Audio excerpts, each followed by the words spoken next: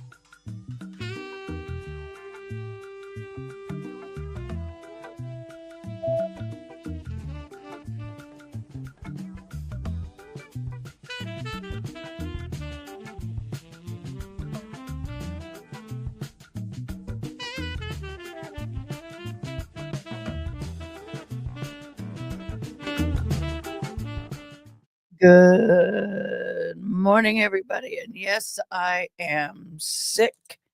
Testing. And I can't hear myself when I am sick. So, yeah, this is going to be a fun day. Welcome, everybody. We are waiting. Good morning, Miss June. Oh, Gerald, good morning. Hi, honey boo. Christine, thank you. June, Dawn, Jesse, all of you, thank you so much. Toxic. Y'all are you're simply the best. Better than the rest. Sorry. Just FYI, I had a fabulous weekend and woke up yesterday morning sick. Was hoping and praying that I wouldn't be sick this morning, but I am really sick. Oh, Christine, you've been a member for 4 months. Congratulations, babe. I am so happy for you. Yay. Yay. That is so fabulous. And I thank you so much. That means the world to me. And I do want to celebrate every single person who does stay with me and have been members for a while. I don't have my green on. I know. Happy St. Patty's Day. I'll get my green on later. I do have a telecall at 11:45 that I will have to do, guys. Please forgive me. I got my watch hours. Yay! So what I got to do, I gotta get her brought up. I really am fighting to be speaking and live right now. But that said, I got my hot tea, which I'm gonna be sharing with y'all. And I've got my all my good stuff. I got all the good stuff here. And but I will not be talking as much as normal unless things get better for me. I got to get more hot tea. I'll do that once we go live. Happy St. Patty's Day. I guess I need to go change shirts in a little bit. I crawled in here this morning, y'all, to be honest with you. When I mean crawled, I mean crawled in here this morning. So it's going to be a very fun day. We still have on the stand, unless they finished with him, we still have on the stand, what is his name? Baker. Baker is still on the stand this morning. Yay! For all those who were on our live last night, you know that our community, my community, We are facing a lot of fires. We have some out of control fires that are burned over 10,000 acres as of yet. And so any and all super chats and all that will go to help fund all the volunteer fire departments in our community. We are 80%, 90% volunteer fire departments. We do have paid department per each little, like Fredericksburg and Kerrville. But when it comes to wildland, or what some people call grass fires, but we call wildland, they are supported mostly by the volunteer department. Are my stupid earphones keep changing streams?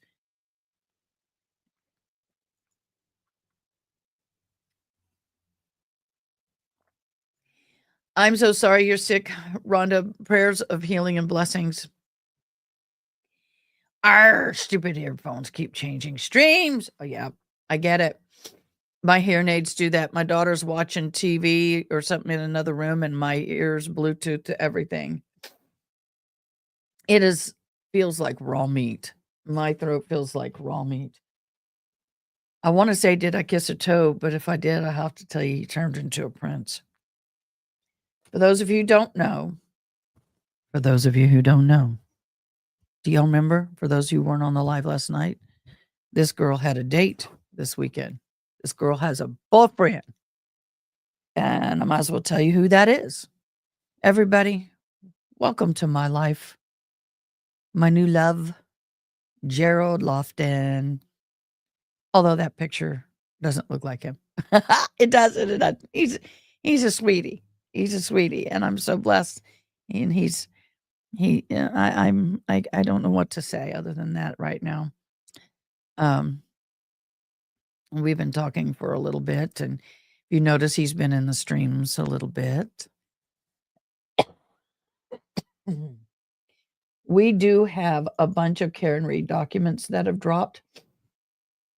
And thank you for, as the gavel drops, for those documents. I can't tell you how much I appreciate it. They have fabulous mods over there. And they have gotten us 4 documents. With that, I will be reading them throughout the day because my voice, I need to take care of it so I can be here tomorrow. Yeah. Yes. So I need to take care of my voice. Congrats and how wonderful. Thank you so much. He may be the one. Oh, that's okay. I've already told him that. Let's get the court call at 11:35. Don't panic. Right here.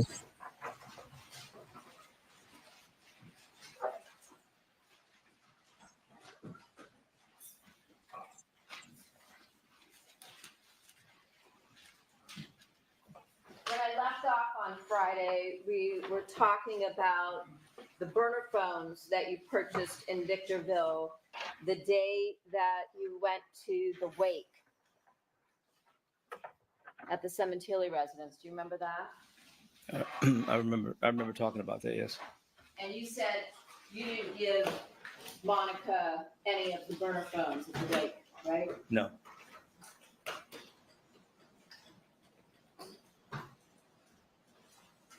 You do remember that, right? I do remember that. I'm sorry? I do remember that. Deputy, can you move the microphone closer to Mr. Baker? No? Thank you. You knew that January 31st, Monica was going back to Toronto for the funeral and memorial services in Canada for Fabio, right? I don't know the exact date, but I know she was going. And at the same time, you went to Las Vegas, right? I think so. Yo. You don't remember? I really don't. Looking at People's 218, do you see the date, January 31st, Yes, 2017, I do. 8:30 at night, which is California time? Okay.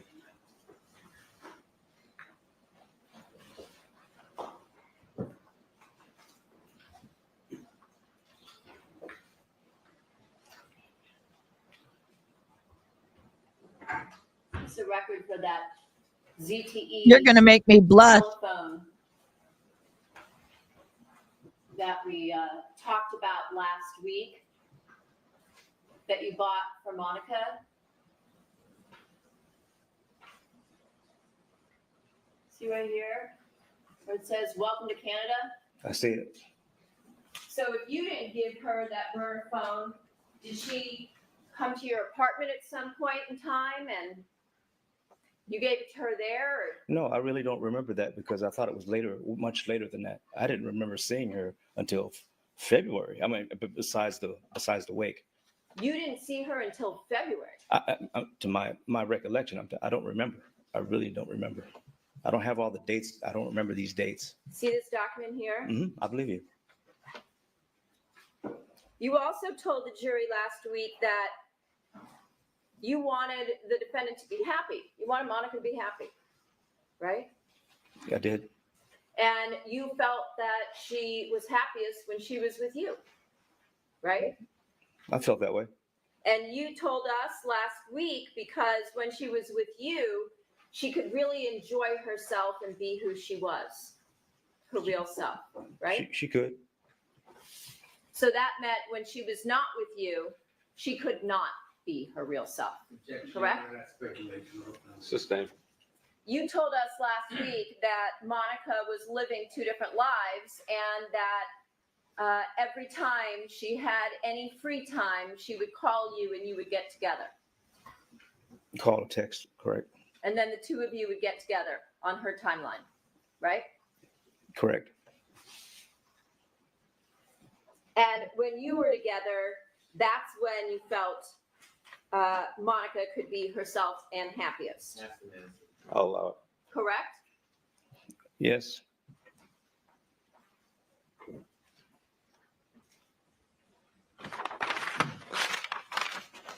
I think you also testified last week that Monica would let you know when Fabio traveled, right? Yes.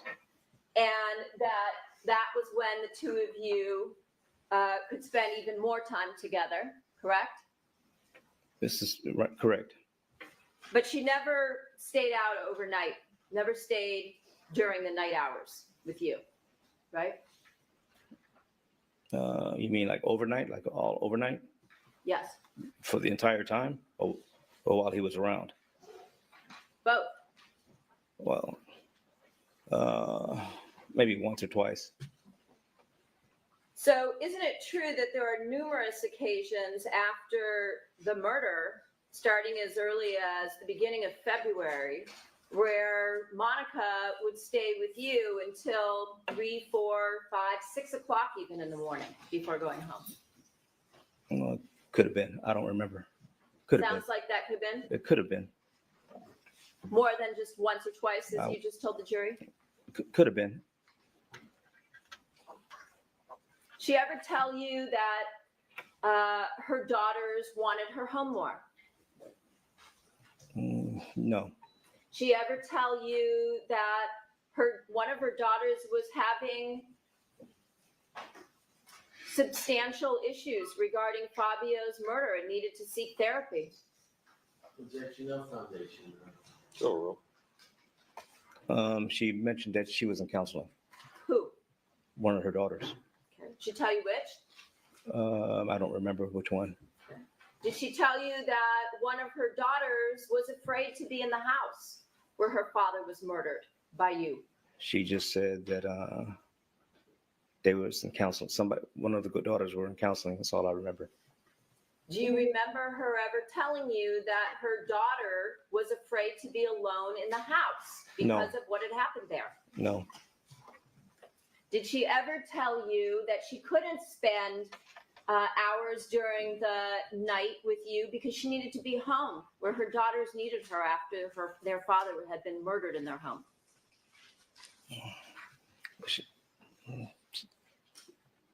She mentioned it. She mentioned it once or twice that she had to leave because she had to check on the daughters. She ever tell you that she couldn't spend hours and hours during the nighttime with you because her daughter was afraid to be home alone in the house? Most of the time, she just left. Most of the time she left. Yeah. So she didn't say anything about her daughter being afraid about being in the house. That's an estimate. it's overruled. She might have mentioned it. I wasn't keeping track like that. Didn't mean anything to you. If I wouldn't, of course it would mean something, but I just don't remember. Well, obviously didn't mean much, right? Because you had no problem murdering Objection, that's argument. the father That's argument. of the two girls, right? I've already said I did. You didn't have any problem doing that. You didn't think of them at all, correct? I already said I did it. You did it. I already did. I already said That's a it. different question.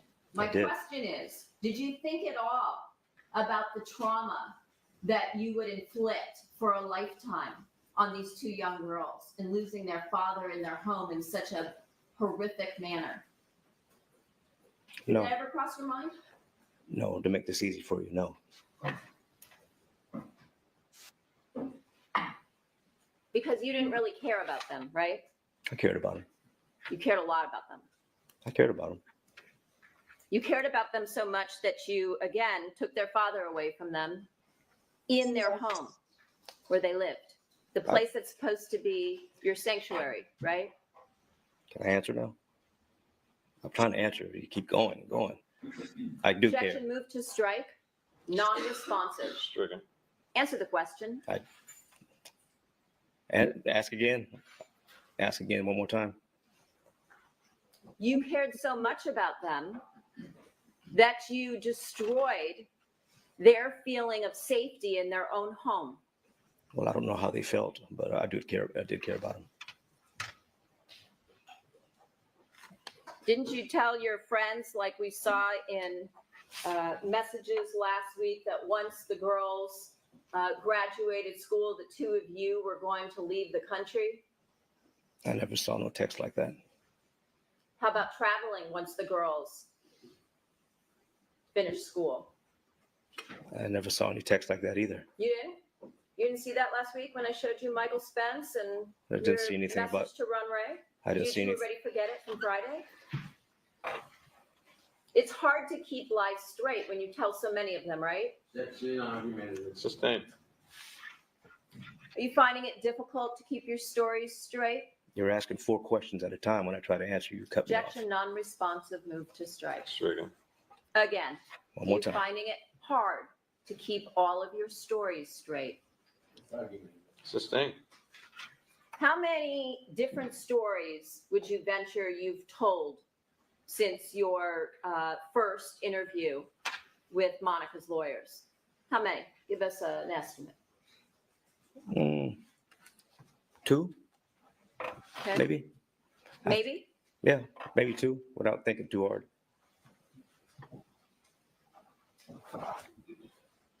One being the letter, right? 1 being the letter. How long would you say it took you to write that letter? I think it's 7 pages, front and back, handwritten. A day. A full day. A day. So did you spend a lot of time thinking about what you were going to say in that letter? I did. And during the time that you spent that entire day writing this letter, did you think about all of the lies that you were telling Monica's lawyers? I was thinking about what I'm writing in the letter. The lies, right? Whatever I was writing in the letter. Well, you agreed last week that everything you wrote in the letter was a lie. Not everything, but Which part was true? I got to look at the letter. We'll do that. All right. Approximately how many lies would you say you told in that letter? I don't know. I can't. Your Honor, that's argument. Total. I haven't. I got to count. Give me an estimate. I don't have. I'm not giving an estimate because I don't know. 10, I don't know. 50, I don't know. 100, That's argument. Total. I don't know. I have to see the 200? letter. I don't know. I have to see the letter. How about 360? I don't know. I have to see the letter.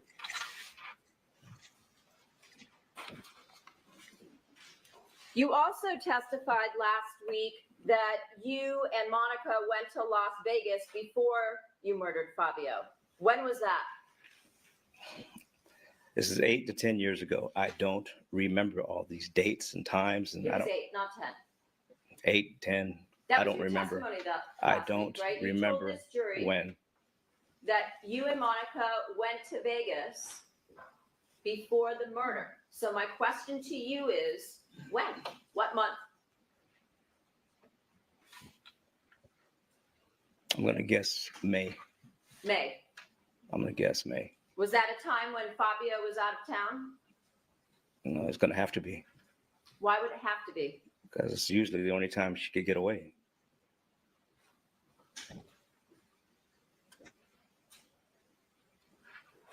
And where did the two of you stay when you went in May? That would have been 2016.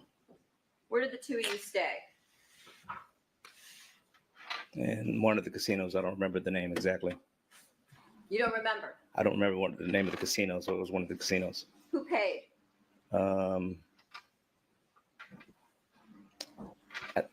I believe it must have been her, but I'm not sure. I think it was her. I'm pretty sure it was her. And what did the two of you do while you were there? Was it just the two of you? Just the two of us. And what did the two of you do? Restaurant.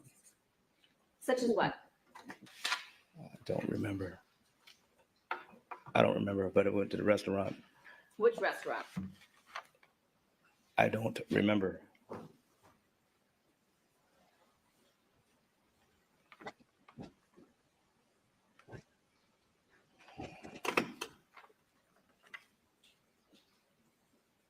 What else did you do besides going to a restaurant in May of 2016 before Fabio's murder? I believed we gambled someplace. Okay, where was that? At one of the casinos whatever casino we were staying at. I just don't remember which one it was, but I remember because I don't know how to gamble, so I just kind of watched her. And did you give her money to gamble with? Yeah. Gerald, go check your text, please. Where did that money come from? From my revenues, wherever I got it from.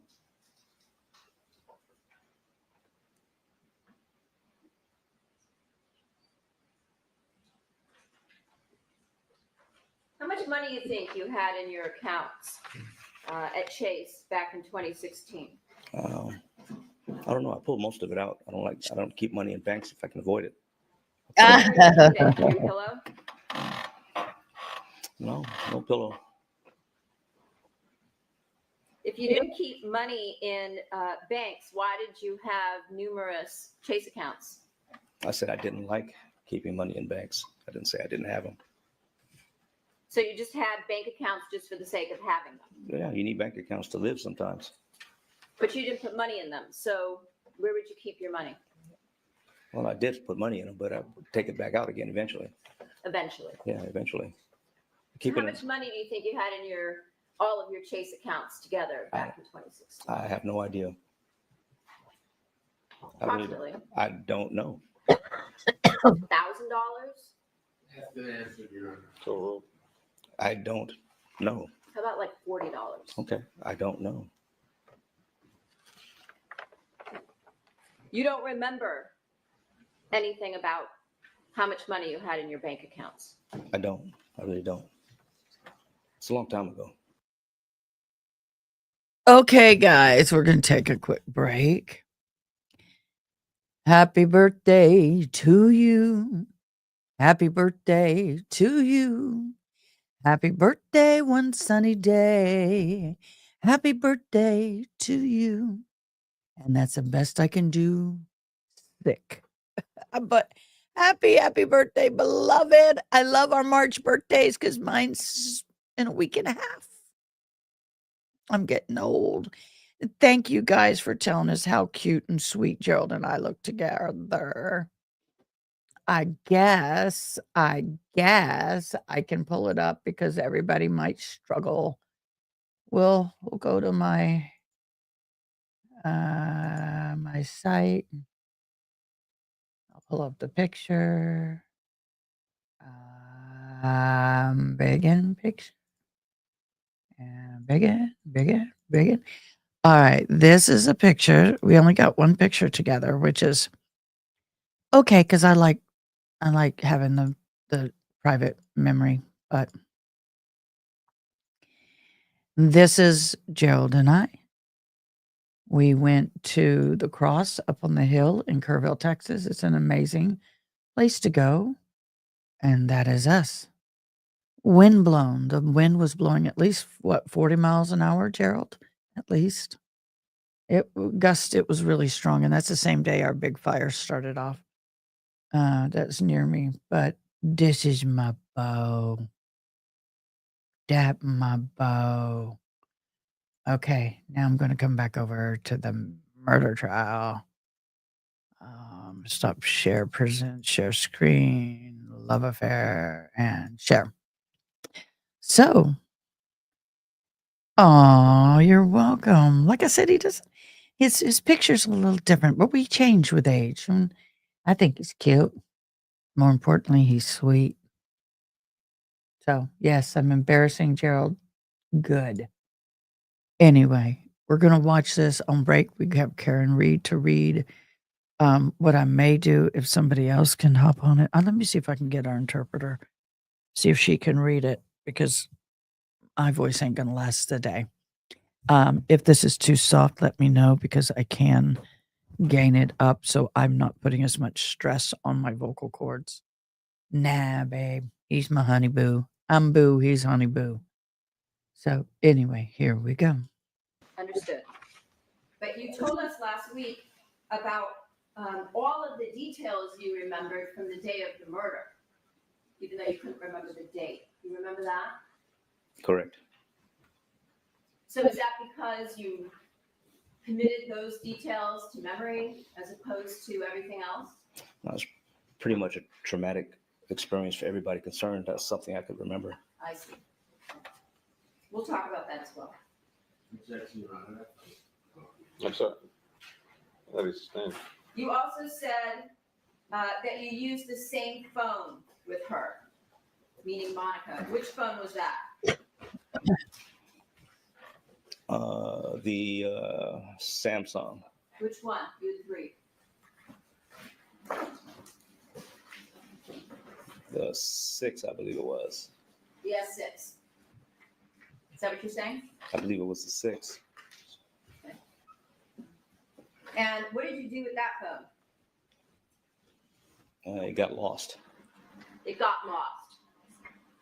It got lost. And because it got lost, you got another one from Al Birdsong, right? Wrong. Okay, so explain to us. I lost the phone. I got a new one. Okay. So when did you get the phone from Al Birdsong? Objection. Back on the evidence. It's a rule. Way before I met her. Before you met Monica. Yeah.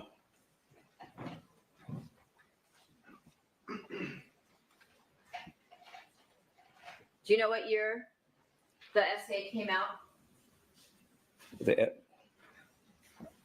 I guess 2016, 17.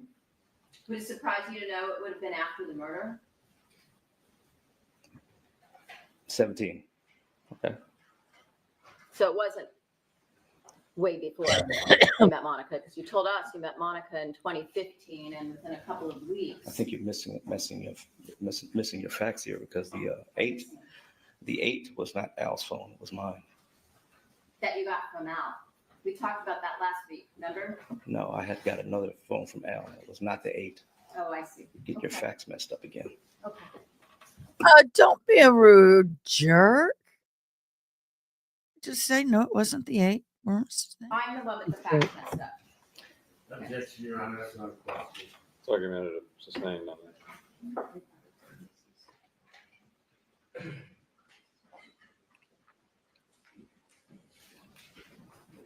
And when you said that the phone got lost, the S6, did it get lost the same way that your computer got lost?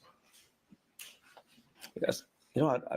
I don't know, because the 6 I thought I lost, but it might have got stolen, and the computer got stolen.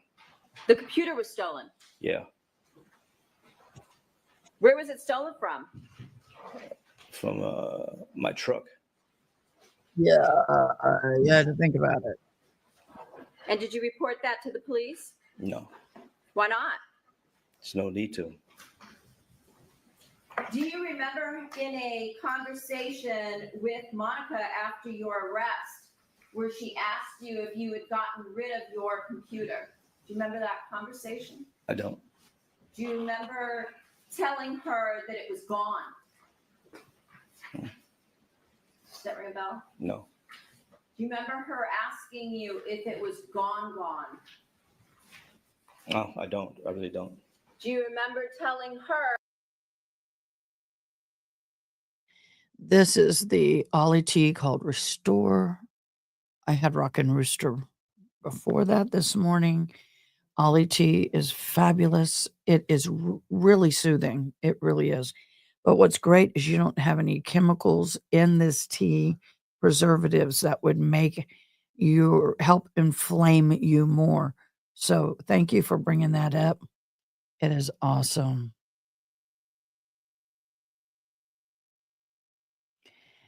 I would agree with you on that, but I often look to the right. But in his situation, he's pretty straight on. I've been watching his body language. He's definitely got some telltales. Case in Houston, thank you very much. I see that. I will read it in just a second. Y'all be blessed. I'll be right back. I am going to be muting. If I'm a little soft, I apologize. I'm doing the best I can. It was just a coincidence that it happened to break the day before, and so you got rid of it. Remember that? No. So, which would be the truth? The fact that your computer was stolen, or the fact that you made it gone by getting rid of it? Objection is already made. So overruled. Well, when it's in my truck and then it disappears, I guess that would be stolen if I don't know where it is. But that's not the story you told Monica. Now, what I tell her is something different. Oh, I see. So you lied to her also On that occasion, on numerous occasions. I don't know about all that. Amen. So when you Amen, said that honey you boo. used the same phone with your conversations with Monica, what's the phone number? The 272 number, 1093. correct? Did you switch the SIM card between your Samsungs? No. Mm-mm. No. No. So how is it that you had two different phones with the same phone number? I don't even think that's doable. Okay. It At is. any point in time, did you transfer your number to a different phone? From the 6 to the 8. How about from the S4 to the 8? Gerald, do you want to answer that, babe? Oh, God, sorry. Let's get going. Yeah, I mean, that was before her time. Yeah, probably. I got a new phone. So you didn't use the Samsung S4 with Monica? I don't think so. Could I'm you not be sure. wrong? I'm not sure. It's a long time ago. I don't remember. The Samsung S4 was found, wasn't it? I don't know. You also told us that you were only at the Sementilli home once or twice. Do you remember that before the murder? That's what you I- told this jury last week. I'm kind of tired, so I'm trying to keep up with you. Well, today's a I fresh think so. day, right? For you, not for me. I'm tired. Okay. So I probably did. Probably did. Yeah, just so y'all know, he is being kept in the jail, not his normal prison. And I'm sure he's not sleeping well, especially as many days as he's been kept. So that I believe is legit. Did what? Said what you said for a couple of times to go to our house, 1 or 2 times. Could it be more than that? Might have been.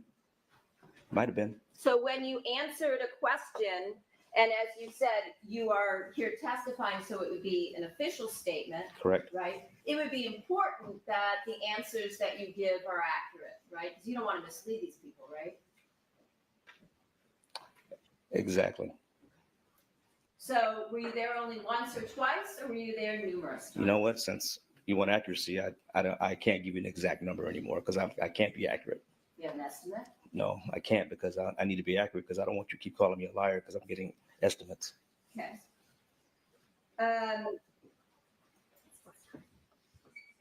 Was one of the times that you were at the Sementilli house the day that Monica met with the company to install the new surveillance system on the house? Was I there? You're asking me? Yep. I don't remember that. I really don't. So you may have been? I don't think so. I don't know. I don't think so.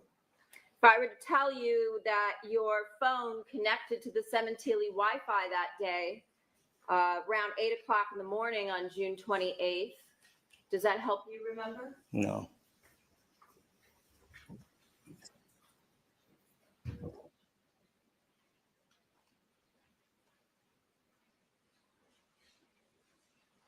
I think you also told us that you and Monica went out to various places, bars, restaurants, and I think your words were you did everything together. Remember that last week? I remember saying that.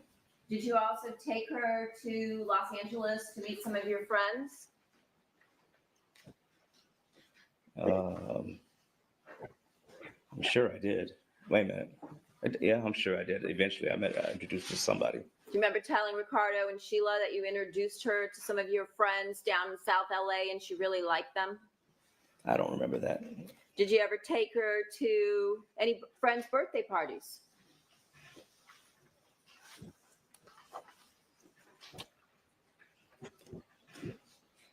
I don't remember if I did or not. How about Roger Brown's? His birthday party? I remember taking her to an El Presidente. I can't remember if it was his birthday party or not. It was some kind of get together, but I can't remember if it was his birthday. Do you remember taking Monica to Roger Brown's birthday party in 2016 and introducing her to him as Madonna? It could have been. It could have been. Do you remember having Roger take you to a Starbucks in the Glendale area and meeting up again with Monica, who once again you introduced as Madonna?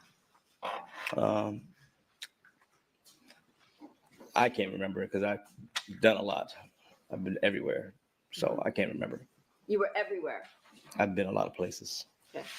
And I think you actually told us last week in terms of being a lot of I've been everywhere, man. I've been everywhere. Yeah, I know. places that the night of the murder, after you were done with cleaning up, getting rid of clothing, changing around the rental car where it was parked, dumping the Porsche, going to work, and various other things, that you drove around the San Fernando Valley all night long to keep an eye out. Remember that? I do. And so how did driving around 260 square miles help you keep an eye out? Staying on the move, that's all. Staying on the move? Yeah. For what reason? Because this crime has just been committed by me, so I'm staying on the move.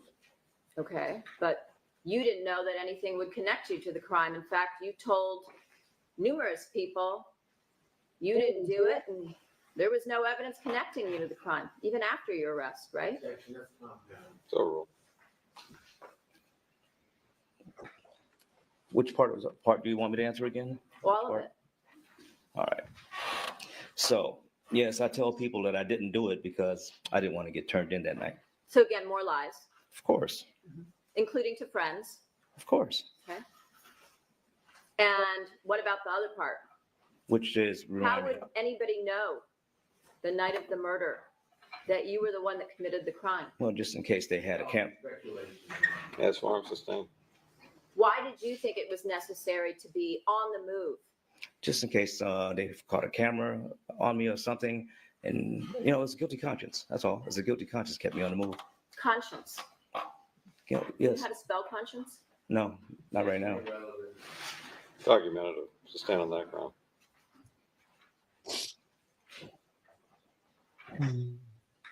You told this jury last week that you're very smart. Do you remember that?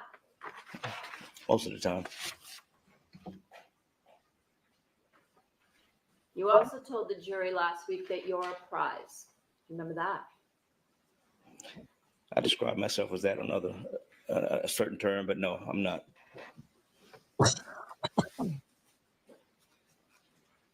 You also told the jury last week that sometime in the middle of 2016, you had an abstract idea about killing Fabio Sementilli. Do you remember that?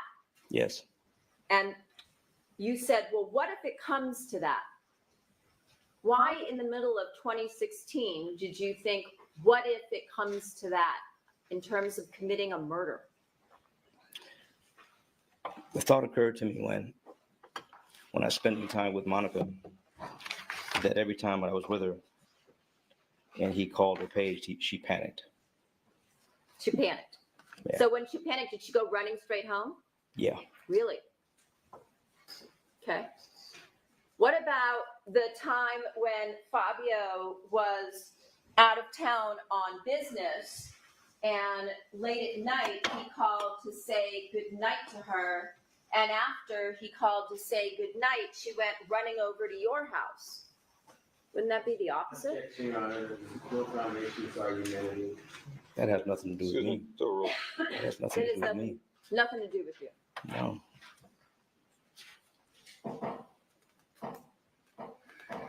So after the murder, you went to stay rather than driving around the San Fernando Valley all night and through the next day where you slept in your car with someone named LaShane Holmes, right? So, yes. So again, does that refresh your recollection that rather than driving around the valley to keep an eye out or to stay on the move, you actually went and stayed with your friend LaShane, right? I don't think I went there that night. I don't think. If I were to tell you that forensic evidence, meaning cell tower data, puts you there, Okay. and that was testified to in this trial, that you were there for a couple of nights, does that refresh your recollection? Okay. Yeah. So when you told this jury that you stayed out driving around all night on the night of January 23rd, you were not truthful with them, correct? Because again, Well- it's an official statement. Well, I'm not 100% accurate on it. No. So you're But I just was driving around all night. driving around, but you stayed at someone's house.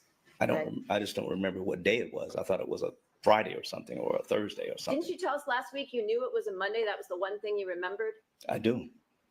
I remember it was a Monday when this thing happened. So is it a Monday or is it a Thursday or is it a Friday? Which is it now?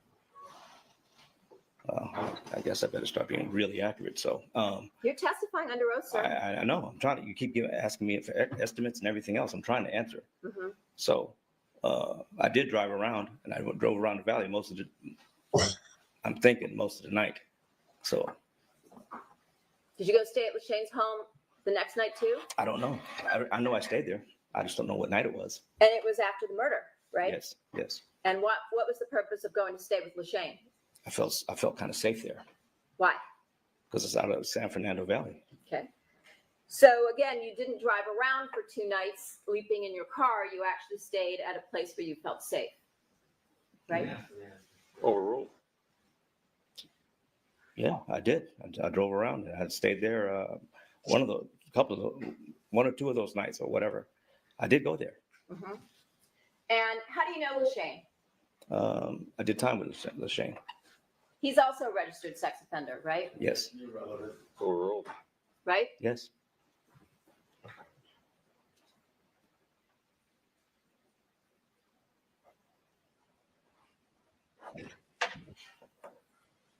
And you kept papers relating to your case as well as LaShane's case at a storage facility in Las Vegas, right? I don't know about his, but I know I had mine over there. Why would you also have LaShane's? I kept. Background noise. Sustained. Did you also have LaShane's paperwork from his sex case? I don't know. I don't know if I did, but I had his property, You had his property. some of it. Oh, so you do remember that now. I had some of his property, but I don't know about his case. Now,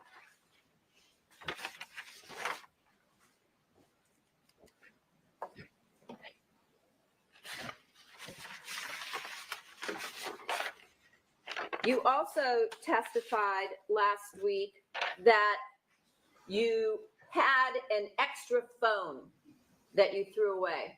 Would that have been a burner phone? An extra phone. You mean not my 1072 number or 1093 number? That This one? was what you testified to. I have no idea. Well, I want to be accurate because I want to make sure I get You every said answer right. I had a throwaway extra phone. Okay, I did. Would that be a burner phone? Yes, Under a number and a name and address that doesn't connect to you? correct, And that was at the time of the murder? correct. How many phones did you have at the time of the murder?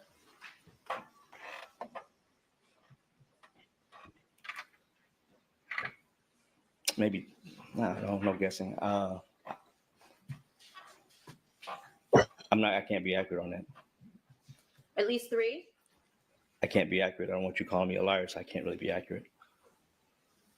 All least righty 4? then. I can't be accurate on that. It's What's not an 4. estimate? Not 4. Okay. Sure, not 4. So 3 or under? Yeah. Yeah? Yeah, I just don't want to. I want to give you an accurate answer though. But it's not that many. I didn't have that many. Not as many as 3? Not as many as 4. So you remember in your head that detail? That I know it was wasn't that 3 or many. under? Yeah, I know it wasn't that many.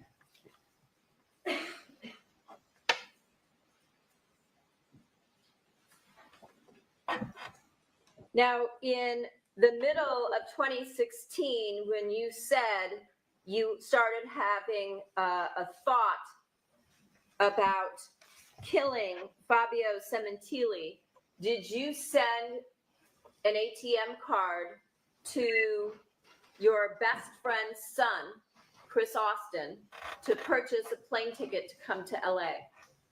No. I sent him an ATM card And your PIN and my PIN. to purchase a flight to come to Los Angeles. Remember that? I don't remember that. I sent him an ATM and a PIN number for him to use for whatever was going to be needed, whether he needed money or for anything. Do you remember picking him up at the airport in July of 2016? I don't remember. Do you remember driving with him to Las Vegas? I do remember that. So do you remember now, again, sending him your ATM card, talking to him about buying a flight from, at that point, Alaska to LAX, where you then picked him up? I remember sending him an ATM card with a PIN number with the intent for him to use that card for any time it was needed. So you're saying he just showed up at LAX and by coincidence you just happened to be there at the curb? No.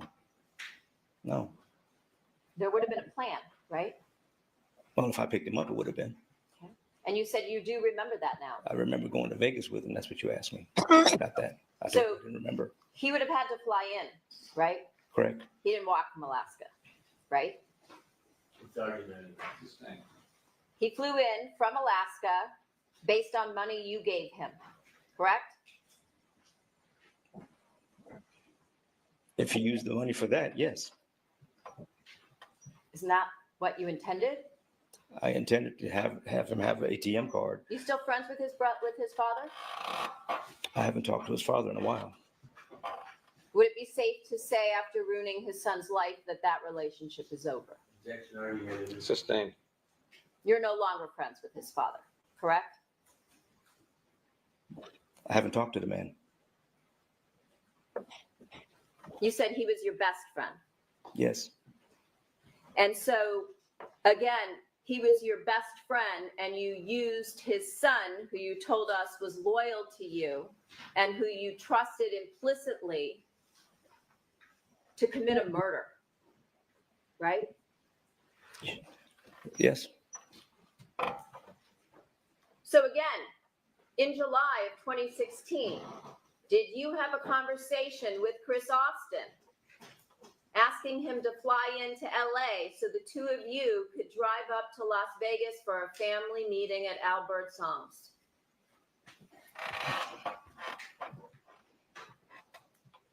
I remember telling him that you should come down, that we should make sure I get this absolutely right. I remember telling him to come down. We need to talk about a couple of things. Including going to Las Vegas to stay with Al, right? I don't know if that was on the plan until later, or I don't remember that exactly, because I don't want you to hold me to that. Okay. I can't remember that. Did the two of you go together in a rental car to Las Vegas to Yes. stay with Al Birdsong in July of 2016? Yes. And did you tell Chris Austin that you were going to meet up with Monica there because she was going to be there with her husband? Yes. And is it now coming back to you a little bit? I'm with you. I remember these parts I remember. Okay. So the two of you went and stayed with Al Birdsong, correct? Yes. You had a family meeting. Yes? We all met. And did you refer to that as a family meeting? Yes I or don't- no? I don't remember. I So don't know. you've never referred to your visits to Al Birdsong's house with Chris Austin as a family meeting? Is that what you're saying? I don't remember calling him that, but we just met. Okay. And how many days did you and Austin stay in Las Vegas with Al? I have no idea. 1 day, more than 1 day? I don't want to be called a liar again. I can't give you an exact count. Okay. So you were there for some period of time. Yes? Some period of time. And while you were there in July, did you talk to Austin and Al about murdering Fabio Sementilli? No, You did not. I didn't say I'm going to murder him. Did you talk to them about murdering Fabio Sementilli? No, Did you show Chris Austin a knife while you were there? I did later. While you were in Las Vegas? Yep. So again, did you and Chris Austin and Al Birdsong have a conversation about killing Fabio Sementilli in which you showed him a knife? Al was not included in that conversation. Okay, so it was at Birdsong's, but Al wasn't included. Correct. Got it. Did you and Chris Austin have a conversation where you told him at Al Birdsong's house that you were planning on murdering Fabio Sementilli? I said the thought was coming up. So you did have such a conversation. Not with Al. Okay. And you showed Chris Austin this knife, correct? Eventually. Okay. Again, during the same trip, right? I'm pretty sure. And did you and Chris Austin go over to the Aria where you knew Monica was staying in order to introduce him to Monica? I had no intention on letting him see Monica there. Objection, move to strike, non-responsive. Second. Again, did you take Chris Austin to the Aria We went to the Aria. where you knew Monica was staying, right? If that was the Aria, yeah. Well, you knew where Monica was staying, right? She sent you, Objection, you have to. There's no answer. Yes. she sent you an email, right? I don't know about the email, but I knew. She sent you an email with the travel arrangements for Las Vegas. Do you remember that? I don't. You don't. I don't.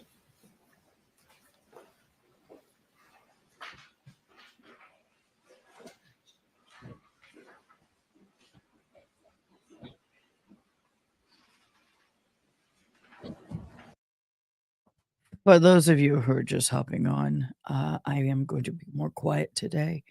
I do not feel good. I'm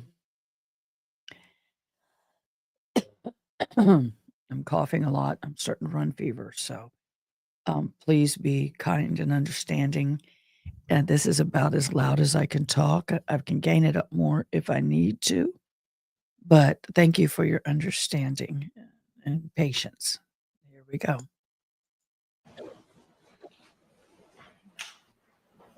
Showing you what's been marked previously as People's 216, the front page. Do you see the subject line here? I do. Do you recognize Monica's email address? Now I do. That's the one you got emails from her often, right? I wouldn't say often, but I did get emails from that email every now and again. You knew that was Monica's email, right? You're not trying to tell the jury you didn't know her email address, are you? I didn't say that. Overruled. I didn't say that. So you do recognize this as her email address? I just said I do. See the date there, July 18th, 2016? Couple Yes. minutes before 7 p.m.? I see it. Whose email is this? Diane at Arbol1. It's one of my emails.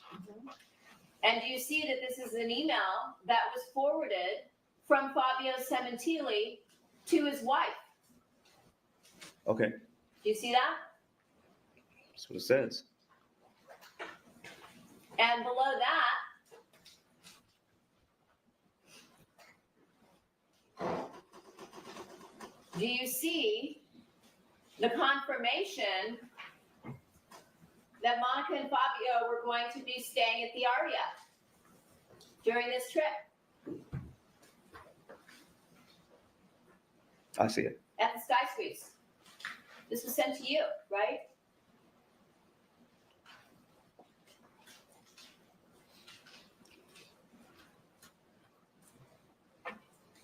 I don't remember seeing this, but okay. But I already knew I knew where they were going. You don't remember this email? I don't. In your inbox. This is almost 10 years ago. I don't remember all these details like this. You've been studying this for months. I haven't seen any of this. But you were asking for it, so I'm showing you, right? You're showing me. And you see that it tells Monica and Fabio where they're staying at the Aria in the Sky Suites. You see that? I see it. One sunny day, I am doing hot tea, my fabulous Ollie tea. It is helping. I can't have honey because if the bees should pollinate a citrus plant, it will kill me. So I wish I had some good honey that I knew was safe, but oh,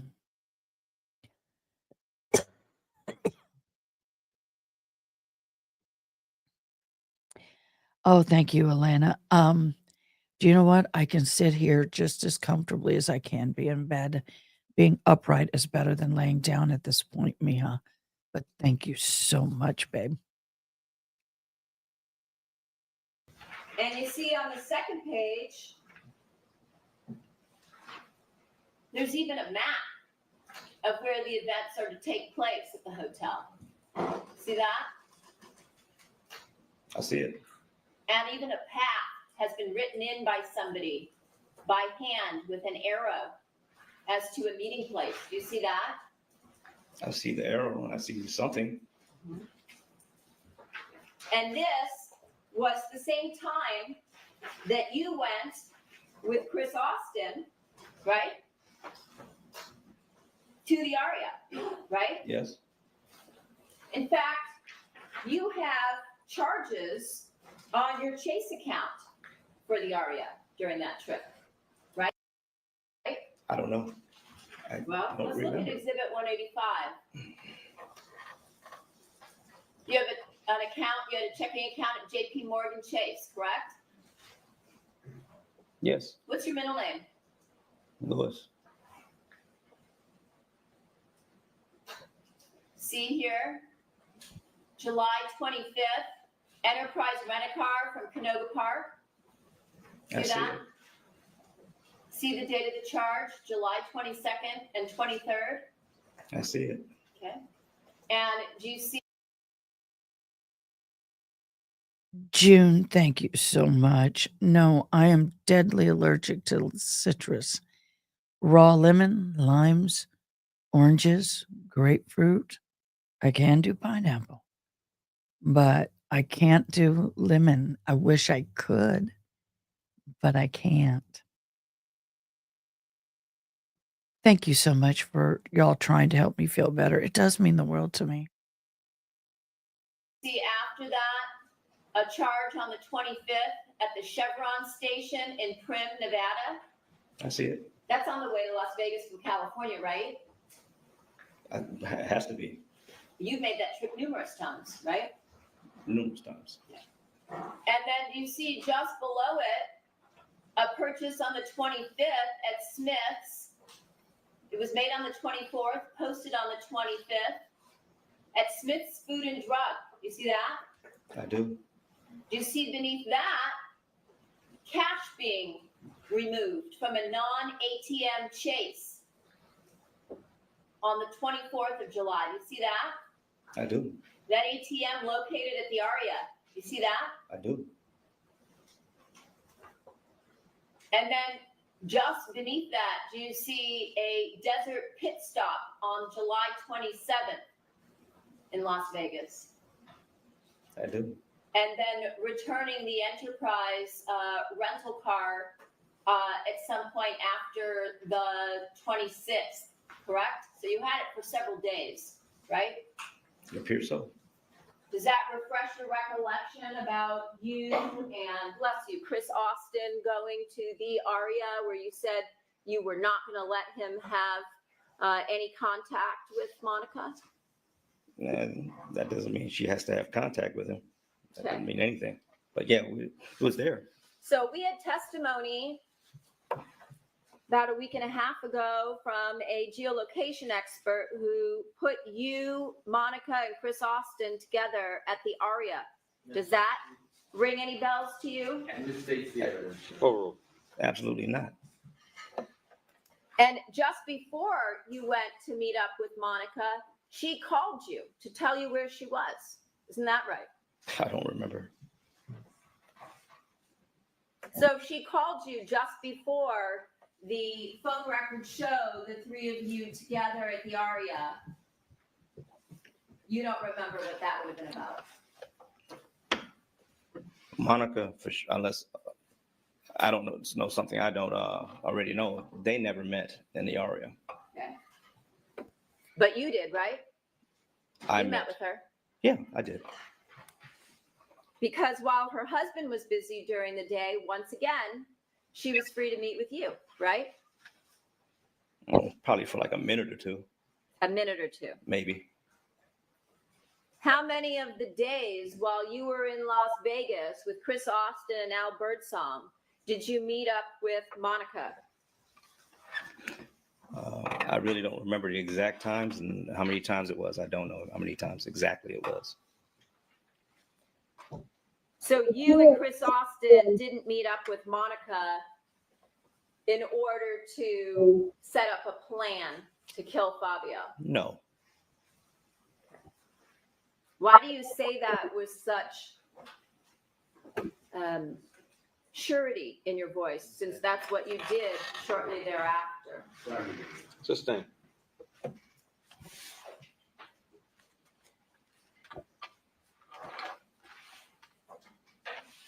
So did you meet up with Monica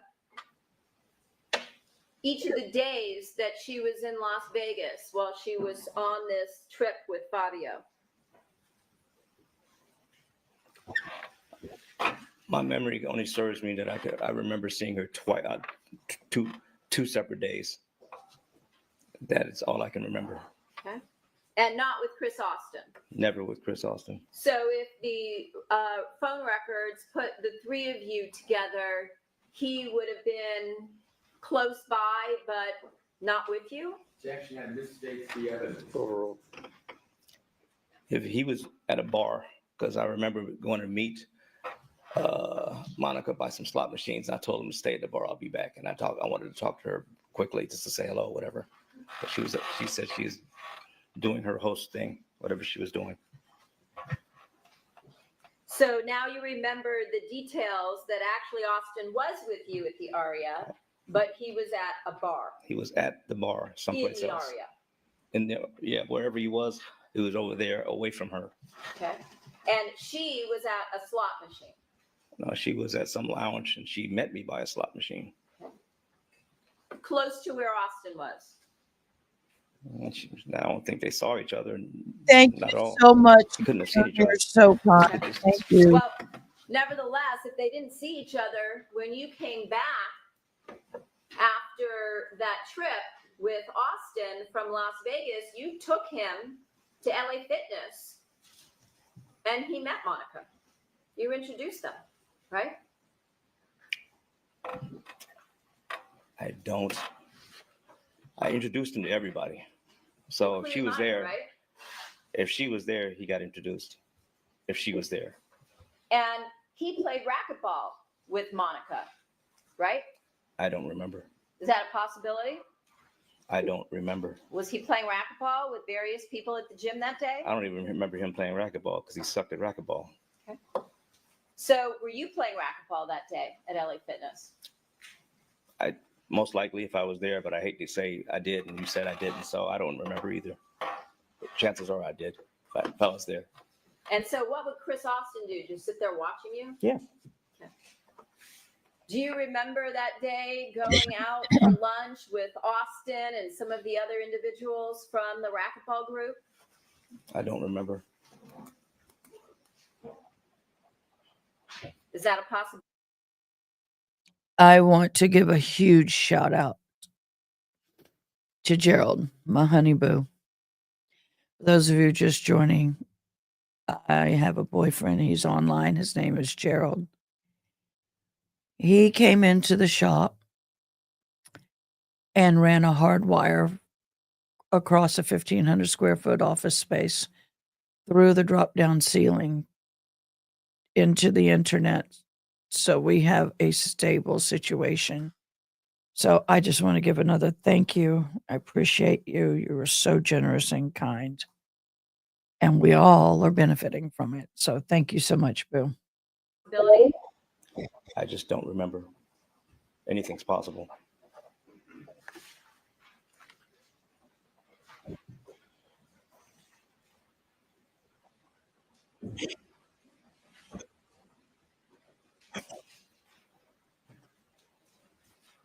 And later that night, isn't it true that you took Chris Austin with you and went over to Monica's house? Now that is possible. That is possible. And the three of you had pizza together. Oh, I forgot to explain that. Any and all donations will be going to the firefighter fund. We have extreme large 10,000 acres. We have another one that's about 2,000 acres, all within 10, 15 minutes of me ish. One of them's about 20 minutes ish. And 90% of the majority of our firefighters are not paid. They are volunteer. And they have been volunteer. They have been fighting fires since Friday. And we still have one that's not fully contained. So any and all super chats, any and all whatever come through will go to supporting them and feeding them and replenishing. It won't be much, but it's something. And I'll add my own in on that. But I am a volunteer firefighter because of my being sick. I'm not going to go. But if I have to go, I will. But right now I'm off the call list. I'm not going to go. The feeling you get when a person enters your life and makes it, oh, yes. He brings a sense of peace I don't think I've ever felt before. So it's awesome. And I'm sorry I can't talk any louder than this. I can gain it up here. There we go. I've gained it. All right, back to the show. Remember that? I don't remember the pizza part. So what would have been your purpose of taking Chris Austin over to the Sementilli home that night when she came back from Las Vegas while her husband was still there working? I don't even know if he was working. I have no idea if he's working or not. If I saw her,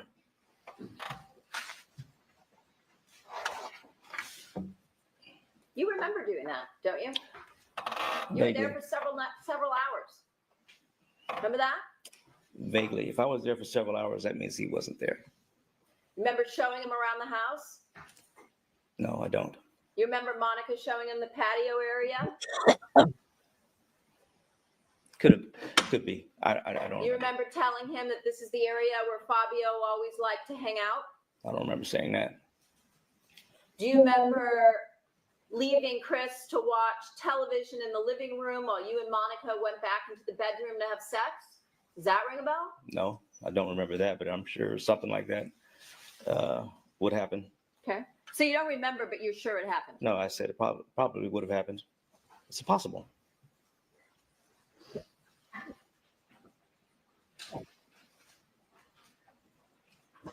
And in which case, if it was probable or possible, whichever word you use, that you and Chris Austin went to Monica's. So they clearly met, right? I remember bringing him with me for some reason to go to the house, but it wasn't for that. For But I what? do- To have dinner?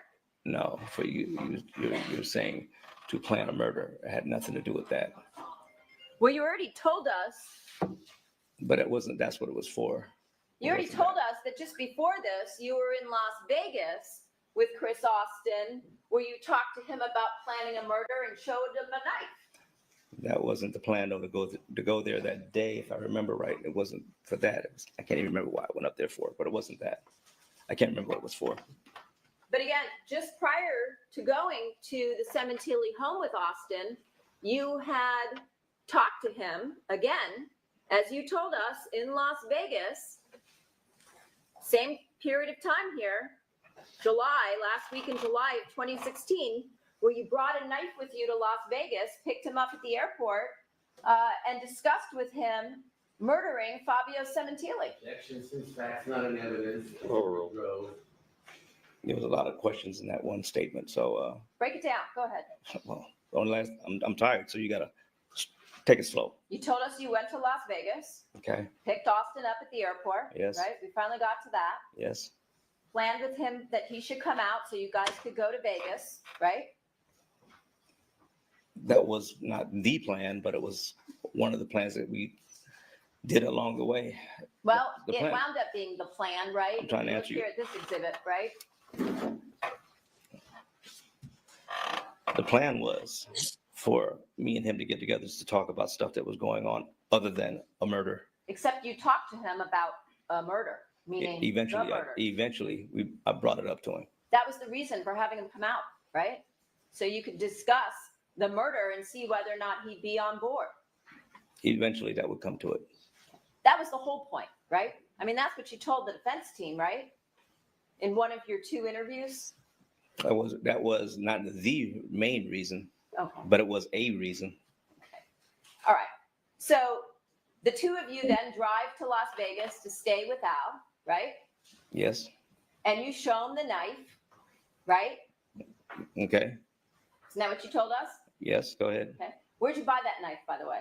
The one you brought with you to Vegas to show I to believe it Austin. was a Walmart. And when you showed him the knife, he said what? He didn't say anything. He just listened. Just listened You did all the talking. for the most part. And you told him in July of 2016, while you were in Las Vegas, as Monica and her husband were, that you were planning on killing Monica's husband, right? I said it may come to that. Okay. Well, you had gone beyond may come to that. You already purchased a knife. Yeah, but I'm not going And to do now anything. you're talking to your potential co-conspirator. Yeah, but about I'm not gonna- murder, right? But I'm not going to do anything with all those charges on there. There was no way I was going to do anything in Vegas, not with all those cameras. That There's no wasn't my question, sir. way. Okay. So it's It had gone Go again. beyond just a thought at this point. You had purchased a knife, it's just to see what he's going to do. If he's going to back down. okay? And so you showed That's not what you said earlier. You said earlier you had a knife. You said you had the knife earlier. Dude, get your story straight. I'm starting to find the inconsistencies. Show Chris Austin the knife, and he says nothing. He's just listening. Okay. And so after you talk with him about the fact that you are planning to murder your girlfriend's husband, Just this argument, there's mistakes here. This question's not done yet. the two of you then go to the Aria to meet with your girlfriend, right? Overruled.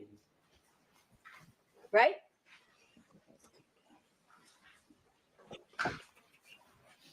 No, I do. He doesn't meet her Thank because I don't want you, him to meet her. Elena. Oh Okay. my God. But he Thank comes you with you. so very right? much. He's in the car with me. Thank you. And you already told us he came in, or is that going to change now? Has nothing changed. That is argument. So he goes in with you, yes? Goes in Aria. Mm-hmm. Okay. And where does he go? He's all over the place. I thought you said he was at a bar. From the time you told me where I met her, he was at a bar, but he didn't move around. Okay. You expect him to be in the bar the whole time? And then you and Monica meet up, right? At some point. Elena, thank you so much. That is your 10th super chat. That is your 10th super chat, love. Thank you so very much. And June as well. Thank you so very much. I appreciate both of y'all. Y'all are so kind. And I appreciate the support for our volunteer firefighters. Thank you so much. Same time, while he's in the bar, you told us, or wandering around somewhere. Well, he's supposed to have been at the bar. He could have been anywhere, but he wasn't with me. But he was supposed to have been at the bar. But he's at the same location as you. Yes. And you have a conversation with Monica, right? While you're there. You told us 2 days, you recall at this point, right? I had some type of communication with her. Where you then told her, we're good. I got a guy to help me to be the lookout, right? You're trying to feed this jury some crap. No. Yeah, I'm feeding them Yeah, crap. you are. Okay. Didn't you have that conversation with her? No. Okay. So you just went there just to say hi, Pretty much. which you could have done by phone.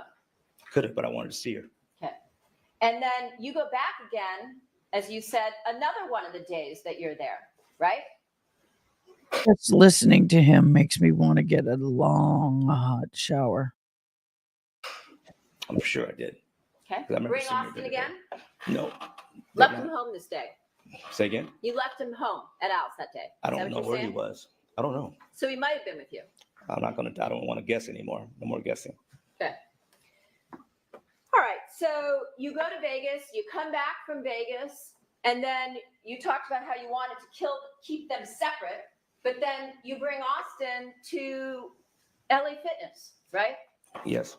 And Monica's there, right? I don't remember that. Okay. And then after LA Fitness, later that night, you take Austin and you bring him to the Sementilli home. Show him around, right? I take him with me because I can't remember why I showed up that day. I don't remember why. To show him the layout of the house. Right? No, it wasn't that. It wasn't that. It was something else. I just can't remember what it was, though. I really can't. And you're there at the house, the Sementilli home, and you and Monica show him around, right? No. Show him the fancy pad. I don't even know if she showed him around. I don't even remember. I really don't remember that. I mean, being that she's always a nice person, she probably did. So I don't know. She probably did. I don't know. I don't remember that though. I don't remember that happening. I remember him sitting on the couch watching TV while I was talking to her about something else. Okay. So at least you remember now the fact that he is watching TV in the living room area? Yeah. Yeah. Eating some pizza? Say again? Eating pizza? I don't remember what he ate. I really don't remember. And then at some point you said it's probable that you and Monica went into the bedroom to have sex. We went to the bedroom. I don't know about the sex part. Didn't you tell us just, It's 10 minutes ago? possible. You probably were Probably Went to the possible. bedroom to have I'm not sex? sure. I didn't keep a running record of it. I'm sorry. I really didn't.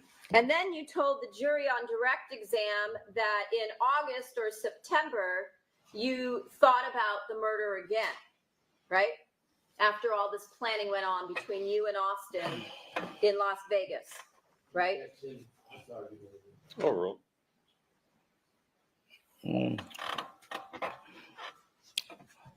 It crossed my mind. I don't remember if I talked to him about it, but it crossed my mind because I really wasn't pushing it really hard at that point. I was just kind of like feeling it out.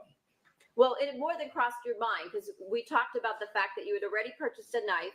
You had already showed it to Austin to see what his reaction was, you told the jury. You had already discussed who it was that you wanted to kill. And now you had taken him to the home, right? Where the victim lived, right? So it had gone way beyond just thinking about it. You were making plans, right? But in September, I didn't push it any further. I left it alone. August, Mhm. September, I really wasn't pushing it anymore. I wasn't really even in the forefront anymore. Really? Not at Really? all. It So really you were wasn't- thinking it really maybe you wasn't. don't need to. It was going on and off. Okay.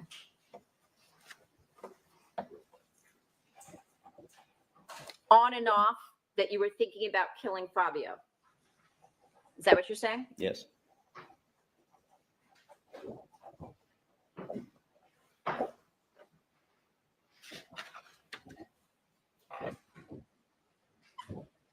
Do you remember on direct exam saying that you think that you also introduced Chris to Monica at the gym? Do you remember testifying to that on direct exam? My memory's short. No, if I said it, I thought it.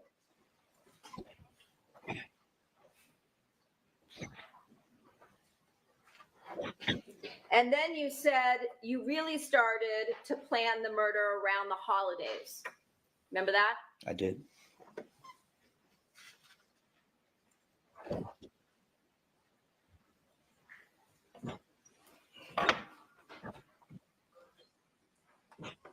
And then you said that you went to Las Vegas again for Thanksgiving, correct? Yes. Stayed with Al? Yes.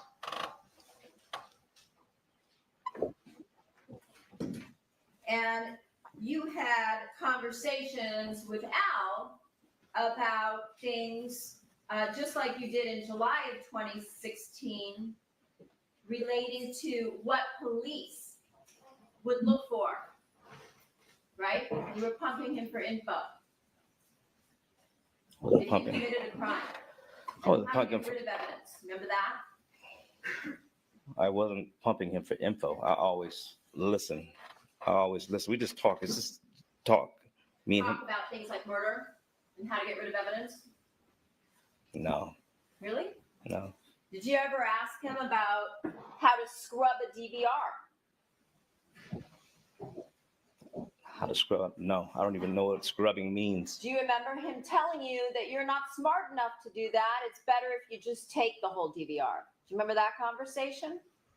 Objection assumes facts, not an evidence. Overruled. No, Remember that? I don't remember that conversation. You don't remember Al saying it would be way too difficult for you to figure that out. You should just take the DVR. No. All right.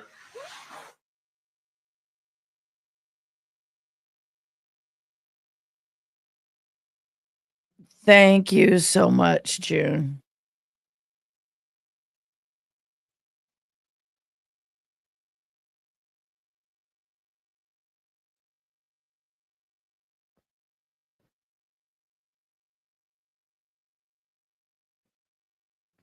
Why did it? Do y'all hear? Sidebar. There it goes. I didn't hear it. I'm sorry, guys. I want to do this to him. Bruh. Every time he opens his mouth, I want to. Bruh.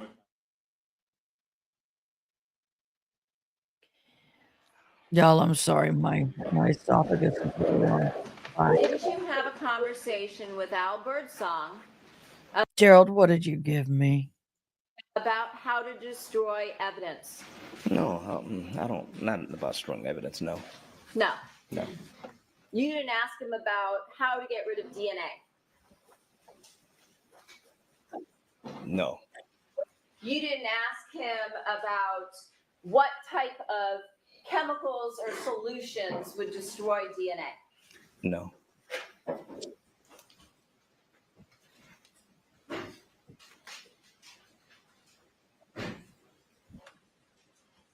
You also told the jury last week that you needed someone to commit the crime for you so you could create an alibi.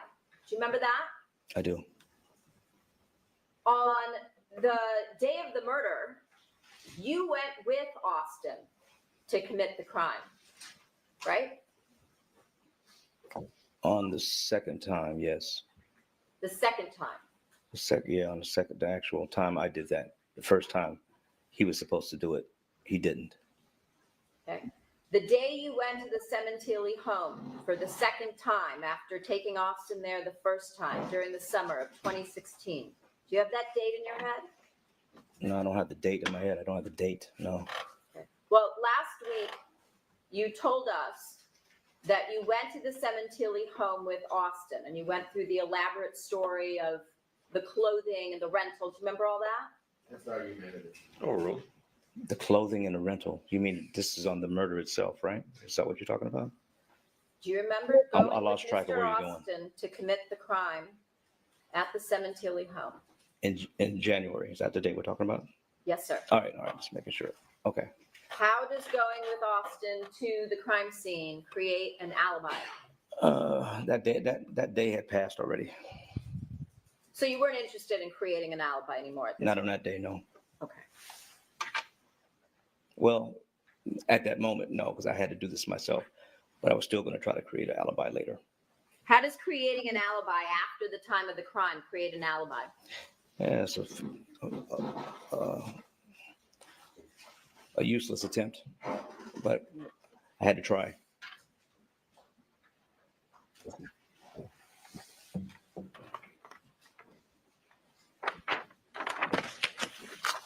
You also told this jury that you knew that Austin would be completely loyal to you and that he was the one person you could depend on that would be, correct? Yes, And also you said you knew that he would never talk to anybody or say anything about what had happened, correct? That's why you picked him. yeah, I did. Would you agree with me that Austin was somebody that looked up to you, I agree. called you Unc for uncle, I agree. had known you for decades, Yes, was much younger than you, yes, had no criminal history, yes, knew that you would take care of him because you had told him that over and over and over, right? correct. He trusted you just like you trusted him, right?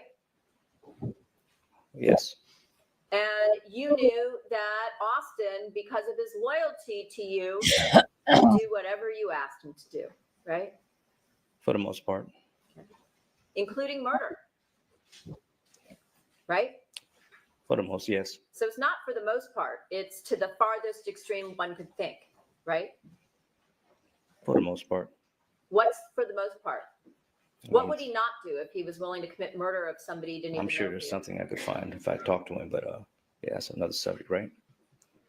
So he would do whatever you wanted him to do. For the most part. And so you took advantage of him, right?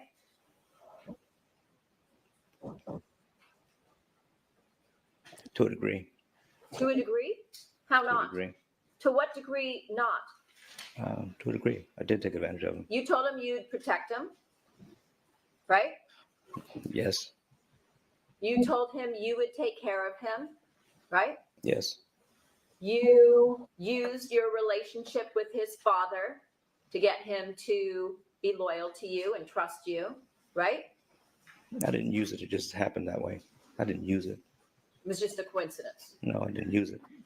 You didn't use it. It's just what you do with family. Use them, take advantage of them. No, it's not used. There's always there's a reason for everything. Mm-hmm. So there's a reason for everything. What was the reason why you decided to use and take advantage of Christopher Austin?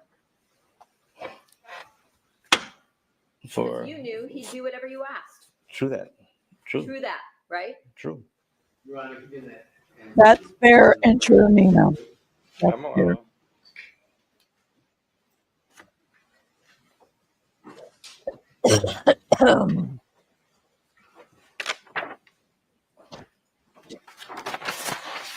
And then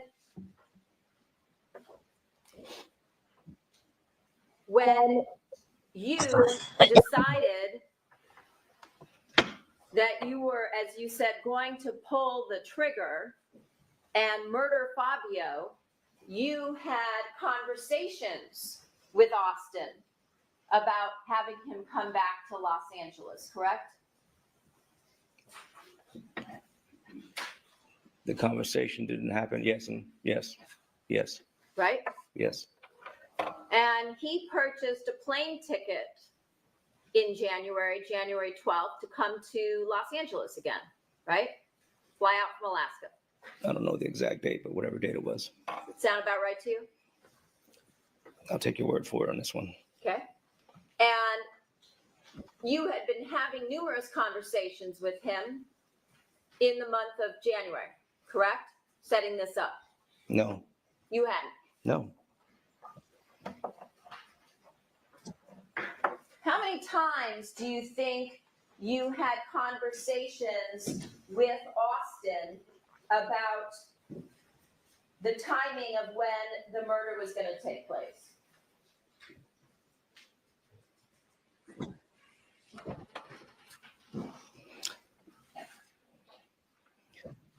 How many? I kind of made it a point not to talk about this thing over the phone. So I don't think we talked about it over the phone. So, did you fly up there then and have the conversation in person? No, So, how then did the two of you arrange the time when he was going to come to Los Angeles, if not by phone? I just told him to come to LA. Telepathy or how? If you didn't use the phone No and you telepathy. didn't go there, No telepathy. So- Didn't go there how did you tell him? when he arrived. How did you get him to come in January to commit the crime if you hadn't discussed it? I hadn't discussed the crime. I discussed him coming through LA, coming to LA. And he knew Pay attention, and we're having discrepancies right here. what he was coming to LA for, right? So staying on the second ground. You told him why he was coming to Los Angeles, correct? I didn't tell him exactly what was going to happen. No, but he probably figured it out on his own. On his own, because it was the subject of conversation that you had had with him while you were in Las Vegas, and he remembered it from several months past. No, he probably figured out something was going to happen. He never know with me. I always have something going on. Like a murder. Yeah, well, for that particular case, he didn't know if that was going to happen for sure or not. Would you agree that the two of you had some conversation prior to him purchasing his ticket on January 12th of 2017? You mean some type of conversation at all? Well, he had to have some. No, I'm asking so I can understand your question. There had to have been some conversation for him to purchase a ticket and fly to Los Angeles, right? There was a communication. No, I'm gonna overrule that. There was a communication for him to come to LA. And again, did you have conversation during that same time period that you were talking to Austin about coming to Los Angeles with Al Birdsong? With Al, no, absolutely didn't? not. Not with Al, no. How about with Monica? No. No. So do you remember the dates between January 11th and January 13th, where Austin purchased the ticket on the day in between January 12th? I have no idea when he bought those tickets. Showing you what's been marked previously as People's 243.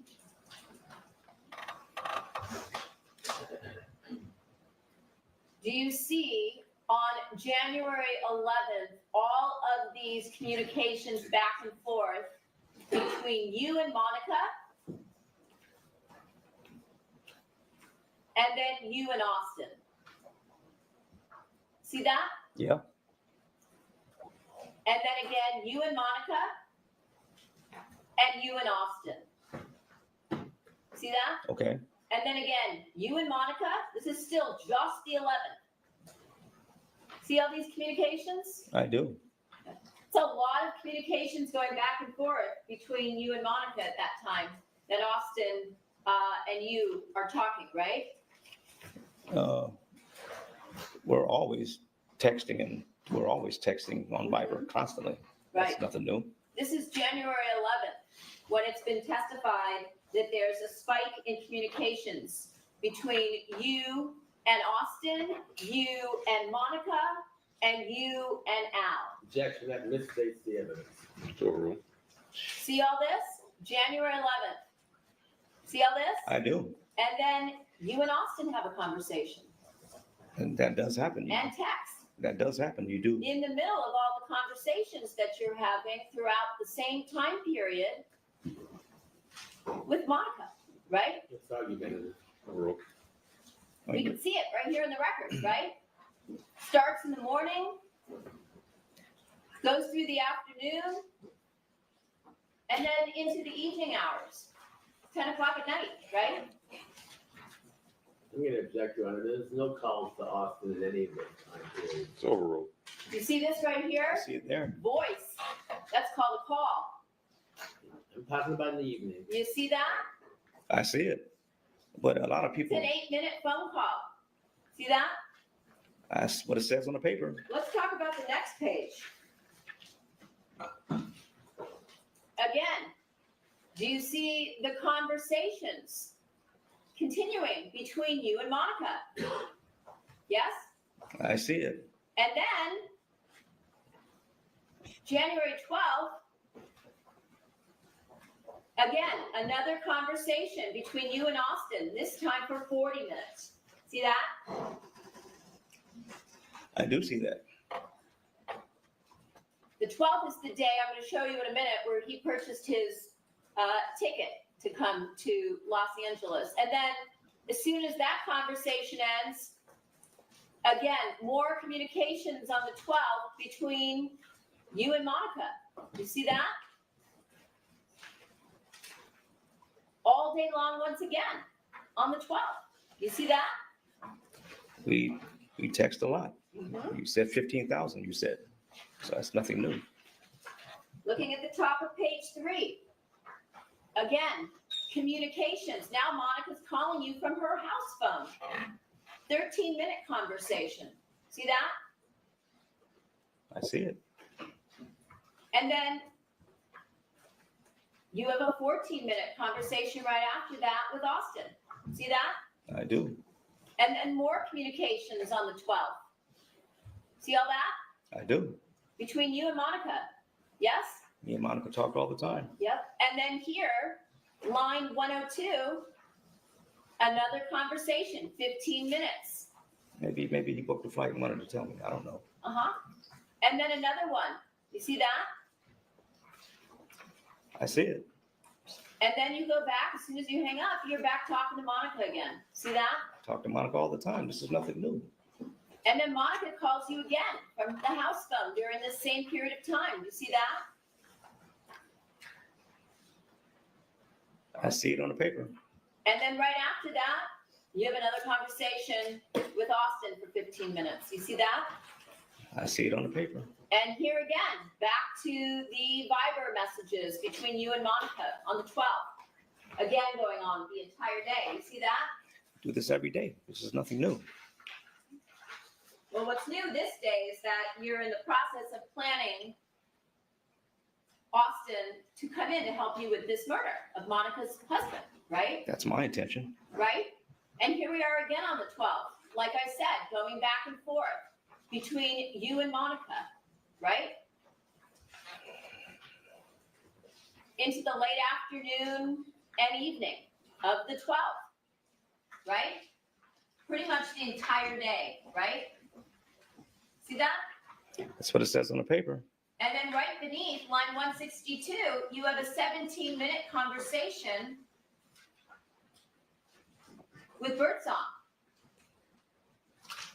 right? And during that same conversation, you're still messaging with Monica, right? While you're still on the phone with Birdsong, right? You're telling the story. I'm just listening to you. You're not setting up the murder then, are you? With them, no. With my head, yes. Council, I'm going to interrupt at this time. Let's take our morning recess for 15 minutes. The admonition applies.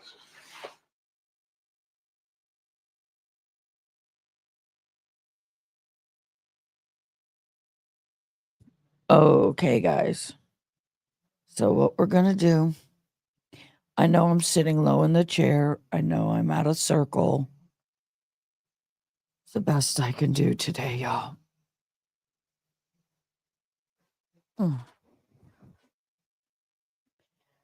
Oh, earrings are falling off.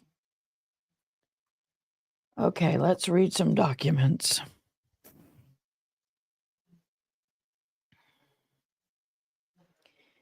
We have some Karen Reed documents. Let me see what order I need to put these in real quick. I will try to talk a little louder when I need to. All right, let me share this page.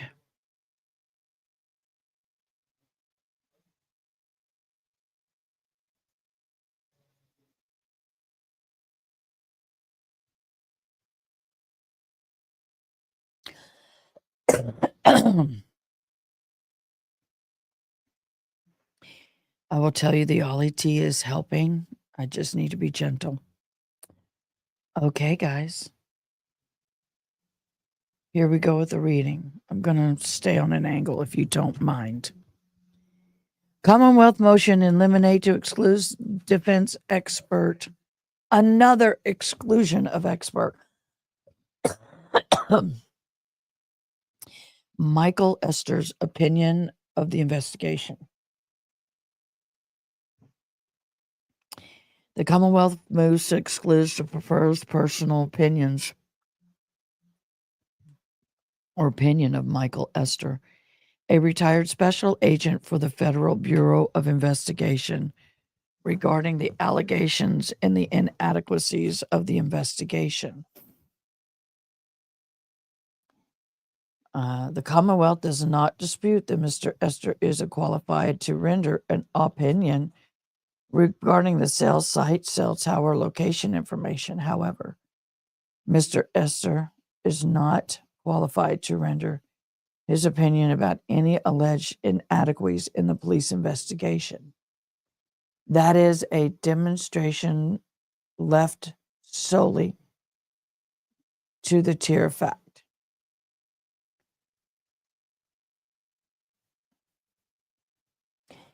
The touchstone admissibility is reliability. The defendant must establish the 5 foundational requirements for admission. First, that the expert witness testimony must assist the tier of fact. Second, that the witness is qualified in the relevant area. And third, the fact is sufficient to enable the witness to give an admissible opinion that is not mere speculation. Fourth, the expert opinion is based on reliable principle or methodology. And fifth, the expert opinion is my thing won't stay, and I have anchored it as far as I can. Hold on, y'all.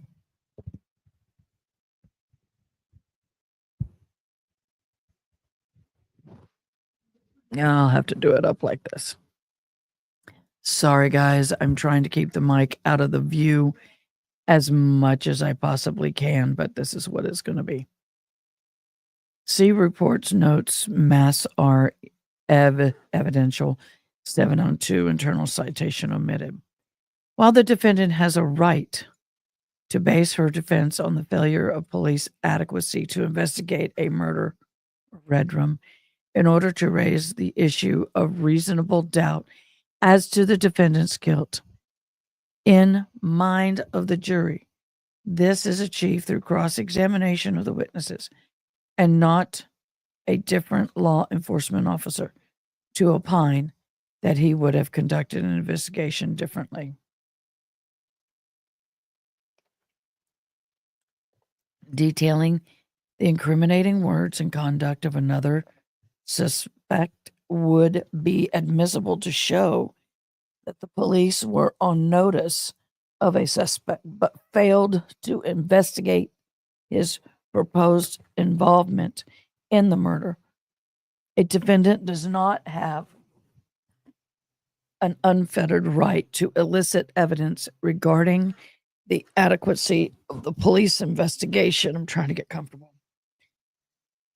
The admissibility of such evidence hinges first and foremost on its relevance. Commonwealth versus Moore. Relevant evidence means what? Evidence having any tendency to make a consequential fact more or less probable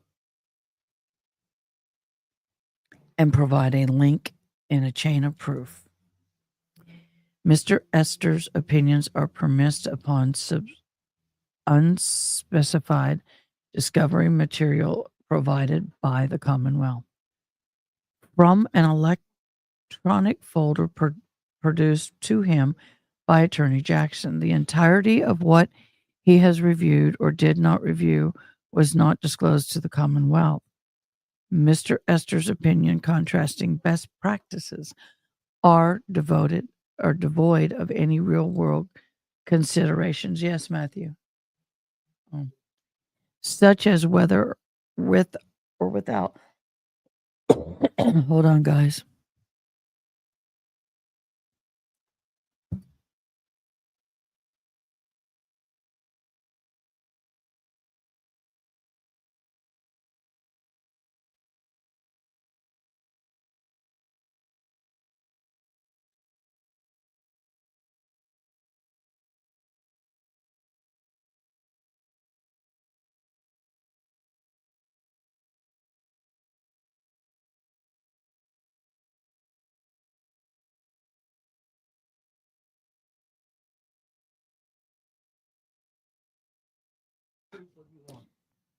Mr. Esther's opinions premised upon suspected discovery materials provided by the Commonwealth from an electronic folder produced to him by Attorney Jackson. The entirety of what he has reviewed or did not reviewed was not disclosed to the Commonwealth. Mr. Esther's opinion contrasting best practices are devoid of any real-world considerations, such as whether, without consideration of physical evidence, the defendant's many statements, the vehicle's data, the fact that the witness have testified under oath in many situations 3 times, and understanding that it was a grand jury of citizens who charged and indicted the defendant. Further, while qualifying to rather an opinion of the CSLI location information, there is no inclination that Mr. Esther has the training and experience in investigating homicides, particularly in the first few critical days of the investigation.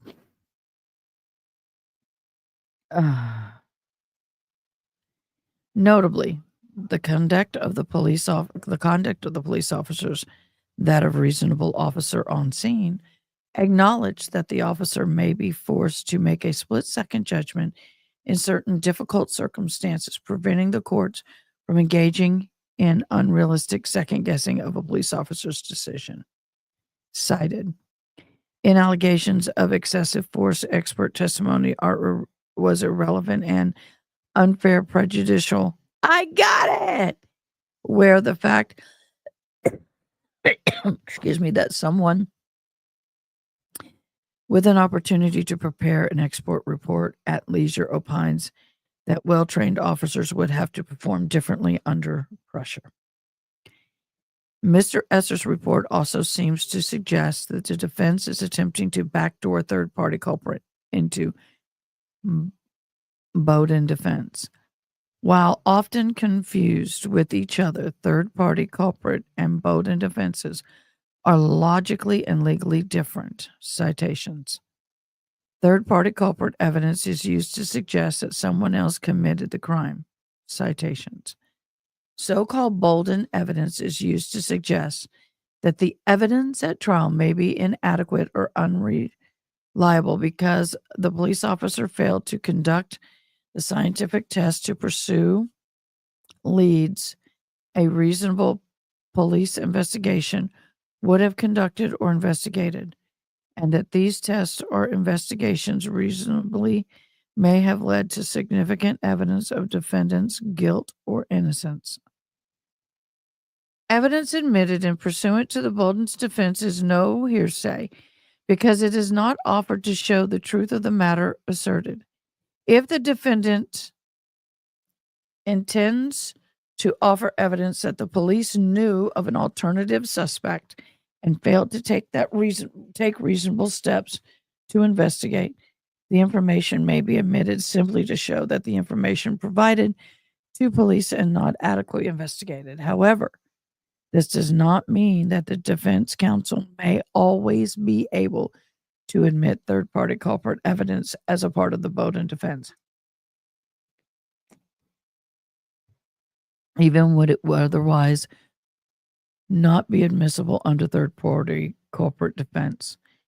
In contrast to the third-party culprit defense, where evidence may be admitted regardless whether the police knew of the suspect, third-party culprit information is admissible under Bowdoin defense only if the police had learned of it during the investigations and failed reasonably to act on information.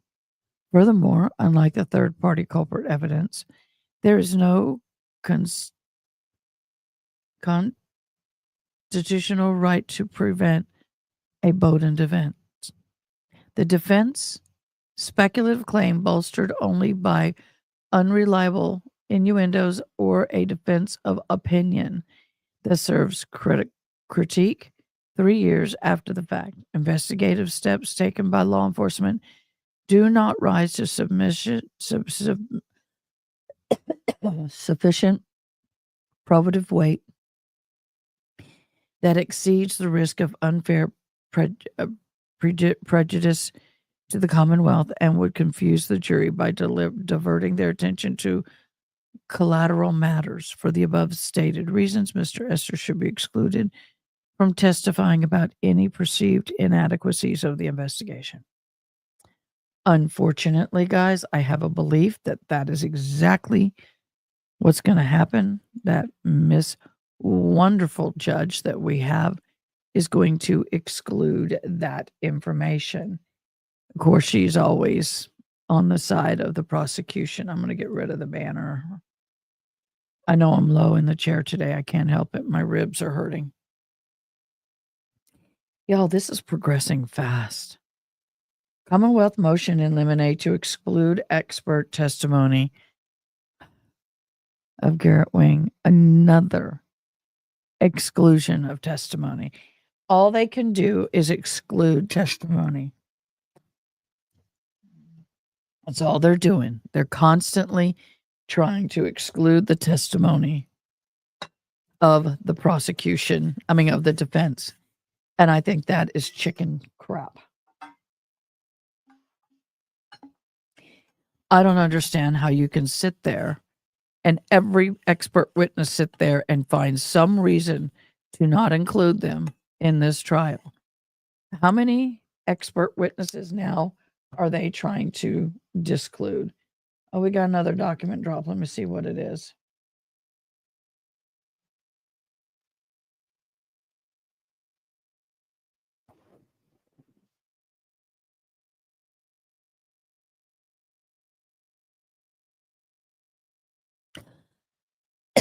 Oh, it's a Commonwealth's opposition to defendant's motion in limine to allow evidence on the lack of bias. We'll get to that. Okay, let's get back to this. Now comes the Commonwealth in the above caption matter, respectfully request the Honorable Court to exclude expert testimony based on the violation of Rule 14 notice, Massachusetts Rule Criminal Procedure, Rule 14, parenthesis A, parenthesis 1, parenthesis A, parenthesis V5.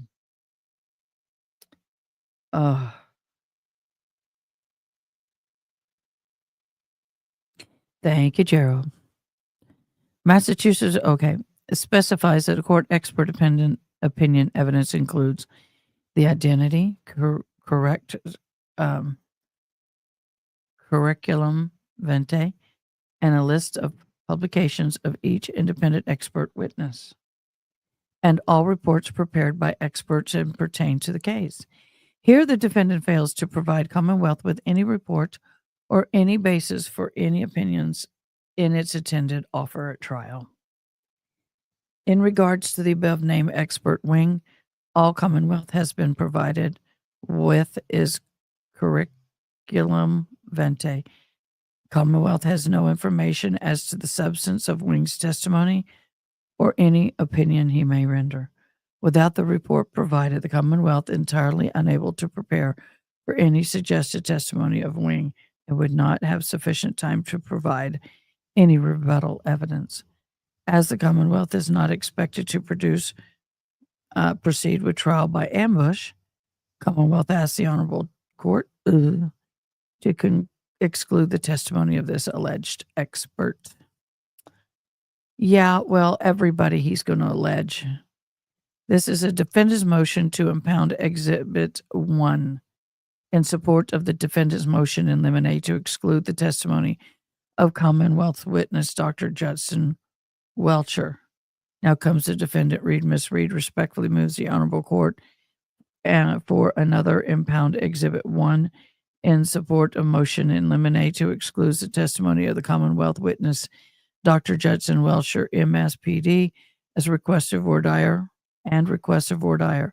Good cause exists for impoundment of this motion because it contains photographs of the decedent, which are subject to protective order. I don't think that being thrown out of appeal scares this woman at all. This woman is just absolutely freaking insane. The Commonwealth's opposition to the defendant's motion to eliminate to exclude the testimony Commonwealth witness Judson Welcher. Here we go. Now comes the Commonwealth. Are y'all hearing me okay?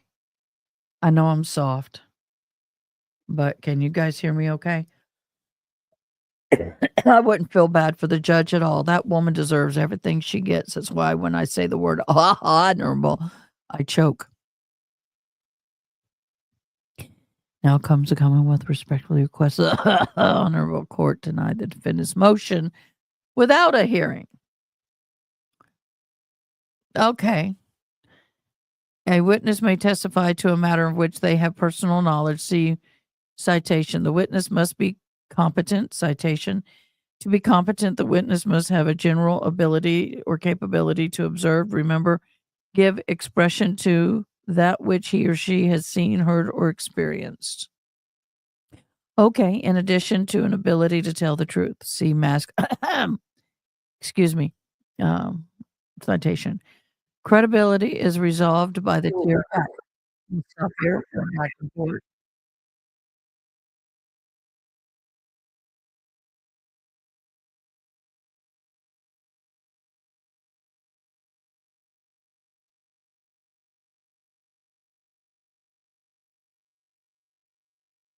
That's not what I want.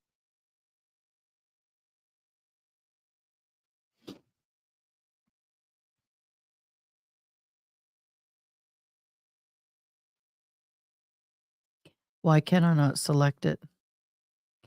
All of a sudden, their tabs have gotten smaller. And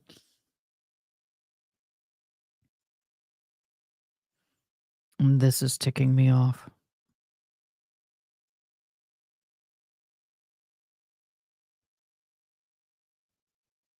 I'll have to do it this way for the moment. I'm going to do it this way. You won't be able to hear it if I do it that way. Stop screen share. Let me try and see if I can get it up and going. It's being finicky. Why is this giving me so much trouble? Oh, there we go.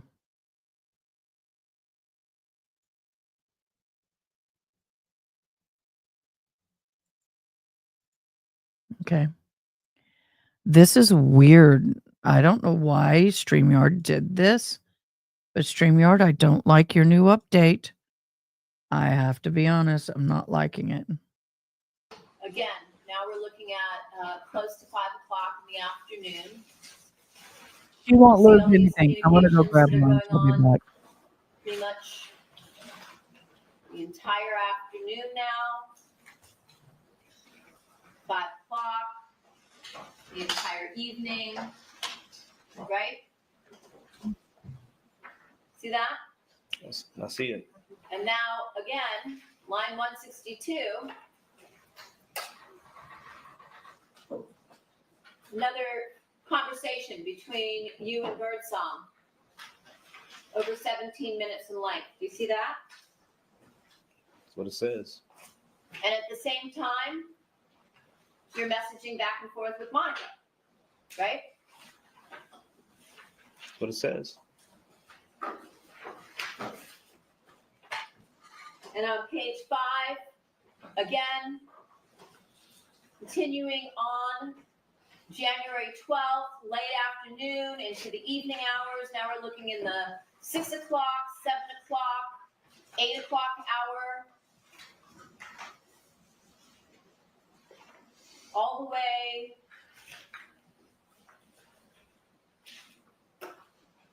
to midnight, right? And through the early morning hours into the 13th, right? 11 minutes after midnight. So that would be now the 13th, right? That's what it says. Page 6. Again, just after midnight. Back and forth with Monica, and then 4 in the morning, California time. A text between you and Austin. And then starting at 7:24 again, picking up between you and Monica again. See? Yes? That's what it says. Just starting to refresh your recollection as to what would have been so critical during this 3-day period. Let's argue Overall. Not really. Okay. And then again, line 222, a text message with Austin. 1:16 in the afternoon, and again, all afternoon back and forth with Monica, and then you have a call with her for 15 minutes. See that? That's what it says. 3:15, and then back to vibering. Page 7. All afternoon again between you and Monica.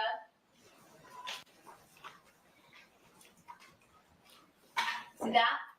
Till the evening again. Yes? That's what it says. Bless you. Page 8. The evening hours on the 13th.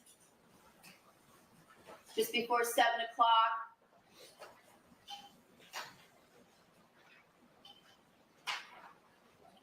All the way again to 11 o'clock at night, every minute. Again, page 9, calls right up until midnight, Oh.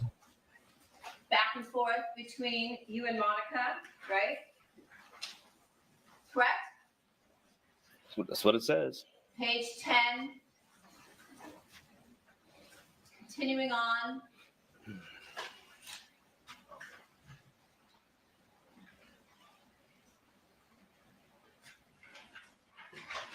And the last page page 11. Continuously until midnight on the 13th. See that? That's what it says. Showing you what's been marked previously as People's 183, which is on a DVD. Recognize this as your name and your address where you were living at the time? I do. A transaction from your Chase account on January 12th, again, the same day that Austin buys his airline ticket. You transfer money from one account, right, into your checking account for $380. And on that same day, January 12th, Austin removes a portion of that money. You deposit $380, he removes $303 while he's in Anchorage, right? From your ATM. That's what it says. So clearly, it would indicate you're talking about this trip, correct? No. Looking at Exhibit 183.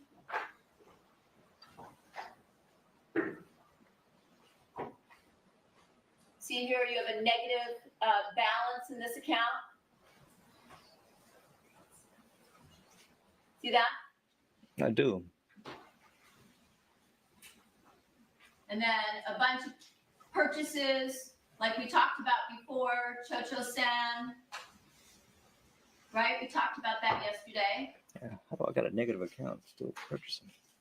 I don't get it.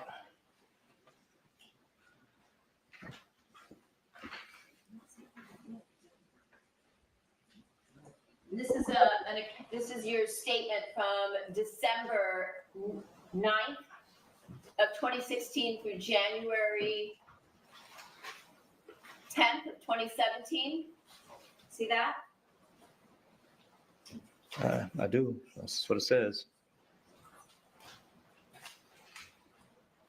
Here's the next page. This is a statement from January 11th of 2017 to February 8th of 2017.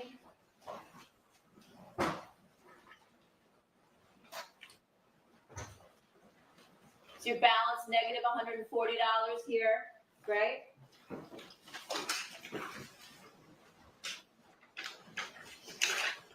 Page 3 of 183. This one's February 9th of 2017 to March 8th of 2017. You've got about $44, it looks like, in your account, right? Right? That's what it says.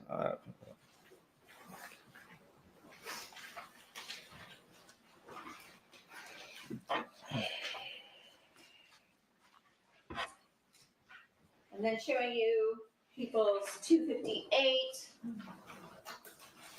Christopher Austin's credit union account. We look down here for the date of January 12th,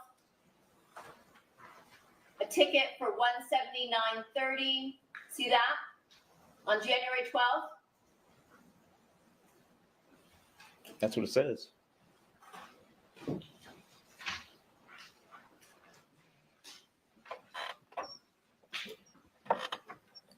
Does that remind you what all of these back and forth conversations would have been between you and Austin, you and Birdsong, and you and Monica during that time period when you're moving money around and Austin is withdrawing money for his plane ticket that he purchases on January 12th to come to LA? If you're trying to say that everybody was conspiring, no, it's not true. Okay. So how did you know during the time that you're having Austin come down when he's buying his ticket on January 12th, where Fabio Sementilli would be at the end of the month so that you could kill him? I wouldn't know exactly. I would know. I can't remember why yet. I know he was in L.A. He was in L.A. That's all I do remember. Well, this is weeks before, Oh, okay. right? That's what we just looked at. Objection, Your Honor, those were days before, not weeks. So rule. January 12th is approximately 2 weeks before January 23rd. Okay. Weeks before. All right. How did you know where Fabio Sementilli would be 2 weeks out? I had no idea. You were going to need some inside information in order to figure that out, right? If I was to actually do it like that, I would. But But you did, right? the only way I could know that, it's not inside. It's just probably general information. So from general information, you knew that Fabio Sementilli would be in town 2 weeks out. Most likely, he was probably in town. Well, you had to have known that before you went through this whole back and forth in order to get Austin to come out and buy his plane ticket. I probably picked up on the information. Probably. Probably. And do you remember also telling Austin that you knew that Fabio Sementilli was going to be on a trip at the end of January, and so you had to get it done before he left? Do you remember that conversation with Austin? No, I don't. So if Austin said you told him about this trip coming up at the end of January that Fabio was going to be traveling on for business, he would have just been lucky in making a guess or a coincidence, or how would that have come about? I have no idea. So if his source of information wasn't you, where would he have gotten such information? I have no idea. So maybe you're saying just a lucky guess? I'm not even going to say it's a guess. I don't know. I really don't know. Well, he testified that you told him you had to get it done in January because Fabio was leaving the end of the month. And you say, you're telling this jury you didn't tell him anything about that. If I knew he was leaving at the end of the month somewhere, honestly, I would have postponed it. You would have postponed it? Yeah. Okay. Well, you said Monica always told you when Fabio was traveling, right? Yeah. Because that's when you guys would get together, right? Yeah. Showing you People's 261, showing a reservation for Fabio Sementilli leaving Saturday, January 28th from LA to Boston. See that? Yeah. There's no way for him to know that. For who? Austin. Right? Yeah. Except through you. There was no reason for me to tell him this. Well, you were getting him to come out Yeah, but to kill Fabio. I didn't even so know obviously there was a reason, right? I didn't even know that. You didn't know it. On the end of the month thing, I don't remember that. I would have postponed this thing. Okay.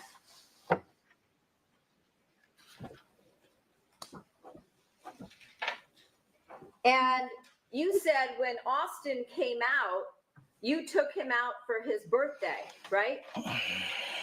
I don't recall. That's what you just told No, this I don't. jury last week. I did. I usually do that every time. It's just standard practice for me to take him for his birthday. So That would yes, be your protocol, to take him out for his birthday. it's standard practice. And did you also tell him before he came out that he should leave his cell phone home? I did say that. And why was that? So they couldn't track him. So, again, when you were having these conversations with Austin and moving money around for Austin to be able to access from an ATM machine while he's in Alaska, you were, the two of you, planning this murder, right? That's why you told him to leave his phone home. That was my intention, yes. And you told him that. And I told him to leave his phone home, yes. So he couldn't be tracked when the two of you went to commit the murder. I didn't explain why. I just said to leave your phone home. I didn't explain it. Oh, okay. So he just, off the top of his head, would just leave his phone home just because you told him to do so. Is that what you're saying? Sustained. You just told him to leave his phone home and he followed your order. Yeah. So if he said you told him to leave his phone home for the exact same reason you just told the jury so he couldn't be tracked, wouldn't he have gotten that information from you? Just like the information regarding Fabio leaving town the end of January? No, those are two different animals. So one is way different than the other. Really? It really. They're two pieces of information that could only have come from you, right? Yeah, but one has to do with being tracked, and the other one has to do with some itinerary that I don't know how we got it because I never told him that. Okay. That you have a clear recollection that you did not tell him that. I don't remember telling him anything like that. I don't even remember that information because I would have postponed it. Mhm. Well, you were planning on getting it done before Fabio left. That's what he testified to. Yeah, that's on him. I don't know what he's talking about. Okay. But it just so happened that that's what you did, right? Sustained. You got it done before Fabio left on his trip, right? Not knowing about this trip, it was done before his trip, I guess. Okay. And so you said your standard practice would be to take him out for his birthday. So where did you take him? I don't remember. Probably a Thai restaurant or something. Where would that have been? I don't know. I don't remember. I don't remember. Well, how many different Thai restaurants did you go to in the San Fernando Valley?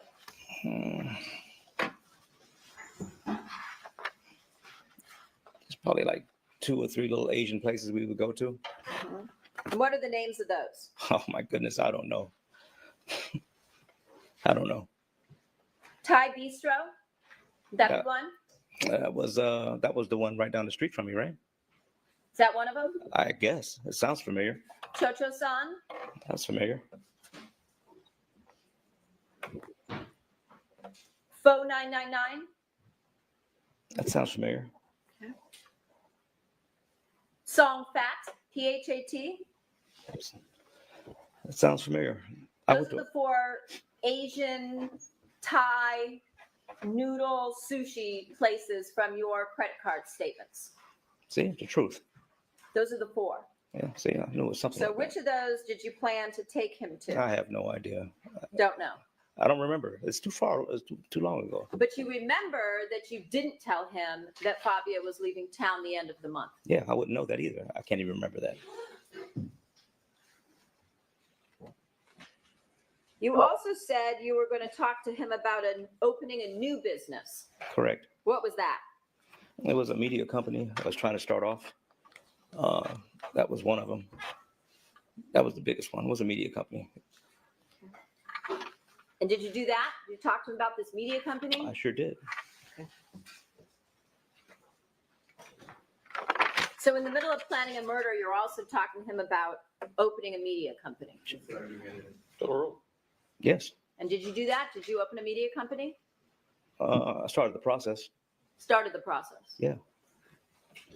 What documentation do you have showing that you started the process? My GoDaddy account, you guys pulled. It's in there. It's in my GoDaddy account. I started opening domains. I started the process of trying to build a site. That type of thing. Okay. And you also said, Hello, Miss Di.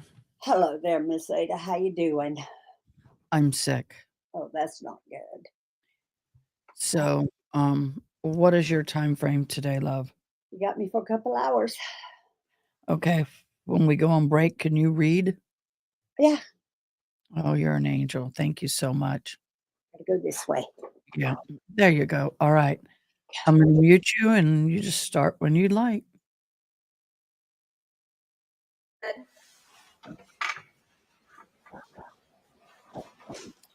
that you had wanted to be rid of Fabio and had previously told Austin and Birdsong earlier that year so they would know that your intended victim was Fabio. Do you remember testifying to that last week on direct exam?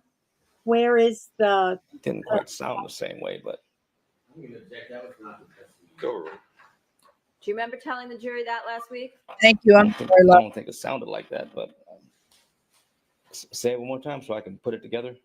Did you ever discuss the fact that you wanted to kill Fabio with Al Birdsong? No. So last week, if you said that you had previously told Austin and Bird earlier that year, so they would know it was Fabio, that they referred to Austin and who, if not Birdsong?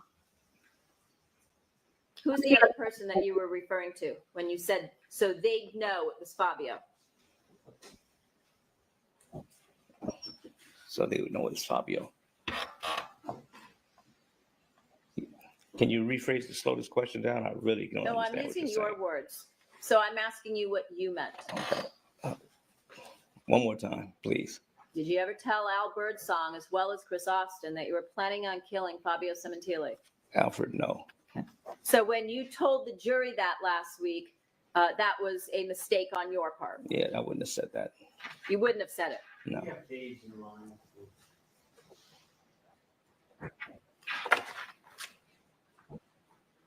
I mean, transfer.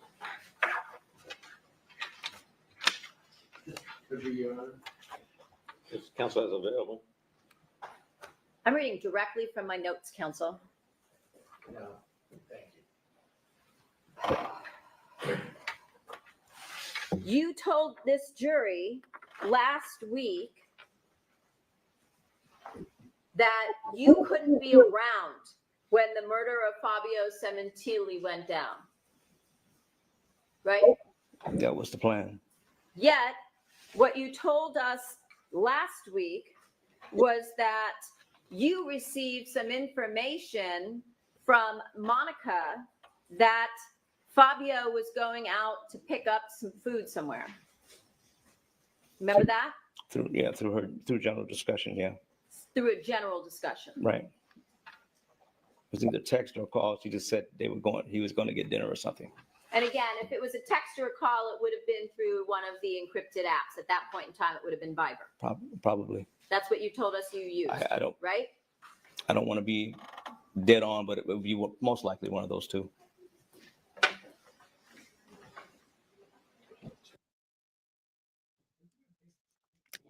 Have you noticed how vague he is being on cross-examination? I wonder if they had a conversation over the weekend about his testimony, because he's been impeached so many times today. I'm sorry if my sound is not loud enough. This is the best I can get out of my body right now. All right, we'll get back to him.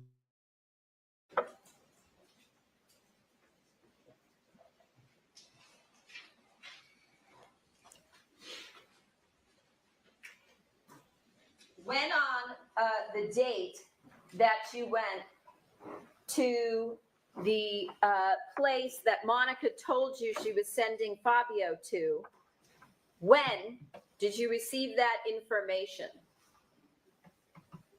I guess prior to him leaving, I guess. Okay. So she told you in a general conversation that she was going to send Fabio out to a particular place to pick up food. I don't know if it was a send. It was just like, I don't remember the whole thing. I really don't. All I know is I know he was going to go pick up dinner. By the way, Gerald, if you're here listening, meet Diane, spiritual sister, or could be spiritual mother.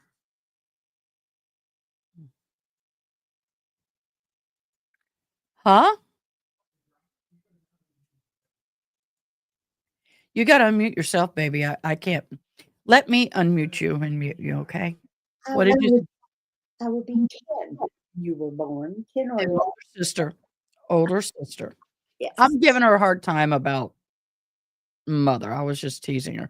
But spiritually guiding and leading, yeah, I guess you could do that. All right, here you go.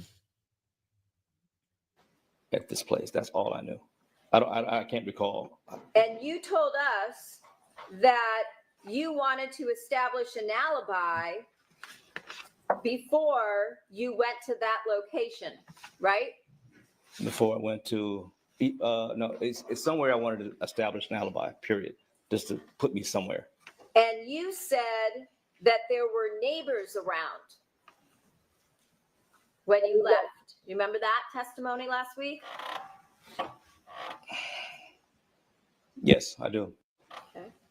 And which neighbors were those that you saw before you left to go and catch Fabio at this restaurant the defendant was sending him to? I can't remember which ones it was. It was a. So how would having your neighbors see you leave create an alibi if Fabio was murdered that night? Well, they could see me there and go, "Oh, I remember him there." As you're leaving, you said. Well, they won't know at the exact time. They won't know the exact time. It's a gamble. Okay. So your idea of an alibi is people seeing you leave going towards the location where you're going to kill somebody. Or just seeing me, period.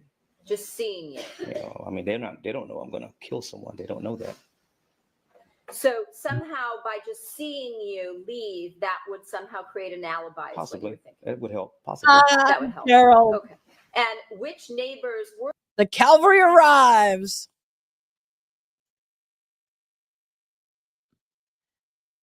Oh, you muted yourself again, so I can't unmute you. I'll mute you, babe. It's okay. Just leave it. Well, you're muted still. Okay, there we go. Gerald, meet Diane.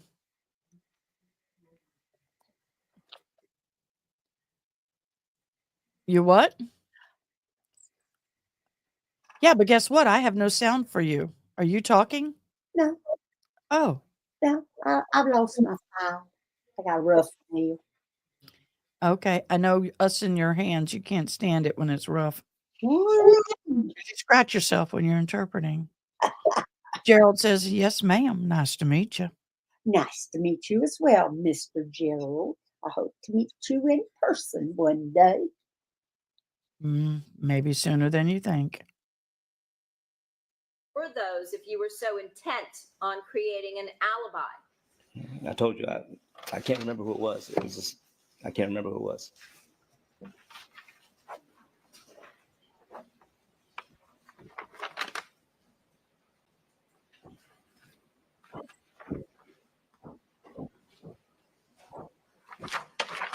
How long after Monica talked to you did you leave your apartment to go to what you said was a Chinese place? Well, as soon as I figured out which one it was, because it's only two that I remember they go to.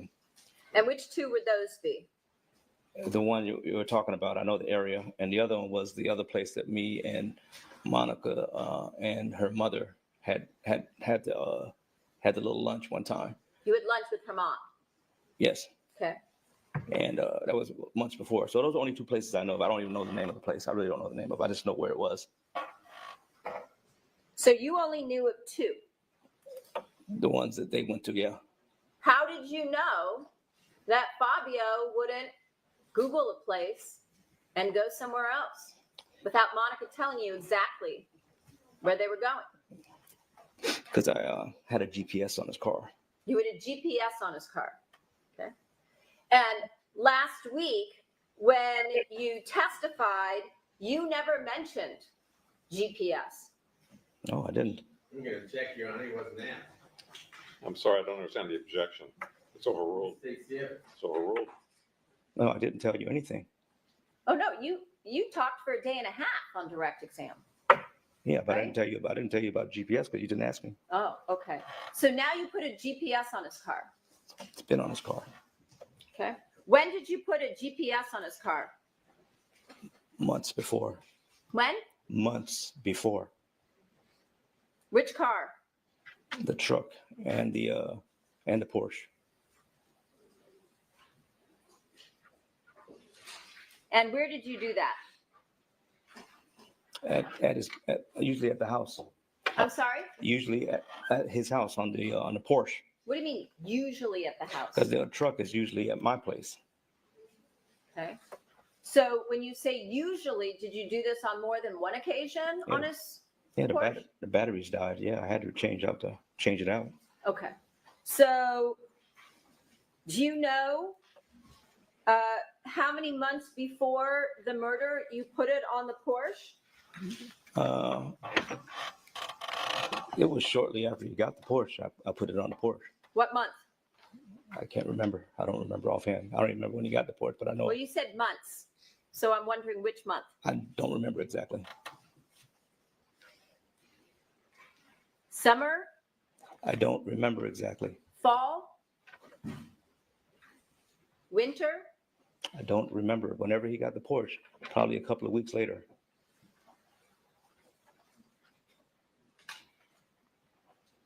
And where did you purchase these GPS monitors from? No, the first set I bought from first one I bought from Amazon. Okay. That was for the truck. Okay. And when did you purchase that one? Way early, probably. I would guess March, maybe. I'm guessing. I don't know. I'm March of guessing. 2016? Yeah, I'm guessing March. Okay. I'm guessing. It's just guess. Please don't hold me to this. It's around that time frame. Okay. And again, guessing, when did you put the monitor on the Porsche? I'm a couple of weeks after he got the Porsche, whenever he bought it. Well, you said you guessed March was for the truck. So what month would have been the Porsche? Maybe just- November, October? I just answered you. I don't know. Okay. But you know about the truck. So that's Yeah, I why I'm remember that. asking you. Yeah, I do remember that. That one you remember. Yeah, I do remember that for sure. And how is it that you would monitor these GPS, whatever you bought and put on Fabio Sementilli's vehicles? It had apps and it was online. It had apps. It had an app, I think it had an app or a window, one of the two. an Apple window. An app or a window, an internet window, a mobile window. You can access the system. And which phone would that have been on? Or on a computer? Probably the 6. You could do both. It was both. You could So do you both. monitored him from your computer and you monitored I him didn't from really your monitor phone. them. I let it alerts me, and I can monitor. I had the ability to monitor, but I used it to locate and to give me an alert when he came near the house or came near the job. You mean to LA Fitness? Yes, So you're saying now to this jury that you put a GPS on his truck sometime in March of 2016, Uh, that you changed it whenever the battery would run out, it's so you about could monitor his whereabouts. so I can be alerted if he came near me. Okay.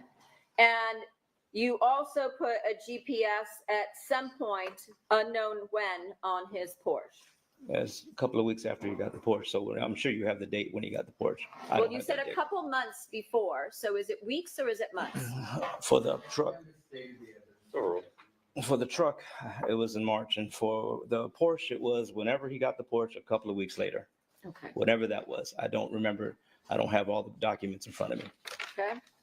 And so that night, did you show a photograph of the Porsche to, as you said on direct exam, to Austin, so he would know what the car would look like? Or did you just describe it to him? I think I described it to him. Describe the Porsche. Yeah, I think it What was a did you black describe it as? black Porsche. It's probably going to be the only one in there.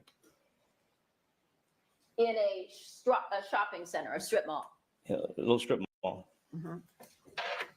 What else did you say about the Porsche? What else is there to say? Well, I'm asking you. There's nothing else to say. It's a black Porsche. Okay. If- And on your way to this strip mall, So you didn't give a license were plate you number. in communication with Monica? I have been in communication with Monica usually all the time. So I don't know. I don't know. Most likely I probably was, because I'm always in communication with her. Wait a minute, maybe I wasn't. Did I leave my phone home? I can't remember. I might have left my phone home. I can't remember. Might have left your phone home. I can't Because you didn't remember. want to be tracked. You told us that. Yeah, but I had a second phone too.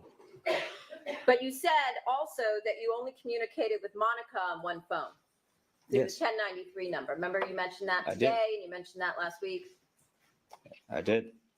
So which was it? You left your phone home because you didn't want to be tracked, or you took the phone with you so that you could be in communication with Monica? Well, I had two phones. Okay. Again, which one? Well, I don't know. Well, the one, if I'm talking to Monica, I'm using the 1093 number. So Okay. I'm thinking if I take the phone, I can't remember if I left it. I think I left it home. I'm not sure. I can't remember. So last week, when you told the jury that you left your phone home so that you couldn't be tracked, was that the truth, a yes, or a lie? I'm pretty sure I left it at home. Pretty sure. You're asking me stuff from 10 years ago. I don't No, know. you brought it up on your direct, so I'm just asking you about it. I'm letting you know the truth. So when you told the jury in your official statement last week that you left your phone home again, were you telling them the truth? I think or I was. Did you I once think I was. again lie to them? I think I was. If it Quit. wasn't, Lied? no, I Lied? think it was the truth. Pretty sure it was the truth. Yeah, I'm pretty sure. I don't remember. It's been a long time. But you testified to that. I know. I'm telling you. I'm going off my knowledge of what I remember. Gerald, are you throwing me kisses online? Dude. Put pink and green so I can keep them straight where I put them. I'm forgetting. Y'all, I know I look like I have crawled out from underneath a rock. No, you don't. I got to take my people up here. I'm forgetting where I'm putting them. Okay. Let me let you do that and I'll talk. You know, I am so sorry for those who are just joining. I am really under the weather and I really don't feel good. And I'm trying very hard to stay on.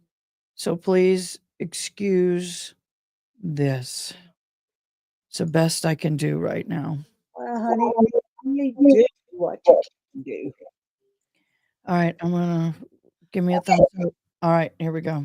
Which is Yeah. hazy at best because it's so long ago. I know, honey boo. You're asking for details for piles of paperwork and I'm wanting me to pull out of my head. I can't do it. Well, but you brought it up last week, so it came I'm out trying to clear. answer the best I can. So I'm giving it to you. Okay. So you believe you left your phone home, so you couldn't be tracked. It would seem like that's what I would do. So you wouldn't have been in communication with Monica when you went to the strip mall. I don't think so. And how long did it take you to get to the strip mall from your apartment with Austin? I don't know. It wasn't long, was it? It's not a long trip. It's fairly close. I don't know. It's close. Under 10 minutes, under 5 minutes, under 10 minutes, maybe. Yeah. I'm guessing. It's You're a guess. guessing again. I'm guessing. That's all a guess. Okay. I don't have a stopwatch when I'm running this thing. Okay. You're running what? When I'm running a route, I'm not doing a stopwatch so I can answer your question in the future. This see. is not coming. I see. So in under 10 minutes, you get to the strip mall. It's an estimate, I'm telling you. And when you go to the strip mall, you told us that you described the black Porsche. Did you also show a photograph of Fabio to Chris Austin so he would know who to hit? I don't remember. I don't know. I think I did. I might have. I would have to. I just don't remember if I did or not. Last week, you remembered that you said you showed him a photo. Today, you don't remember. I just don't remember right now. I really don't. So how would Chris Austin know who to attack? I had to show him a picture. I had to then. Where would the picture have been? Probably on my phone. The phone you left at home. The phone that I left before I left home. Here, this is what he looks like. So you I'm showed guessing. it to him before you left. Showed him the picture before you left. Yeah, I'm sure of it. Well, I'm not sure You're of sure it. of it? Yeah. It only makes sense that way. But he knew what he looked like. How did he know? I had to have shown him somehow.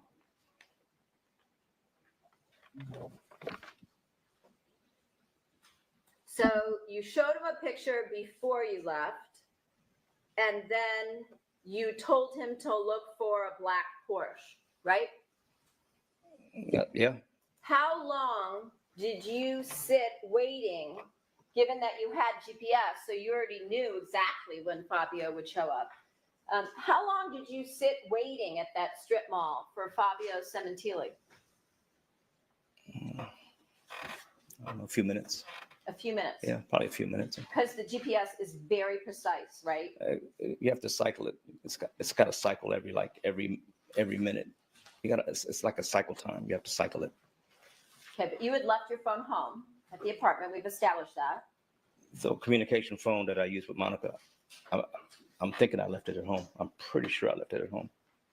So how is it when you're saying you have to cycle it? I'm using the other phone. What a other burner phone? A burner phone I had. I see. So you were monitoring Fabio's GPS on his Porsche from your burner phone now. Well, all that activity is on the burner phone. Okay. And so you're monitoring on the burner phone Fabio as he's going to the location because you were only there for a few minutes, right? Yes. And so what do you do when you get to the location where you believe Fabio is headed based on your GPS? Bless you. I go someplace where I think where there's no cameras, and I let Chris out and tell him this is where it is, and he can see it. Can you see it? And when you The say strip mall area. you went to a location where there were no cameras, where would that Where be? I thought there were no cameras. Where would that be? I would have to look at the area to tell you. I don't want to be guessing too much anymore with you because yeah. But it was close. It was close. It was all Close as in where? within sight. I can see it. You can see what? The strip mall, the parking lot. Okay. So somewhere within sight, you let Chris Austin out. Yes. Okay. And as you said, you've already described the Porsche, right? You've shown him a photo of Fabio. And what do you tell him to do?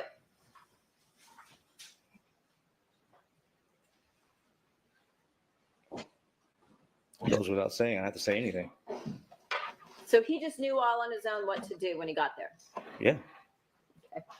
When did you have a conversation with him about what he was supposed to do when the two of you got to the strip mall? Again, when did you have that conversation so the two of you would be on the same page? When he got there to LA, we had started this discussion about how I was going to do this. And I just said, I need to wait for an opportunity to arise. And what was the discussion the two of you had about the opportunity? I had to wait for the opportunity, and I had to listen to find information. I didn't tell him that. I knew that. I told him, well, I'm waiting for information to come in, and that's it. Waiting for information to come in. Yeah. So to him, it sounded From Monica? from whoever. I didn't tell him where. Okay. I said for information to come in. And so once information came in, then what did you tell him he was supposed to do? Well, I told him if he's going to strike, you got to, I told him how to do it. What do you mean? How to do it? How to commit a murder with a knife. Okay. To make it Pretend quick. I'm him. Tell me what you told him. You have to cut for the neck. Go for the neck. You have to make it quick. Okay. So you told Austin to go for the neck. Is that right? That's what I told him. Make it quick. Try to make it as painless as possible. And we get out of there.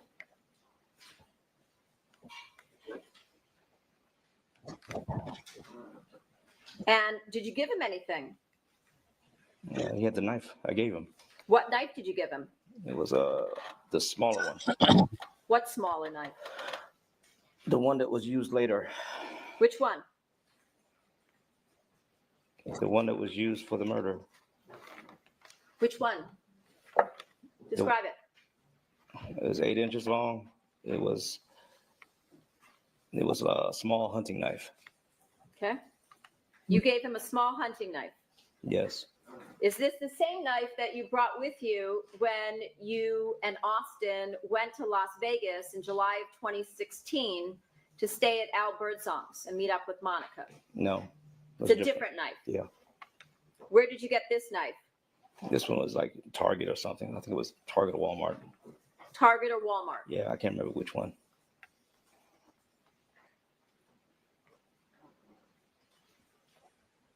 Where was the second knife? That was the one that was used for the strip mall and the actual murder. The other knife was gone. I got rid of it because it was gaudy. It was just for show. You got rid of the July knife Yes. before Austin came to Los Angeles in January. Yes. So you gave him a second knife, not the one you had showed him in July. Correct. Another knife that you had purchased, again, either at Walmart or you said Target. Correct. Okay. And you told him to hit Fabio in the neck. Yes. Okay. And you let him out at the strip mall? Around down the street. Down the street. Yeah. I can still see everything from a distance. Okay.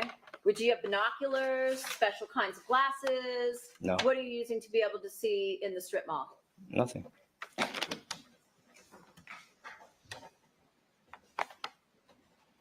And so how far away are you from the strip mall when you let him out? I don't have the exact distance. Give us an estimate. I don't want to do that. I might be Well, too you're a off. military guy, so you know things like that, right? Not in here. I'm not. Not in here. My military days are over. Okay. So you let him out somewhere, right? Close enough for him to run up to the parking lot. Okay. And where do you go? At a safe distance so I can see and be out of the way. Where do you go? I don't remember exactly. I would have to look, and it was right off Ventura Boulevard, somewhere. I don't know exactly where. So some ways away from the strip mall? A little bit, but enough where I can see if there's some kind of movement. Movement. By who? Anybody.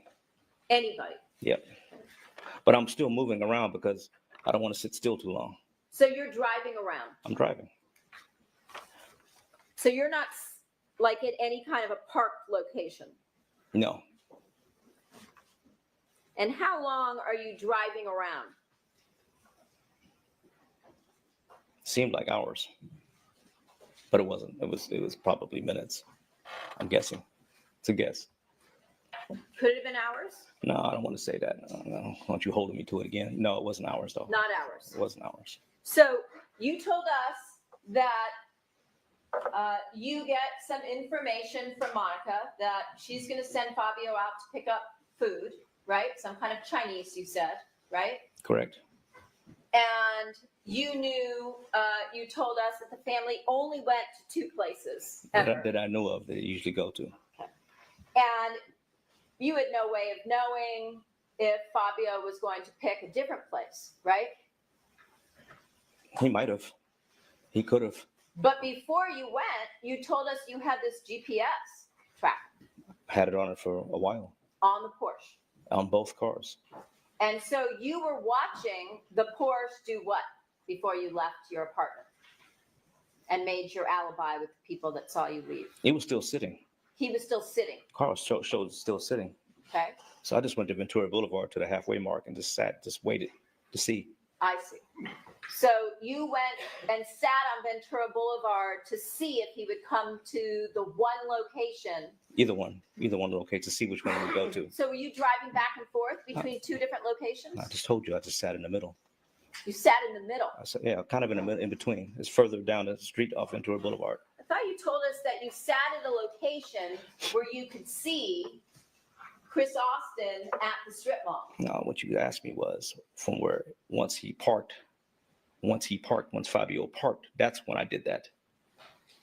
Okay. So mixed you it actually up. saw Fabio drive in to the No. strip mall. I didn't. I was too far. I didn't want to get that close. So how did you just say once he parked if you didn't see it? Because I assumed it's about the time where he would have to park. You assumed. Yes. Okay.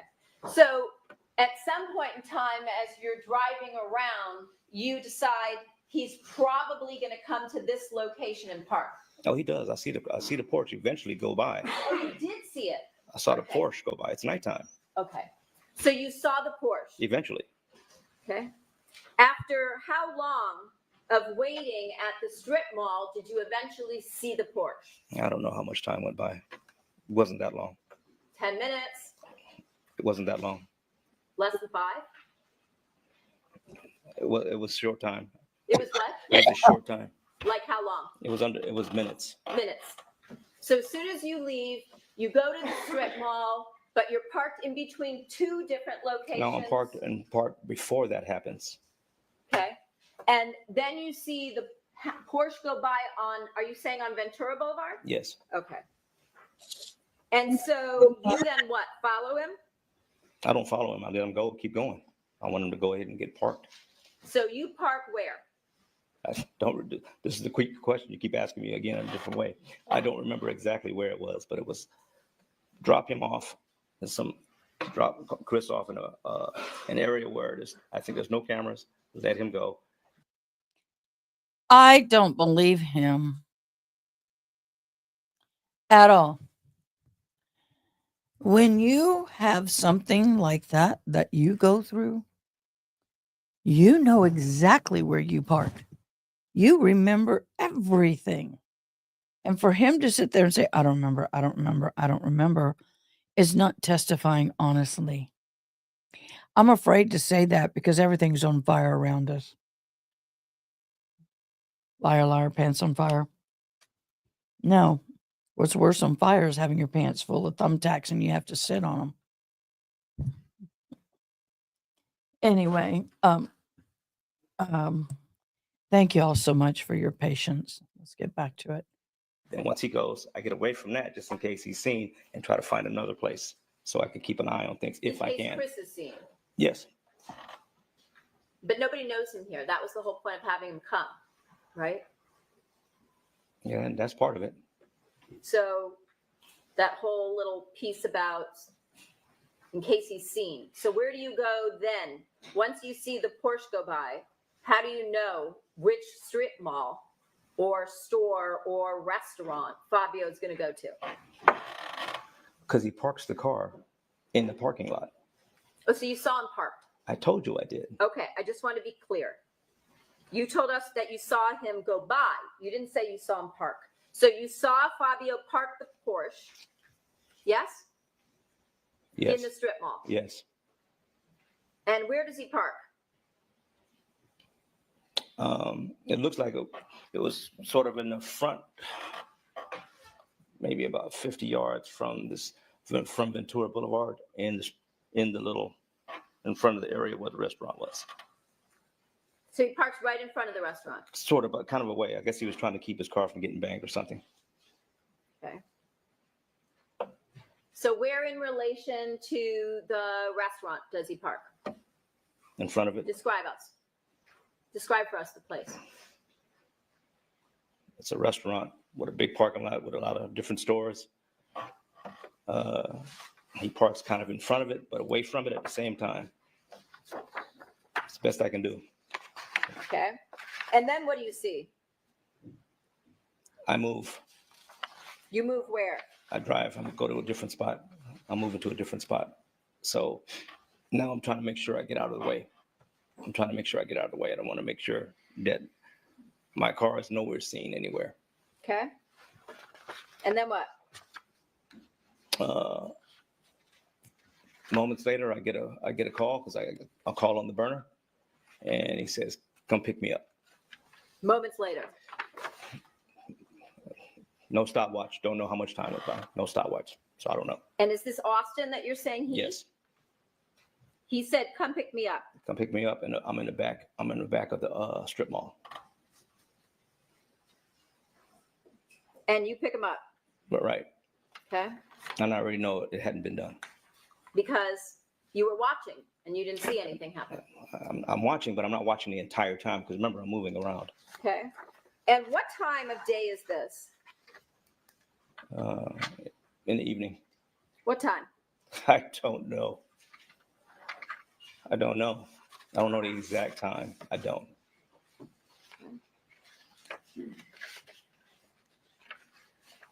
And while you're you've got your burner phone, not the one you use with Monica. So you're not communicating with her from that burner I don't phone, think I right? am because I'm purposely leaving it behind because I'm thinking it might get pinged. I'm Right. thinking. That's what you told us. Yeah, I'm thinking. Right. So you're not in communications with Monica at all during this time period. What do Right. you mean the whole day? No, during the time that you're, as you told us, driving around in the area of the strip mall, watching the Porsche go by. I don't parking really your remember, car, honestly. I don't really remember. Watching Fabio park, waiting for Austin. No communications, right? I don't really remember. I don't think so, but I don't really remember that. If I were to tell you that a geolocation expert testified in this case that you were sitting in the area of this strip mall for over 3 hours Wow. the night of the attempted hit on Fabio, does that surprise you? Yeah, it wasn't that long. Okay. It was not that long. And if I were to tell you during that over 3 hour period that there were approximately 60 Viber messages between you and Monica during that period of time, is that going to change your testimony to this jury? No, because I don't know. I don't remember all 3 hours. I don't remember that. Okay.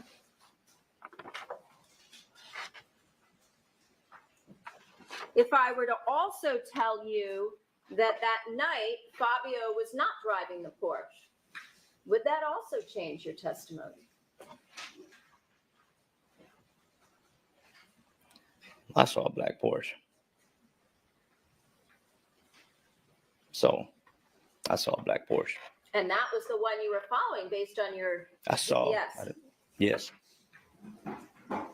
And your GPS showed that the other vehicle that you had a GPS tag on, was still at the Sementilli home. That would be the black Ford F-150, right? Correct. So if Chris Austin came in and testified before this jury that you showed him a picture of Fabio and described a black or a dark blue colored Ford F-150 and that's the vehicle that he saw come into the shopping center, again, does that change your testimony to this jury? It tells you that my memory is so screwed up that I couldn't even remember that because I'm the one who took him. Showing you Exhibit 159.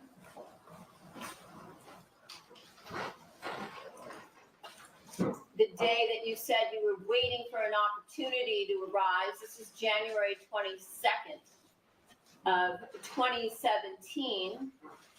Would it surprise you to see that once again, there are communications back and forth between you and Monica starting just after midnight, picking up at 8 o'clock in the morning, and going all the way through the day? See that? I do. Showing you the second page.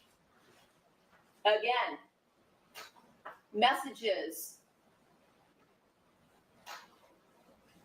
going all the way through the day. You see that? I do.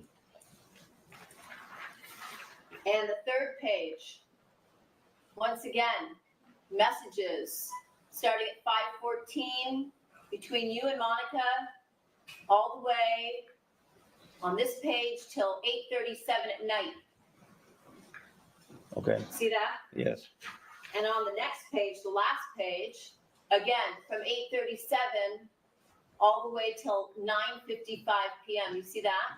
I do. Would it I do. surprise you to know that there were 180 Viber messages between you and Monica on the day that you and Austin attempted to kill Fabio Sementilli at this spa restaurant or Chinese place or whatever you want to call it at a strip mall?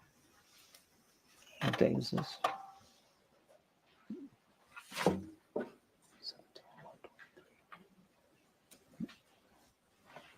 This says the 23rd. Yeah, the 23rd of January and the 22nd of January. 23rd 22nd into the 23rd Okay, I see it after now. midnight. All right, I See see it. that? They're 2 different days. I got it now. All right. They're 2 different days. 180 Viber messages on January 22nd, Yeah, the we, day of the attempted hit. okay.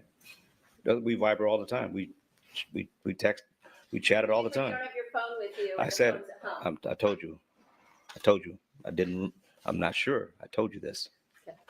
And this is the same application that the next night you deleted after the murder because, as you told this jury last week on several different occasions, Glitchy. because it was glitchy. Yep. But it worked on January 22nd, right? Because the information she provided you got you to the right shopping center, right? It didn't get me to a right shopping center. It just happened. She mentioned that they were going to dinner. I just picked it up on my own. I picked up the information by myself. On your own.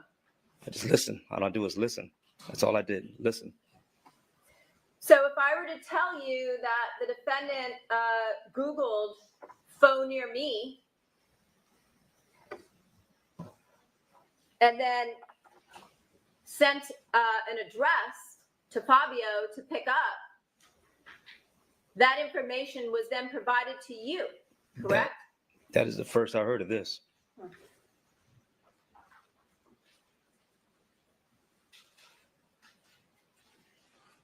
In addition to communicating through Viber, did you and the defendant also communicate through the Lifestyle Lounge application? Did we communicate through it? Yeah, it has a chat feature, You- just like Viber. We used it. To chat, right? Used it. To talk, make calls, right? Just I like don't- you would through Viber. We used it. I forgot how it works though, but it wasn't our primary way of sending messages.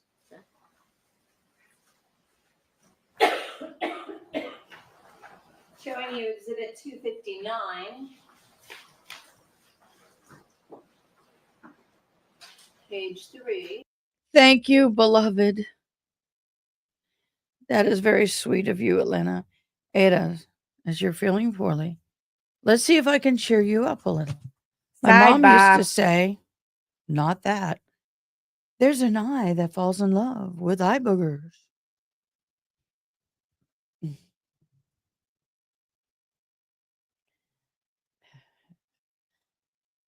I got it. 512. That's very close to deaf humor. You see here Monica's phone number and Fabio's phone number, I don't know his phone number, but she had a GPS on his car, right? but not on his phone. Okay. Well, it says from Daddy. I'm going to tell you this is his number. Okay. See this right here? Google search, phone near me, from Fabio to Monica. Yeah, I know nothing about that. Okay. A little further down.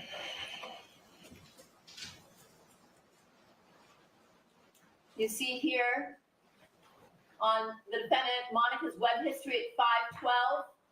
She's Googling phone near me. Okay, I know nothing about that either.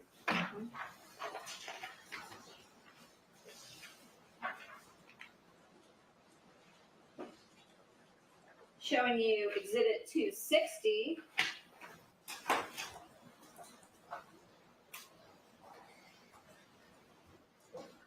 Yeah. See this here? Phone near me. 512, like I said, Is that the on the same? prior document. Is that the same one? The same? It's same another thing? document. I just gave you the exhibit number, okay? Yeah. See this over here? Phone near me at 512. Okay. Lifestyle Lounge. See that? Okay.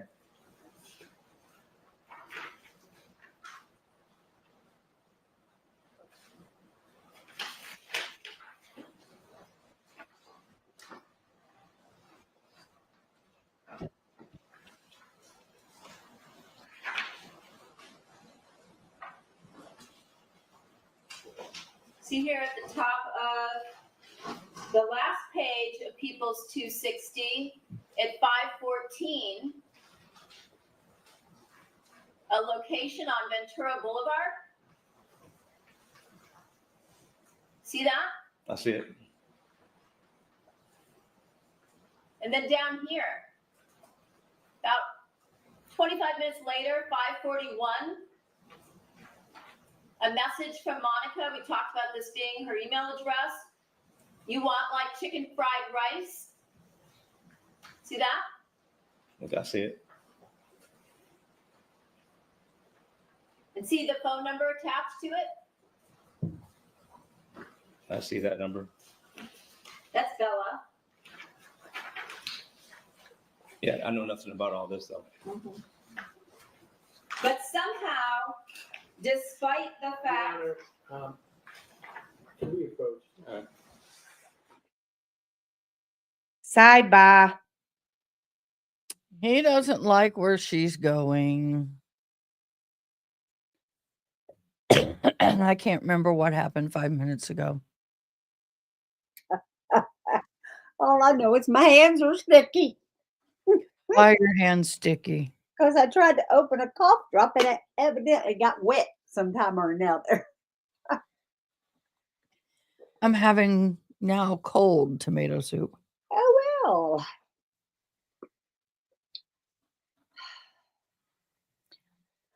My sweet son.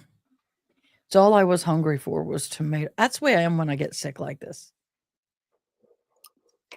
Tomato soup and grilled cheese sandwiches. I can't handle that right now. But yes. Grilled cheese sandwiches. Oh, Margie could eat tomato soup and grilled cheese sandwiches any time, day or night.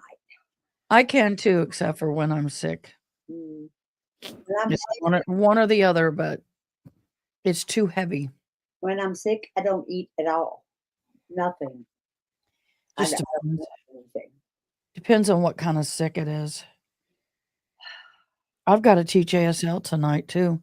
Oh, that's not fun at all. I just want to go to sleep. Yeah, imagine. Making reference to Monica falling madly in love with him, with this waste of time of a man. Yeah. Yeah. Really.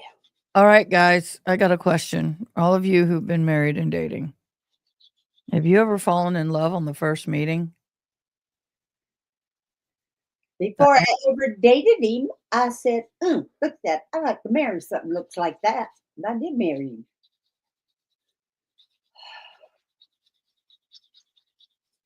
And I asked God, if he had said to me, don't marry him, I would have listened. I said, so why didn't you? He said, because I wanted the warriors born that were going to be born. I have got a website for you, honey. We'll talk about it later. Yes, ma'am. I have a heating pad with my feet laying on it and a blanket. If I had a neck pillow on, I'd be gone. Yeah, I know. But I'll wait till you're feeling better so you can absorb what I'm going to give you. Misa not absorbing nasa now. I know. Misa not absorbing nasa now. This niece is tired. I worked hard this weekend. You know, Haley Mouse, I agree with you. But one thing I've learned in my life, love is a choice. Oh, I'm not Infatuation. It's a feeling. Is a feeling. this is a PowerPoint from a geolocation expert. Reason why I on Exhibit 158. is that somewhere I heard they fell in love the first time they met. Now I know people who I've asked people who've been married 25 years, when did you know you were going to get married? And they said the first date. Don't know how often that happens, but and no, I'm not going to talk about my own personal situation with Gerald. But in this situation, that's why I was asking His name without smiling. Gerald. He ain't working. Jerry. Huh? Jerry. Jer Bear. Bar. I don't even know if he's listening. It doesn't matter. He's working. Oh, my. He may come see me Wednesday and be sitting here with me while I do my lives. That would be nice. Yeah. And he may be, I don't know, we'll figure out what we're going to do on my birthday. You're in here. You're all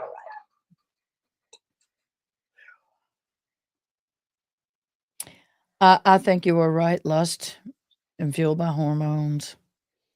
But you know what? I'm going to say this. At her age and at my age, there should be some wisdom. And she had none. This one? How old is she? She's 53. She's old enough to know better, but too young to resist. Too stupid to resist. Stupid. Well, and the thing is that when she started all this, she was 46. Yeah, well, she was old enough to know better. Too stupid to resist.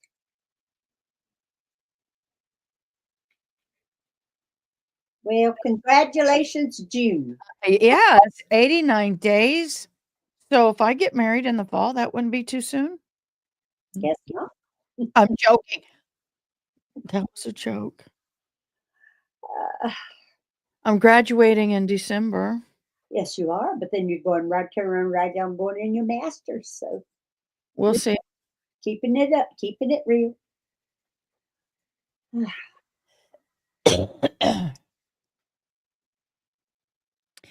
Well, the one thing that bothers me more than anything about her is the naked pictures that she sent of her butt. To who? Him? The exiting flap of the butt. The vajayjay. You. And everything in between her head and toes at over 46 years of age. And then get a load of this. Y'all may not have heard this. Some of you may not have been here. When they were in the holding jail at the courthouse, they got on the floor and self-pleasured and did what I call cell sex in the courthouse. Were they in the same cell? No, they were across from each other. They were masturbating. I'm trying not to say that word to not get in trouble. I didn't know that. Self-pleasured. Self-pleasure. In other words, they're checking out their parts. Yeah, just seeing if the plumbing's still working. Oh, yeah. And they're arrested and they're being arraigned. And I want to know what changed. For the date of January 22nd.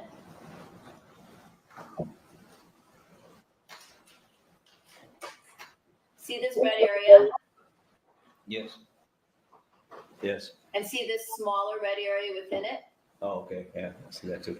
You see that right here, it has your address, your old address on it. I don't disagree with you on that, but man, in a freaking courthouse jail cell?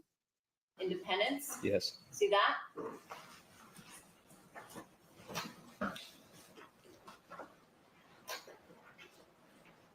Hi, Eagle Queen. I'm glad to see you. Haley Mouse, thank you for having my back. Oh, my Do other you mod recall came today. receiving a phone call from Monica at 3 o'clock in the afternoon? Nothing. No, I don't. I can't. I don't. Immediately after receiving that phone call, you left your apartment. That would be in the afternoon. Remember that? No, I don't. And then after receiving that phone call,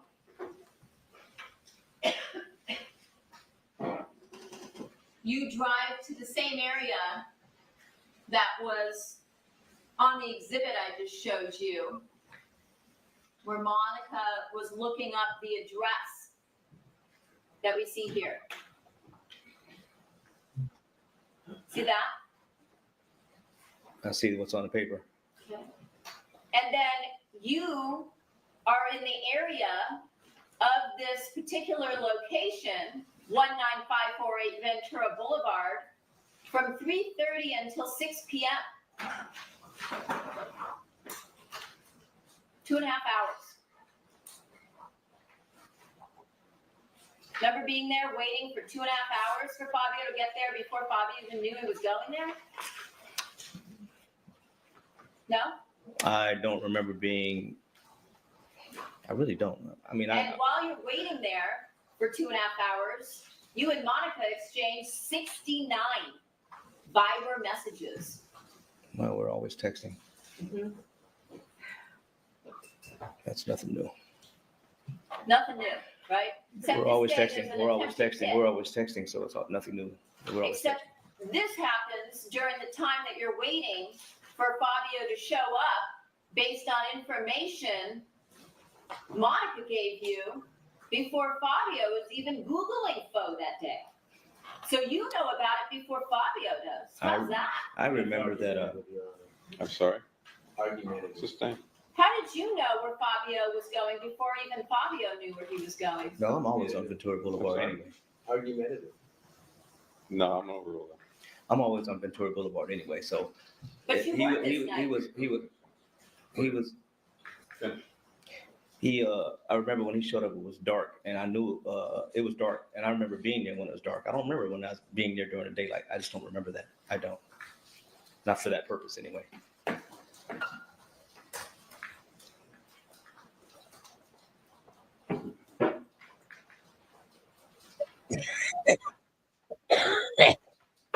So you just happen to be on Ventura Boulevard, waiting in a car with Chris Austin, your co-conspirator, with a knife to carry out a hit on Fabio Sementilli hours before he even showed up there. I wouldn't even sit there for 3 hours like that. I'm going to object. The testimony was not that definite. It's overruled. You said that when Chris Austin got back to your car, or you had to call, he had to call you, right? Correct. But you told him to leave his phone home. And a burner phone. You gave him a burner phone when he came in. Yeah. So he calls you, right? And you go pick him up. Correct. And he tells you he couldn't do it. I could tell he didn't do it, but yeah, But he He did. told you that, he told me that too. right? And you could tell from the way that he was talking that this was something that Chris Austin wasn't going to be able to do himself, right? Well, after that, yeah. And so you told him that you would go with him to carry out the hit, right? When? The next day.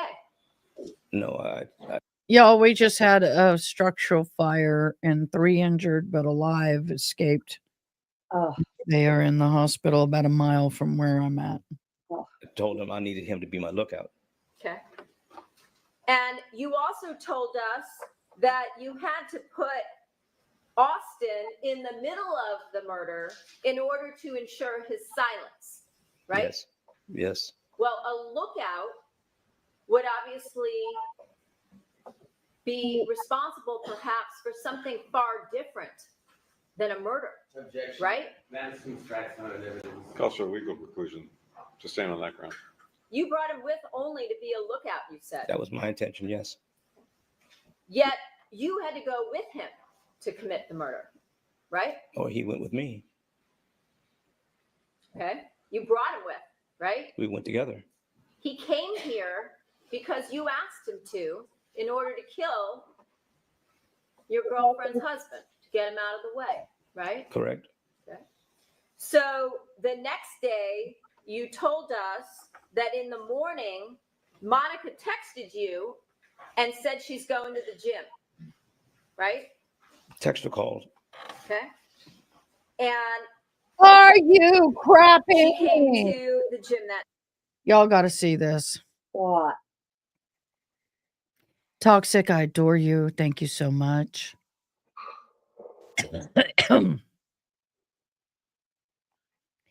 Commonwealth motion to buffer zone and order prohibiting signs or clothing in favor of either party or law enforcement. During the defendant's first trial, the court established a buffer zone in which demonstrations were prohibited within 200 feet of the courthouse complex. The Commonwealth requested that buffer zone be reestablished for the defendant's upcoming trial, but with 2 more modifications. First, on the western side of the courthouse facing the court street, the extent of the buffer zone was inadequate and to provide such demonstrations from jeopardizing the integrity and fairness of the proceedings, demonstrations should be heard. Could be heard inside the courthouse, Yeah, go ahead and read it. including by the jurors during their deliberations to prevent. Oh, wrong thing. Hold on. I'm going to try and help you here. All right. Oh, that's a little bit better. Let me give it a second and move it. Yeah, that works even better too. Okay. Okay. To prevent this from reoccurring, the Commonwealth requests that the buffer zone be extended to include the area encompassed within Bates Court, Bullard Street, Ames Street, and Court Street. Second, the Commonwealth requests that the court's buffer zone order expressly include a mechanism for its enforcement where a person is believed to have violated the buffer zone provision and has refused requests to comply. Law enforcement personnel should be authorized to use reasonable physical force and to arrest that person to ensure compliance. Additionally, the Commonwealth requests that the court again order that individuals are not permitted to wear or exhibit any buttons, photographs, clothing, or insignias relating to the case or to any trial participant in the courthouse during the retrial. Background: on March the 26th, 2024, the Commonwealth moved for an order barring demonstrations within a buffer zone of 500 feet around the courthouse complex and prohibiting certain items from being worn or displayed inside the courthouse during the defendant's first trial. A group of individuals moved to intervene in the case to oppose the Commonwealth request. The American Civil Liberties Union of Massachusetts sought leave to file an amicus curiae memorandum, essentially in opposition to the request. The defendant took no position on the matter.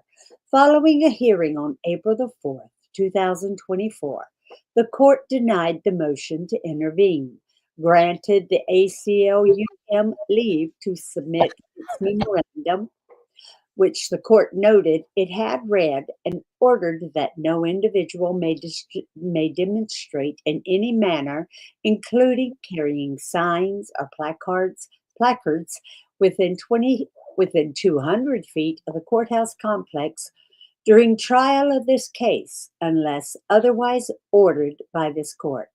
This complex includes the Norfolk Superior Courthouse building and the parking area behind the Norfolk County Registry of Deeds building. Individuals are also prohibited from using audio enhancing devices while protesting, and no individuals will be permitted to wear or exhibit any buttons, photographs, clothing, something insignia. Or I can't see that, or insignia relating to the case pending against the defendant or relating to any trial participant in the courthouse during the trial.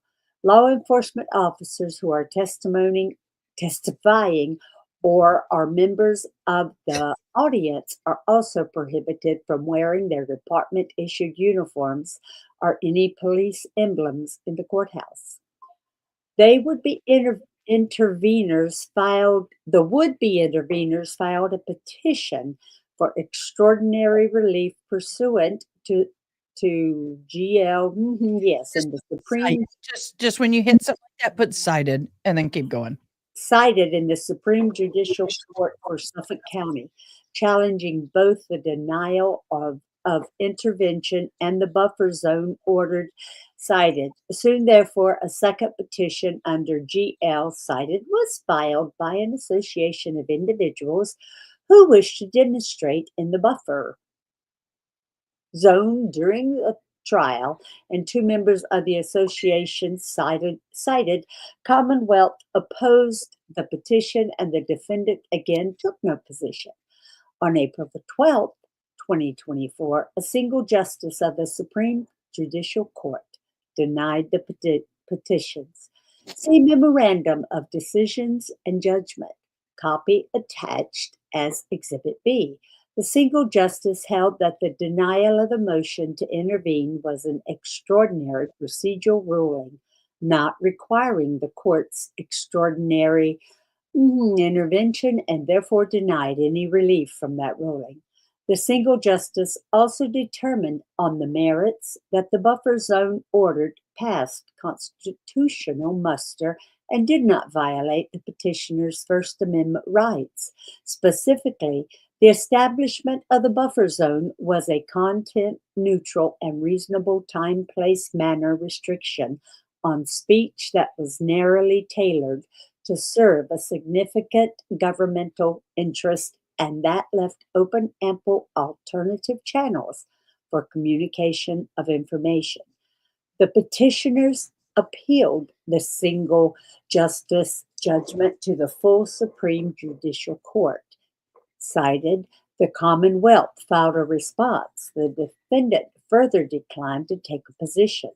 On April 26, 2024, the full court issued an order affirming the judgment, and on May 2nd, 2024, it issued an opinion stating the reasons for that order. See Spicuzzi versus Commonwealth, 494 Massachusetts, 1005, 2024. The court held that the single justice did not commit an error of law or abuse his discretion in determining that the denial of the motion to intervene was not a matter warranting the court's exercise of its extraordinary power of general superintendence. CID Act 1007. As to the petitioner's constitutional arguments, the full court similarly concluded that the restriction created by the buffer zone was content neutral and not a prior restraint on speech. It was narrowly tailored to serve a significant governmental interest, and it left open ample alternative means of communication. Discussion. Well, the factual circumstances and concerns that necessitated the creation of the buffer zone last time are no less present or compelling today. This case continues to garner significant public interest and media attention, locally and nationally, and is the subject of commentary No. various social media platforms. The proceedings are still attended by groups of individuals demonstrating in front of the courthouse, displaying references to materials that may or may not be introduced in evidence at retrial, and airing their opinions as to the trial judge, prosecutors, witnesses, and the guilt or innocence of the defendant on their clothing or on signage. Shown below, for example, are photographs of demonstrators who appeared despite the inclement weather at the hearing on February the 6th, 2025. And that is less than 200 feet. And it says, the sign says, back it up just a second. I was trying to read the big one. We should be outraged. Free Karen Reed. Boots on the ground, ain't backing down. Honk for justice. Well, in addition, and as the court found when it issued the buffer zone order, protesters have shouted at witnesses and have confronted family members of the victim. Witness intimidation also remains a prevalent issue in this case, with additional criminal charges having been filed earlier this month. The Commonwealth versus Aidan Kearney. Aiden Carney. Stratton District Court number cited. See also affidavit of Juror Doe cited, describing efforts by individuals to intimidate, harass, and dox jurors following declaration of mistrial. The reestablishment of a buffer zone is therefore necessary to help ensure that both parties receive a fair trial, free from outside influences. Cited. Noting the Commonwealth, too, has the right to an interest in the defendant receiving a fair trial, and the buffer zone order also supported that right. During the first trial, the 200-foot extent of the buffer zone was adequate to prevent any demonstrations occurring on the southern, eastern, and northern sides of the courthouse complex from interfering with the proceedings. It went too far inside the courthouse. See affidavit of Massachusetts State Police Sergeant Michael W. Hardman, cited on the western side of the complex. However, it proved to be inadequate. On that side, there are larger open spaces that extend beyond 200 feet from the courthouse. In particular, the paved and grassy areas along High Street between Bullard Street and Ames and Court Streets.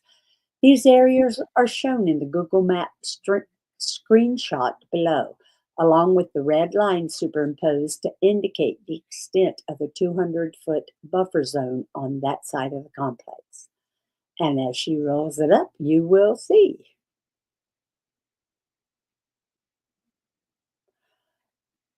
Groups of demonstrators gathered in these areas, presumably with the property owner's permission, and engaged in coordinated shouting and chanting aimed directly at the courthouse. Even when standing just outside the buffer zone, these demonstrators could be heard inside the courthouse, including during deliberations. Affidavit of Juror Doe at paragraph 10. During jury deliberations, we could hear protesters outside screaming and yelling. As another consequence of the 200-foot extent of the buffer zone, individuals positioned in these areas were close enough to Court and Ames streets to encourage passenger and commercial vehicles traveling on those streets to honk their horns as form of demonstration. This happened repeatedly, and the honking, especially from the air horns of the commercial vehicles, could easily be heard inside the courthouse. In connection with the first trial, the Massachusetts State Police issued more than 24 citations for horn violation and other motor vehicle offenses.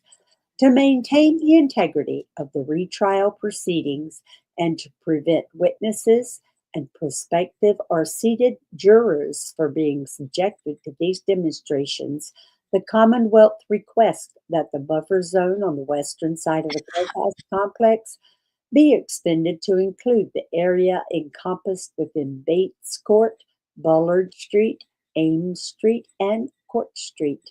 The extended buffer zone would range from approximately 300 feet between the northern ends of the complex and Bullard Street to roughly 400 feet. My bad. Between the complex and Bullard Street. Along Along High High Street. This would bring within the buffer zone those areas where demonstrations undermine the buffer zone's very purposes, while at the same time ensuring that demonstrators are not moved any further away from the courthouse complex than is necessary to prevent those same issues from recurring. It is narrowly tailored to address the specific problems that were encountered from experience at the first trial, and it will still leave open, ample alternative channels of communication and outlets for demonstrations. Hold on. Yep. Evil Queen, when I first started watching this trial, I thought all I knew was what she was accused of. I knew nothing. Everybody else knew more than I did. And all I knew is that she's accused of being drunk, backing up and hitting the boyfriend and then leaving him for dead. And I believe that she probably could have done that. I do. I mean, at that time. But after watching that trial, I don't believe they've not, whether she is guilty or innocent, that will be 100% between her and her Lord. But there's been no evidence presented at trial, at the last trial that I have seen, that I would believe she's guilty. I'm sorry. Go ahead. the Commonwealth also requests that the order reestablishing a buffer zone expressly state that a violation of any of the provisions of the order may constitute contempt of court, and that law enforcement officers are authorized to enforce compliance with the order by using reasonable physical force and arresting any person who officers reasonably believe to be in violation of the order and who has refused to follow officers' prior verbal request to comply. Officers will continue to seek compliance in the first instance through verbal request and the use of de-escalation techniques to the maximum extent possible. But where an individual refuses to comply, officers need to be able to use reasonable physical force and to make an arrest to ensure compliance with the order and to avoid jeopardizing their own safety and that of the public. The order itself may provide that authorization. Cite. Courts may authorize law enforcement personnel to use reasonable force to carry out lawful orders, and courts are not constitutionally required to prescribe with exactitude the particular degree of force to be used in carrying out orders. For these reasons, the Commonwealth respectfully requests that the court allow this motion and issue an order with the following or substantially similar terms.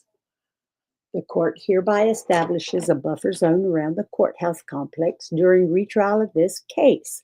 The complex includes the Norfolk Superior Courthouse building and the parking area behind the Norfolk County Registry of Deeds building.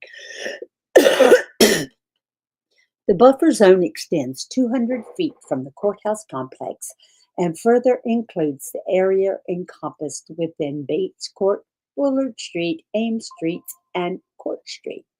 No individual may demonstrate in any manner, including carrying signs or placards, within the buffer zone unless otherwise ordered by this court. Individuals are also prohibited from using audio enhancing devices while demonstrating. No individual will be permitted to wear or exhibit any buttons, photographs, clothing, or insignia relating to the case pending against the defendant or relating to any trial participant in the courthouse during the retrial. Law enforcement officers who are testifying or are members of the audience are also prohibited from wearing their department-issued uniforms or any police emblems in the courthouse. A violation of any provision of this order, this order may constitute contempt of court. Court officers may eject or exclude entry to any person believed to have violated the provision against wearing or exhibiting certain clothing or items in the courthouse. Any person believed to have violated the buffer zone provision of this order and who has refused a prior verbal request by law enforcement personnel to comply with that provision may be subject to arrest. Law enforcement personnel may use reasonable physical force where necessary to compel such person's compliance with that provision. Respectfully submitted by the Commonwealth. I hereby certify that a copy of the foregoing was served on the counsel for the defendant via some mail on March 17th, 2025. Hank Brennan, specially appointed Assistant District Attorney. I can't get rid of this little box. I've tried and it just I can't even move it. Hey, just like it. All right, guys. So that is what they're trying to, I just, Yeah. no. Yeah, it is. That it is. That it is. Ugh. Wow. 5:30 came early. Huh? I said 5:30 came early. Is it five? It's only 3:06. No, it's 4:06 here. Well, 5:06, 3:06 here. Yeah, how about that? Yeah, I know, but I still don't like it. Well, Mm. hey, I'm going to go potty and tell you goodbye. Rest of our Love you. Thank you so much. I appreciate you so much. Thank you for joining in. Yes, I hope you feel better. I will keep you in my prayers. And we'll talk soon. Yes, Bye, love. feel better. Oh. Here we go, guys. More lies. That day, right? The two of you met there, Correct. right? What time was that? I'm going to take a comfort break. I'll be back. 11-ish. I'm guessing. So let me take our lunch recess until 1:30. The admin applies. Don't discuss this case either among yourselves or with anyone else or form express any opinion until the cause is finally submitted to you. Have a good lunch.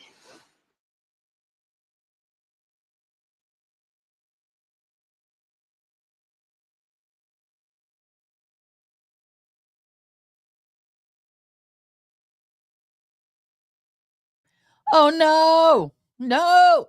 Okay, I have to use the ladies' room, so I will return. I'll put some music on until we come back.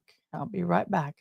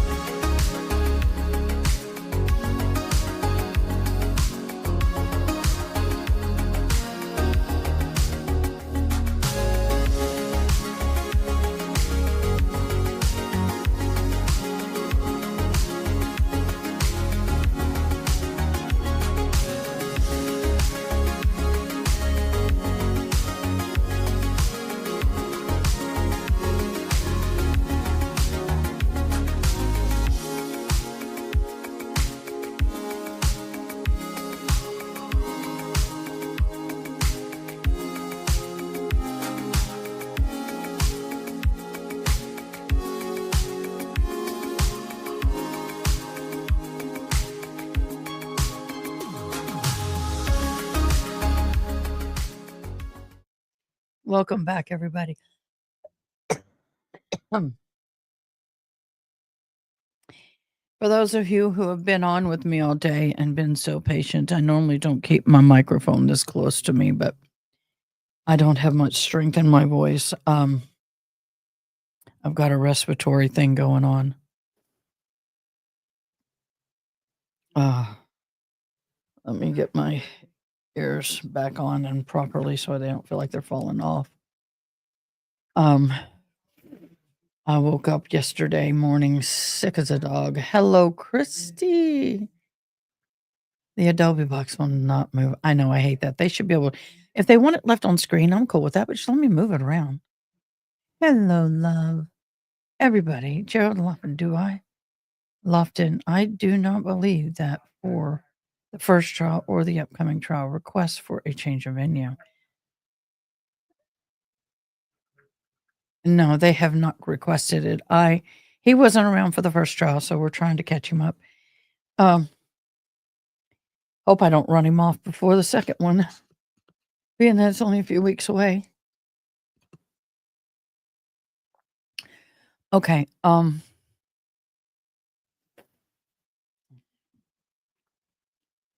I am trying to catch a breath, guys. Forgive me. Okay. We are trying to get, I don't know if it's still up, but I'm trying to raise money for the firefighters, including the volunteer and the Texas Forestry Service. We've had a lot of fires around us. In fact, we just had a house fire just down the street.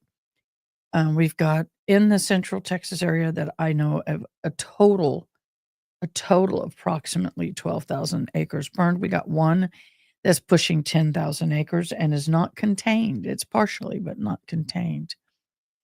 So, most of our firefighters are volunteers. We do have a paid Kerrville Fire Department. We do have a paid Fredericksburg Fire Department, but all the others are volunteers. And usually when you get these kind of grass fires, the volunteers do a ton of the work. The paid do too, but they also have to take care of the city. Well, Gerald, that's the whole bucket of worms with this, babe. It shouldn't even be in that county. They were going to recuse themselves, but they didn't fully recuse themselves. This whole thing should be in a different world all itself. And I'm very frustrated. I think that they needed a new judge because Judge Bev has her fingers in a lot of little different things. And there are some family weddings that some of the people were at that are witnesses in this trial that Auntie Bev was at. I call her Auntie Bev because I don't want to give her the honor of calling her Your Honor. So there's just a lot of stuff. And you and I and everybody else keeps arguing the same thing. Shouldn't be in this area. It should have been moved and it should have had a different judge. Now, I personally feel that if you have a mistrial of this caliber, you probably should just go ahead and get a new judge for the second, but that doesn't, my opinions don't mean anything.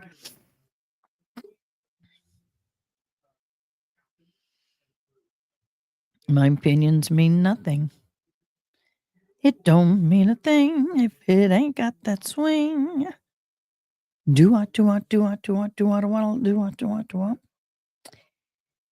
and you can't offend him very easily. I know I've tried in the last 2 or 3 days.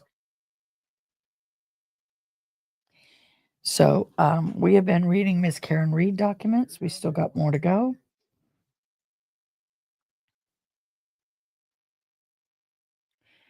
Okay, let's share this tab.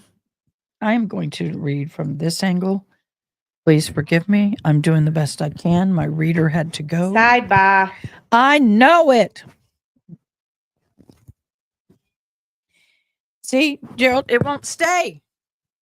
And I've got it as tight as I can get it. Now comes the Commonwealth. Oh, we already did that. In admitting expert testimony, Massachusetts generally follows the reasoning set forth in the Langdon. We accept the basic reasoning for the Dalbert's opinion. So let me see if I can expand this a little more and move it a little bit. Make it easier for y'all to see too. Because of it is consistent with our test of demonstrated reliability. The Dalbert-Lanigan test looks at the general acceptance in relative community, whether theory has been tested and whether there has been peer review and publication of theories or process. Commonwealth versus Commonwealth versus Langdon, blah, blah, blah, blah. General acceptance in the relevant community is sufficient alone to establish admissibility.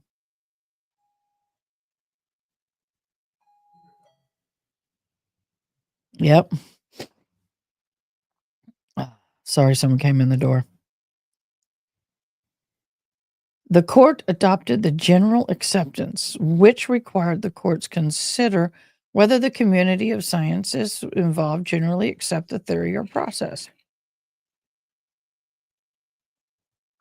underlying the evidence to be introduced. Subsequently, the Lanigan and the court also adopted a part of reasoning the Dalbert and held proponents of the scientific opinion evident may be demonstrated with the reliability or validity of the underlying scientific theory or process by some other means, that is, without establishing general acceptance. Because of the touchstone admissibility is reliability and is not necessarily general acceptance within the scientific community, Lanigan at 24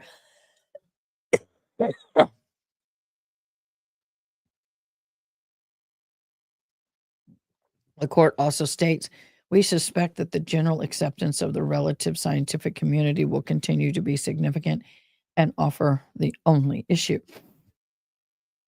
Thus, a party seeking to introduce scientific evidence may lay a foundation either by showing that the underlying scientific theory is generally accepted within the relevant scientific community or by showing that the theory is reliable or valid through other means, Commonwealth and stands. The Dalbert-Lanigan analysis at its core addresses whether the underlying theory or process of the expert testimony is reliable. The overreach issue of the Dalbert was the scientific validity and thus the evidentiary relevance and reliability of the principles that underline a proposed submission. The Dalbert standard is similarly applicable to expert testimony based on technical or other specialized knowledge as it is scientific testimony. Additionally, the process must be reliable when applied to the specific issue on which the expert will testify. Expert testimony on the scientific and specialized theory is needed if the subject of the expert testimony is beyond the common knowledge or understanding of the lay juror. If the jury or jurors can evaluate an expert's testimony with common sense and experience and can understand the underlying method or the theories of the testimony, then the expert qualifications and the logical basis of the testimony can be effectively tested through the cross-examination and rebuttal evidence. Excuse me. Challenges to the conclusion drawn from reliable procedures go to the weight, not the admissibility of the evidence. Such challenges are addressed by cross-examination and the presentation of the contrary opinion, not exclusion of the evidence. See Vassallo versus Baxter Healthcare Corp. Where there's sufficient evidence to find that the expert is qualified and that the testing procedures were performed reliability and properly. Other challenges to the performance of testing or skills of the expert also go to the weight, not the reliability of the evidence, but the weight of the evidence. Where parties do different where parties drew different conclusions from business records, those disagreements are a matter for the fact finder. They do not render the records inadmissible. Okay, you say that here, but when it's your turn to present stuff, hold on. You say that here, but when you argued against this earlier this year, expert testimony need not be unassailable to be admissible. And note that in many, if not all, the physical and social sciences, error-free analysis cannot be achieved. Normally, failure to include variables will affect the analysis probativeness, not its admissibility. Case addressing scientific regardless analysis, analysis. Should the witness be considered an expert, Dalbert Langdon hearing is unnecessary to permit his testimony. Sorry, I got to get back up. A judge has a wide discretion in qualifying a witness to offer expert opinion or particular questions. The judge's determination will not be upset on appeal if any reasonable basis appear for it. An evidentiary Dalbert Lanigan hearing is generally not required where the court have previously admitted, excuse me, previously admitted expert testimony of the same type. All right, then why did you have, this pisses me off. Why then did you, the prosecution who's putting this forth, demand another voir dire and Dalbert hearing of Dr. Russell when she had already had a voir dire in the first trial and was declared an expert witness in the first trial? You're contradicting yourself right here. Where the testimony is offered for the same purpose, yes. And where there is no financial issue as to whether the expert is qualified, factual issue as to whether the expert is qualified, whether it's appropriate methodology has been followed, or whether the quality of the evidence is sufficient to permit an opinion. All of this here, guys, pisses me off. That one little paragraph right there, those 5 lines, because what he's saying here was established with Dr. Russell, and yet he argued against it and demanded a voir dire or Dalbert hearing at best. So that angers me.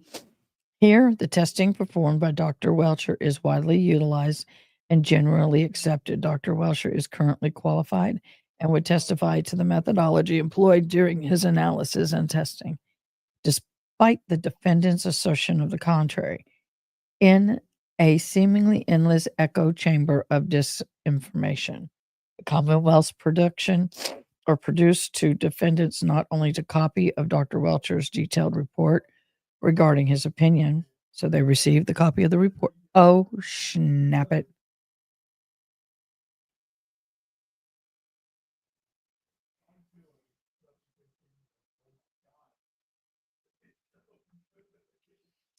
I apologize.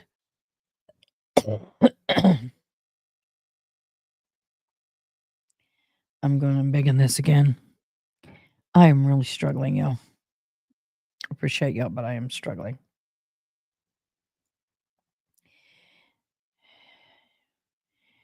Despite the defendant's assertion to the contrary, it seemingly endless echoes chamber of just Commonwealth, but the extensive list of materials he reviewed formulating an opinion, copies of materials reviewed, a copy of his PowerPoint presentation related to those materials and his report, link to the download and the raw, blah, blah, blah, blah, blah, blah.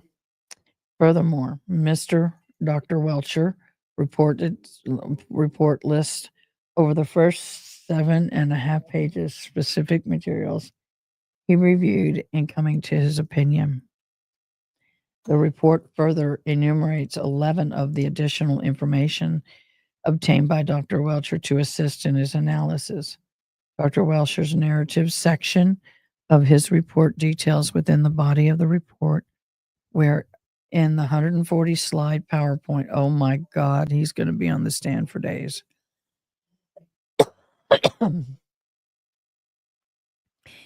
Presentation, he elucidates which demonstrative evidence to support his opinion, in direct contrast to the defendant's characterization of the doctor's report as virtually unintelligible. In addition, the portion of Dr. Welcher's presentation of which the defendant seemingly most proponently complains, the painting test or the paint test does not solely include mix of images. As the defendant suggests, the presentation includes photographic memorialization of the test in question, but also slides and with videos of memorialization of the testing and its outcome, which clearly and unequivocally supports Dr. Welsh's opinion that the location and orientation of the lacerations on Joan O'Keefe's right forearm are consistent with the geometric orientation of the right tail light. Notably, the defense does not challenge Dr. Wessler's qualifications offered to biomedical expert opinion testimony and concedes that the biomedical engineer is qualified to testify as to the general principles of biomedics. Establishing admissibly of biomedic expert opinions.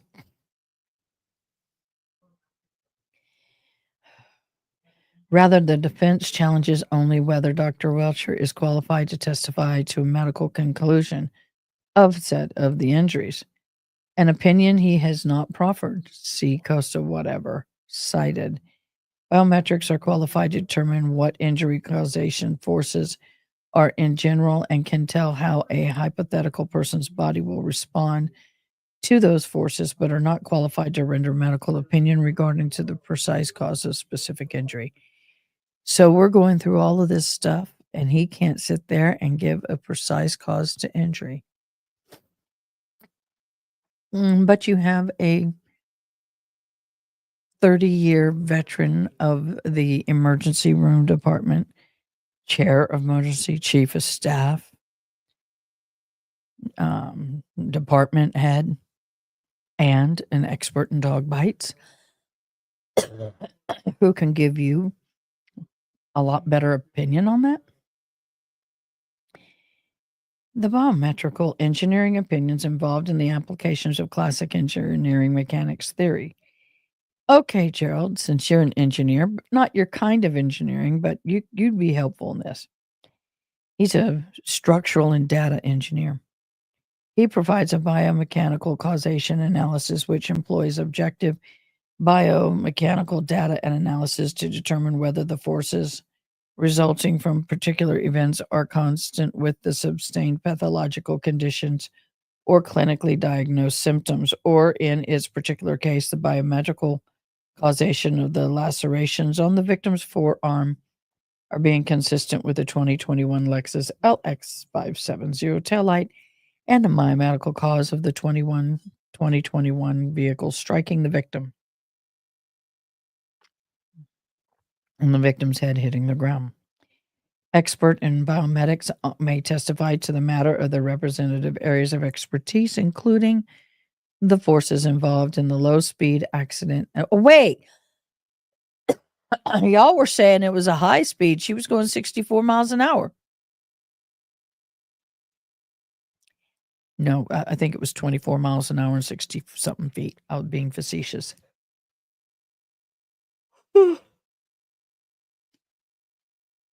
Low-speed accident and how those forces may affect an individual or object. Experts may not express any opinion regarding whether the victim suffered a brain injury or the cause of the alleged brain injury. Dr. Welcher is very clear in his extensive report as to the type of analysis, opinions, and basis for said opinions by Dr. Welcher. As a biomedical engineer, I have no opinion on any aspect of Mr. O'Keefe's medical treatment or medical diagnosis. I have conducted an accident reconstruction, biomedical engineering analysis of this matter.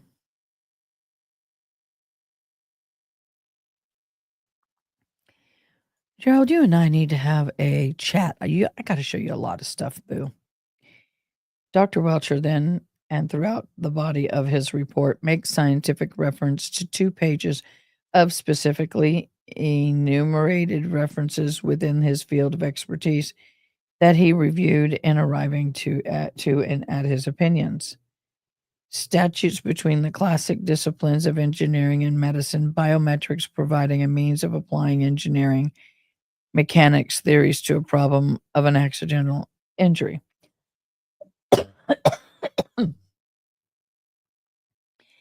Injury causation analysis is a multiple discipline endeavor and employs objective medical and biomedical data and analysis to determine whether the MVC, motor vehicle crash, caused the pathological condition or the symptoms diagnosed clinically.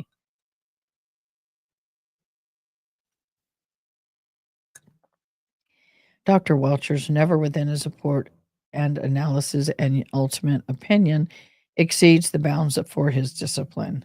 His credentials and expertise within the field are profound and extensive. See attached curriculum. The defendant has appropriately noticed of Dr. Welcher's expertise, his opinions, and extensive material he reviewed in formulating said opinion of Dr. Welcher's methodology, detailed profusely within both his report and associated PowerPoint presentation.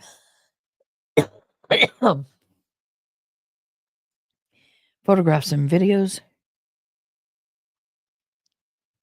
is well founded in the discipline, and his expertise within the discipline is unassailable. Dr. Welcher's qualifications in this field of crash reconstruction and biomedical engineering are beyond reproach. Dr. Welcher's testimony should not be misconstrued as a medical opinion that messes with the point and exaggerates the extent to which the witness would be testifying to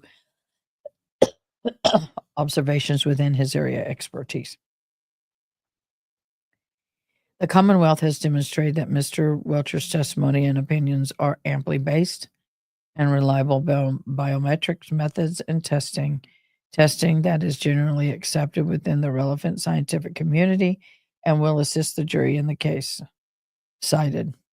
Therefore, no hearing of voir dire is necessary, and Dr. Welcher should be permitted to render his expert opinions in biomechanics and science he'll deliver to yours. The problem I have with this is here's the whole basis. This last sentence right here. The Commonwealth does not want the defense to have a bite at the apple before the trial, but yet the defense has had 4 bites of the apple on Dr. Russell. I don't understand it. I think it's crap. I don't agree with it. Okay, we have seen all the above. So now we're going to go back to the proverbial. Why are you doing this? They messed up. They had an upgrade and now I can't do what I need to do. No, that's not what I want. We want this one instead. Okay, we got it. So, anyway, yes, injuries and damage are consistent with their testimonies. I'm not trying to be mean, but I really had my thoughts on her being guilty when I first started this case. I had seen some of the stuff. I didn't see pictures of the arm or anything until trial.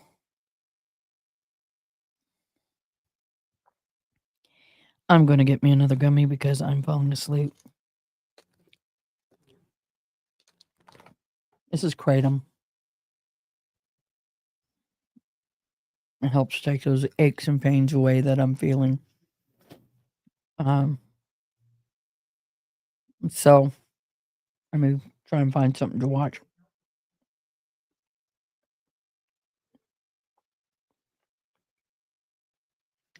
Dolly Parton shared how her famously private late husband would sneak into Dollywood. That's so cool.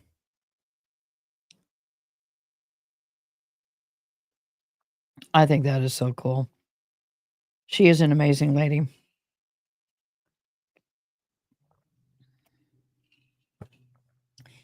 Oh, Anne Murray's going to receive the Lifetime Achievement Award. If you don't know who Anne Murray is, go listen to some of her old stuff. The Vividine cause of death. That's that drag queen that died. Former Drag Race UK winner Vividine died from a cardiac arrest caused by the effects of taking ketamine. Do you know that people can buy ketamine and take it for depression? I think that's insane. Ketamine should not be out in the public hands. Should not be. Let's share this. This is what we're dealing with here. Officials in Fredericksburg, Texas, warning that the massive blaze there grew this morning, now at 9,700 acres, even as it's 65%. We can see that from A where I red live. flag warning is in effect through 10 p.m., and at least 500 people are displaced from their homes. Families were given just minutes to evacuate with no place to go. Animals. They say community support has been a lifeline. Some found security, food, and comfort at the Zion Lutheran Church, which quickly converted into a shelter. I know that church. Joining us now is the pastor of that church, Jonathan Molenkoff. I have decaf Thank and you so much, caffeinated. Pastor, for being with us. I know that I know officials, at him. least Hey, the last we Pastor. checked in, were still warning of trees burning, embers He's falling. a great guy. How is the community doing right now? Thank you for having me. Yes, it's been very emotional, but the community is coming together. We've had so many calls for support at the church where we are still a Red Cross Drinking shelter. decaf. And also the local fire department has been Tomatoes. inundated with supplies, more than they can actually use. Everybody's coming together. I talked to one family who did lose a home and they're just in shock, but they're going to move forward and we're going to help them best we can. Tell us about that, because it's hard to even imagine that. That's only about that view is only a few miles outside of my town. It is so big that people across the state going towards Louisiana are getting some of this plume. It is massive. You can see it from space. One day you're sitting in your home, and then the next thing you know, you're being evacuated, and the next thing you know, your home is gone. How are you helping folks to cope? And I wonder if it does seem to help when they see this outpouring of support, as you say, more donations than you could possibly use. Yeah, well, we need donations The family from the fire I department. spoke with That's not them. appreciative of the support, very much so. I prayed with them. We're going to raise funds for that family to rebuild. And it's a very close-knit community. A lot of people that evacuated were able to go stay with family and friends because everybody's so close-knit here. And also some people were at the Red Cross shelter as well. So again, that family is very appreciative and just trying to make sense of it all. I know it can be hard to make sense of it. All right. Cedar trees are about 12 feet tall. Well, they're short trees, right? Many people say they can't crown. Crowning is when the fire is on the top of the tree and going from treetop to treetop, but below that is where the ground is. It's not burnt.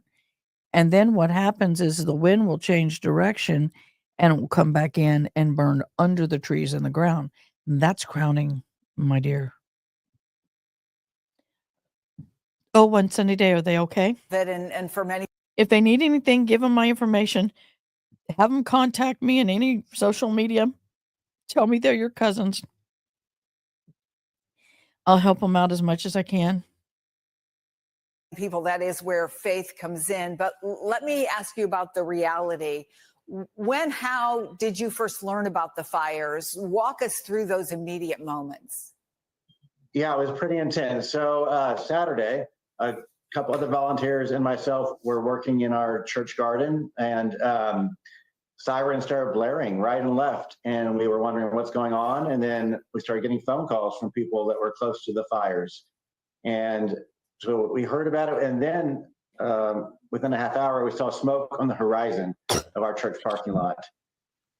So yeah, it happened so fast. And Chris, it went from 400 acres to Oh, that's a 8,000 in a gas matter of line. hours. It's all been very sobering and emotional. Yeah, that's a gas line. 400 to 8,000. I can't even begin to imagine the fear that In engenders. hours. How But are y'all don't realize it went from this to that within few hours. 400 to 8,000 acres in an extremely short period of time. We had wind gusts.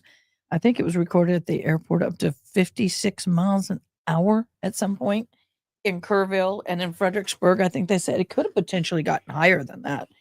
I don't have the exact numbers. I'm just trying to go by memory, so don't quote me, but they were high wind gusts. you able to get up and running so quickly? Well, fortunately, our church leadership had recently voted to continue being a Red Cross shelter. And then sure enough, we were contacted. So we have a strong congregation that wants to serve the community and share God's love. And so we just were able to do what we could right away. And we're just moving forward. We just keep trying to communicate with each other and the local authorities and first responders and meet the needs as they come up. By the way, my local Red Cross is over there. This is only from their door to my door to downtown is 22 miles away. And that's not far here in Texas.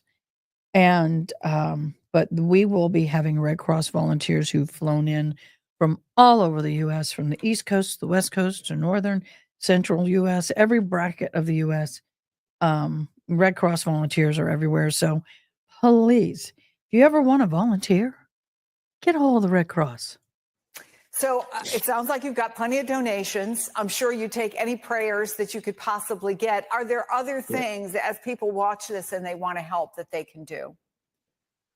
Yes, of course, Red Cross, you can always donate to them, but also there's a local foundation, One Star Foundation, that has a crabapple fire fund that is going to support all the people in the county that are being affected by this fire. See all this green that you see is cedar. See all this red, brown, all this. This is all cedar. This could be why I'm feeling the way I am, but I'm not sure. It is horrendous to be around cedar when it's burning. It burns so much in my esophagus and lungs when you inhale that smoke with the cedar on top of it. The thing is everybody's donating to Red Cross and they help take care of the people and everything. One of the things that you can always do in your community, if you have a disaster like this, go buy pallets or cases of water or Gatorade. The reason is that way they can replenish electrolytes and then have the water as well.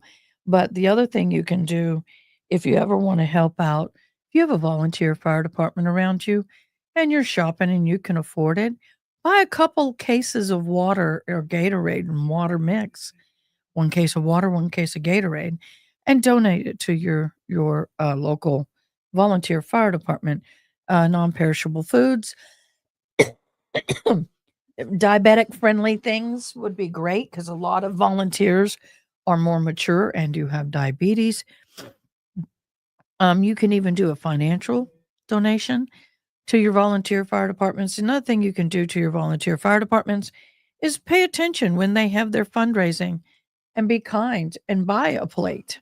Don't cook dinner that night. Go and buy a plate. Oh, this is that house fire in Kerrville. Ken's TV is out here. The San Antonio News people are out here because of the other fire.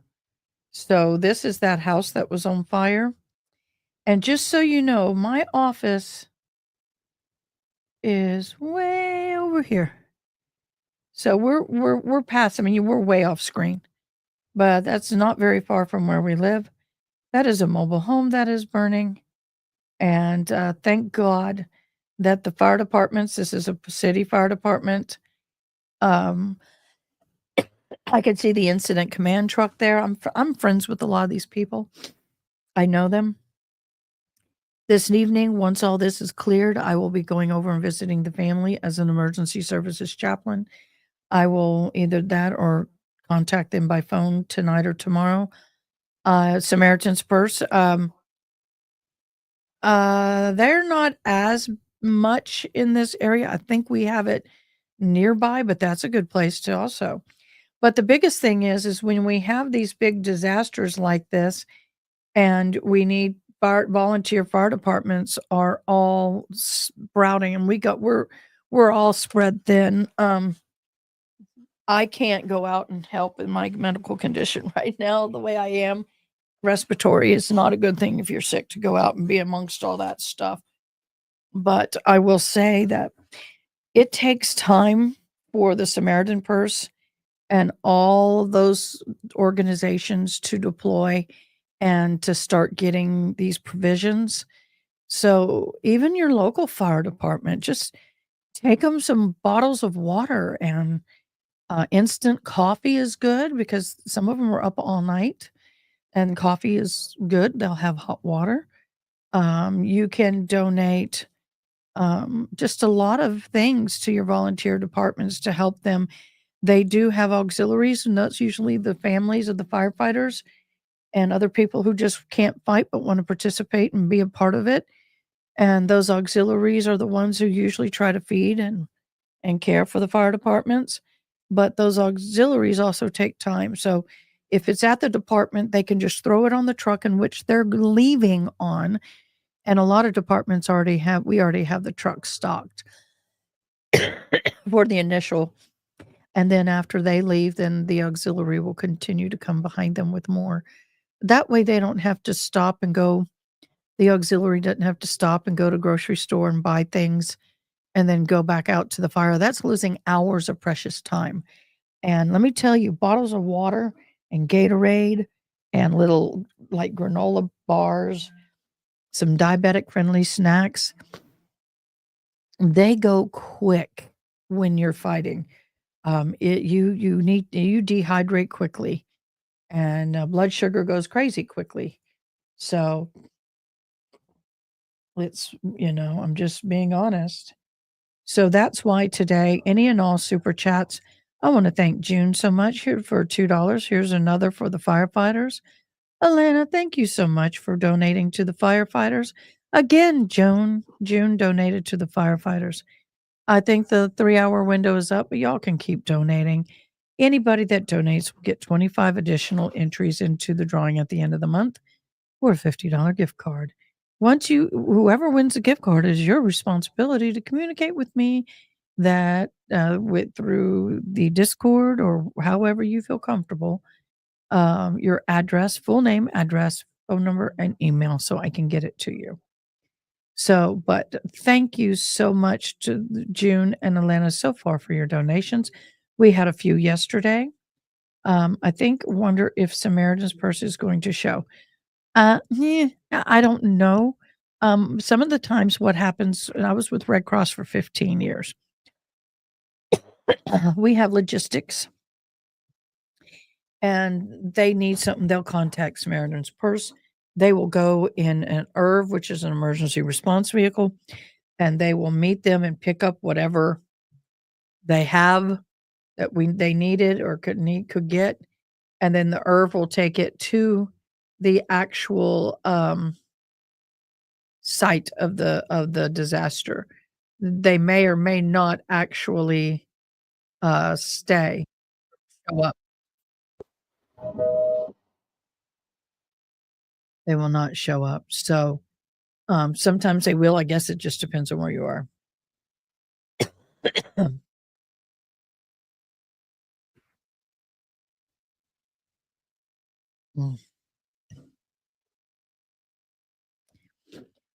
Someone said, what is my fire department? My fire department is Fort McGavitt. It is 2 hours and 15-ish. It's a little over 2 hours north central of me. And yes, if I have to, I can make it in half that time or close to half that time. It all depends on what's happening. I can and do run under red light when needed. So yay. I do. And it's important, but I do need to get one thing I desperately need to get is lights and the siren sound implemented in my vehicle better. Right now, I don't have the siren, so I have to yield through a lot of stuff, but it's okay. But there's a lot of places around that are having disasters. So if you can't help me here with our disasters going on, um, also I do have a birthday coming up. Somebody sent me. Oh, speaking of, I don't know who, but somebody sent me something, and I know what it is. But it was supposed to show up today, and it didn't, and I'm not happy. I was looking forward to it showing up.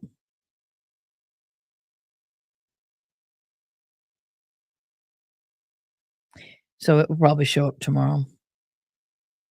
Spet said it was supposed to be delivered today. But at 1:56 p.m., it arrived at the USPS regional facility in San Antonio. Departed from a facility in San Antonio, so it's bouncing around. I will do an unboxing for y'all when I get it. I'm sorry, I'm not. Why do I keep saying I'm sorry? I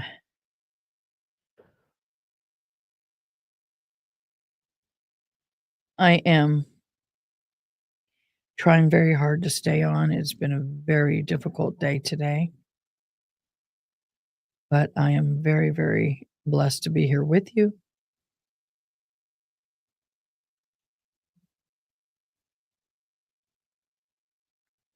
I'm looking. The crab, they're calling it the crabapple fire because of the road. It says the relief fund is accepting monetary donations. Those monetary donations will go for multiple things. One of the things people don't realize that with these kind of brush fires, a lot of wear and tear happens on the trucks. You're running over stumps, sharp rocks, especially here in the hill country. We have a lot of very tough terrain, and the tires go out and blow out in the middle of everything. So it's a lot. So even where you guys live, so sometimes if you want to tithe to a department. Uh-oh.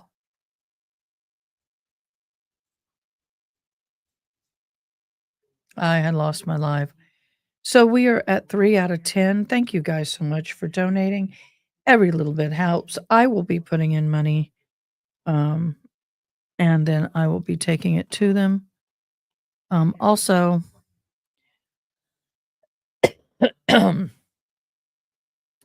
we also today have been listening again to the co-defendant. I don't know why we call him co-defendant. He's the Red Roomer Baker, who's still on the stand. I think this is his 4th day or 3rd full day. I think he had a part of the day one day. I think this is his either 3rd full day or going into his 4th day. And I'm really struggling to listen to this guy. He is being a little bit on the combative side. He's being a little bit hoity. He's being a little bit pain in the butt of a witness. Everyone goes, why doesn't she treat him like a hostile witness? Well, first she has to get permission. And if he keeps doing it, they very well may. Gerald, Honeyboo, what are you saying yes, ma'am, to over in Messenger? I don't know what you're saying yes to in Messenger, Honeyboo. For those of you who don't know, who are new here, Mr. Gerald and I are dating. I've kind of kept it quiet. No, it's official.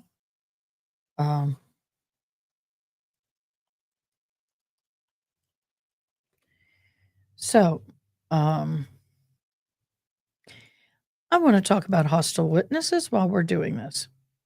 A witness, all these dang advertisement comes up and drives me nuts. A witness is referred to as a hostile witness if he refused to tell the truth in the court of law after having previously been sworn that he would. He almost went hostile when they were talking about the victim's name. He almost went hostile. Or if he is open against the party who has called him as a witness. The side that calls the witness, be it the prosecution or defense, believes that the witness will provide similar evidence to the court was provided in his pretrial statement. So if the witness then, after the pretrial statement, or sometimes they will testify in the grand jury, then decides to lie or refuses to answer questions that they've already answered in the past on the stand, the party who called that witness can ask the judge to declare them a hostile witness.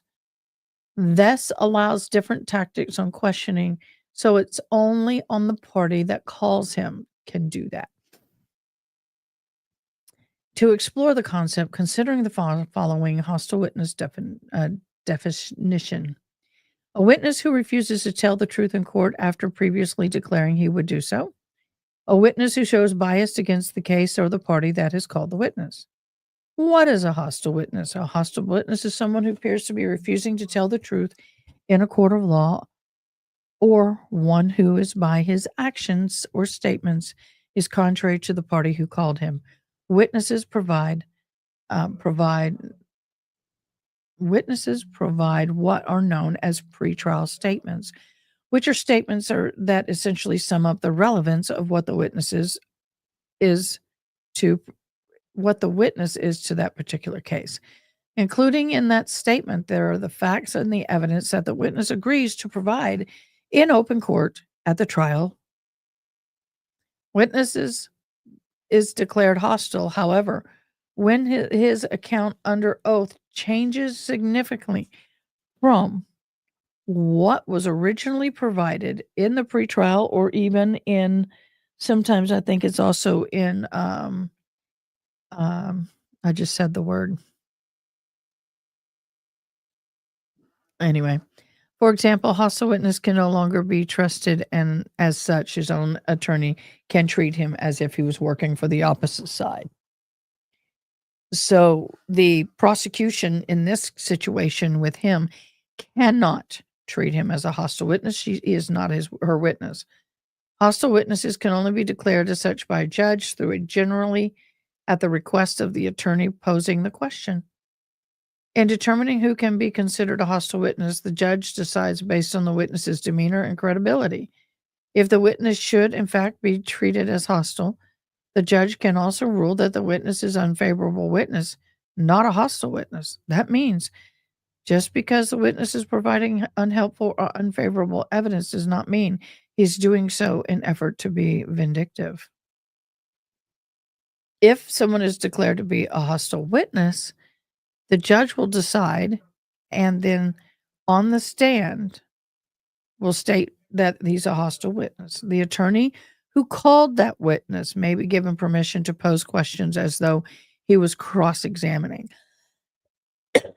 the witness. The attorney can ask witnesses leading questions to get him to say what the attorney wants him to say. The attorney can also cross-examine his own witness based on the context of the witness's pretrial statement. So the biggest thing about a hostile witness is that you catch them doing something that's going to hurt you. You can then turn around quickly. Stopped into, hey, case one, we've missed you. Forgive me, y'all. I have been sick today. Kind of started yesterday. I am just really under the weather. I'm just trying to hold on.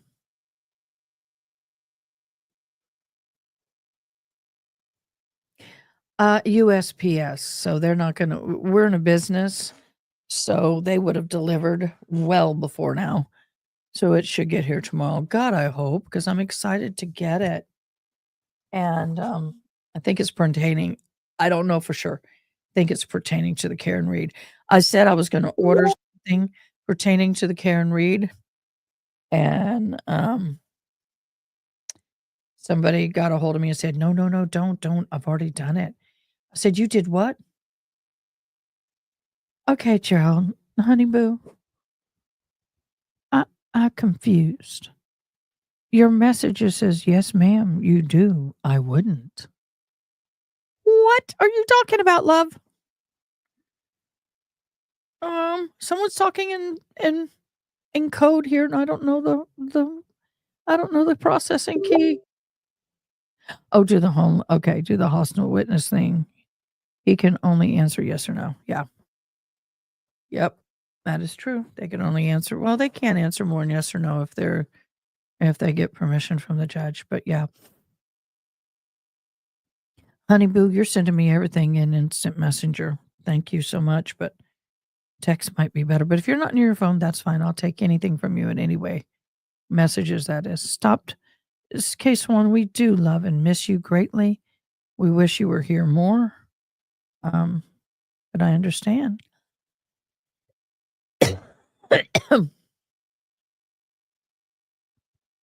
There it goes.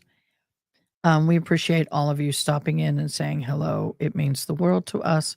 Thank you so much. We are supposed to be back in court in about 15 minutes.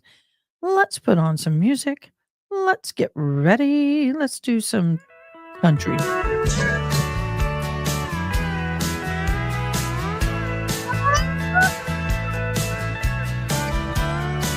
Yes. As country girl. Even funnier, I used to live right across the street from a Chicano bar.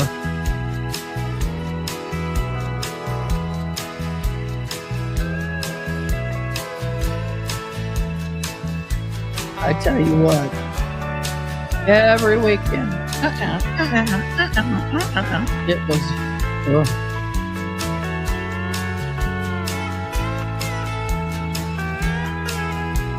Sandstorms been going on. Yes, we've been having dust storms. My daughter has more than we have. Although she is home for the weekend, for the week. For case one, I do miss your chat. But I'm so grateful for you listening. I am equally grateful for you listening, but we do love knowing that you're here. So thank you for letting us know that you are here. You have another one for me tomorrow? Oh my God. Beloved, you know that I ended up doing a study in high school on the Dutch Bowl. And you know what? It's starting to worry me here.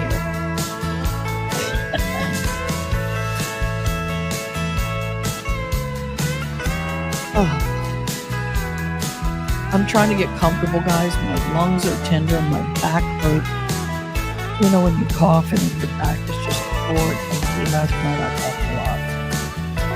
I just feel beat up right now, and I apologize. I really do.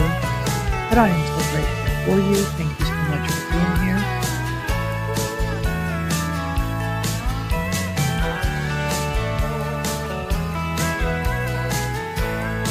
Sorry, I'm just kind of looking around. Hawaii is shrinking 40 times faster than previously predicted. Homes and businesses soon to be underwater. That sucks. Then again, when you overbuild on an island that half floats on the water, you get what you get. I cannot believe, guys, I have 6 classes before I graduate. I'm just so excited. But I guess the question is, will I be married or single? Millions of people in Texas are being told to avoid being near windows.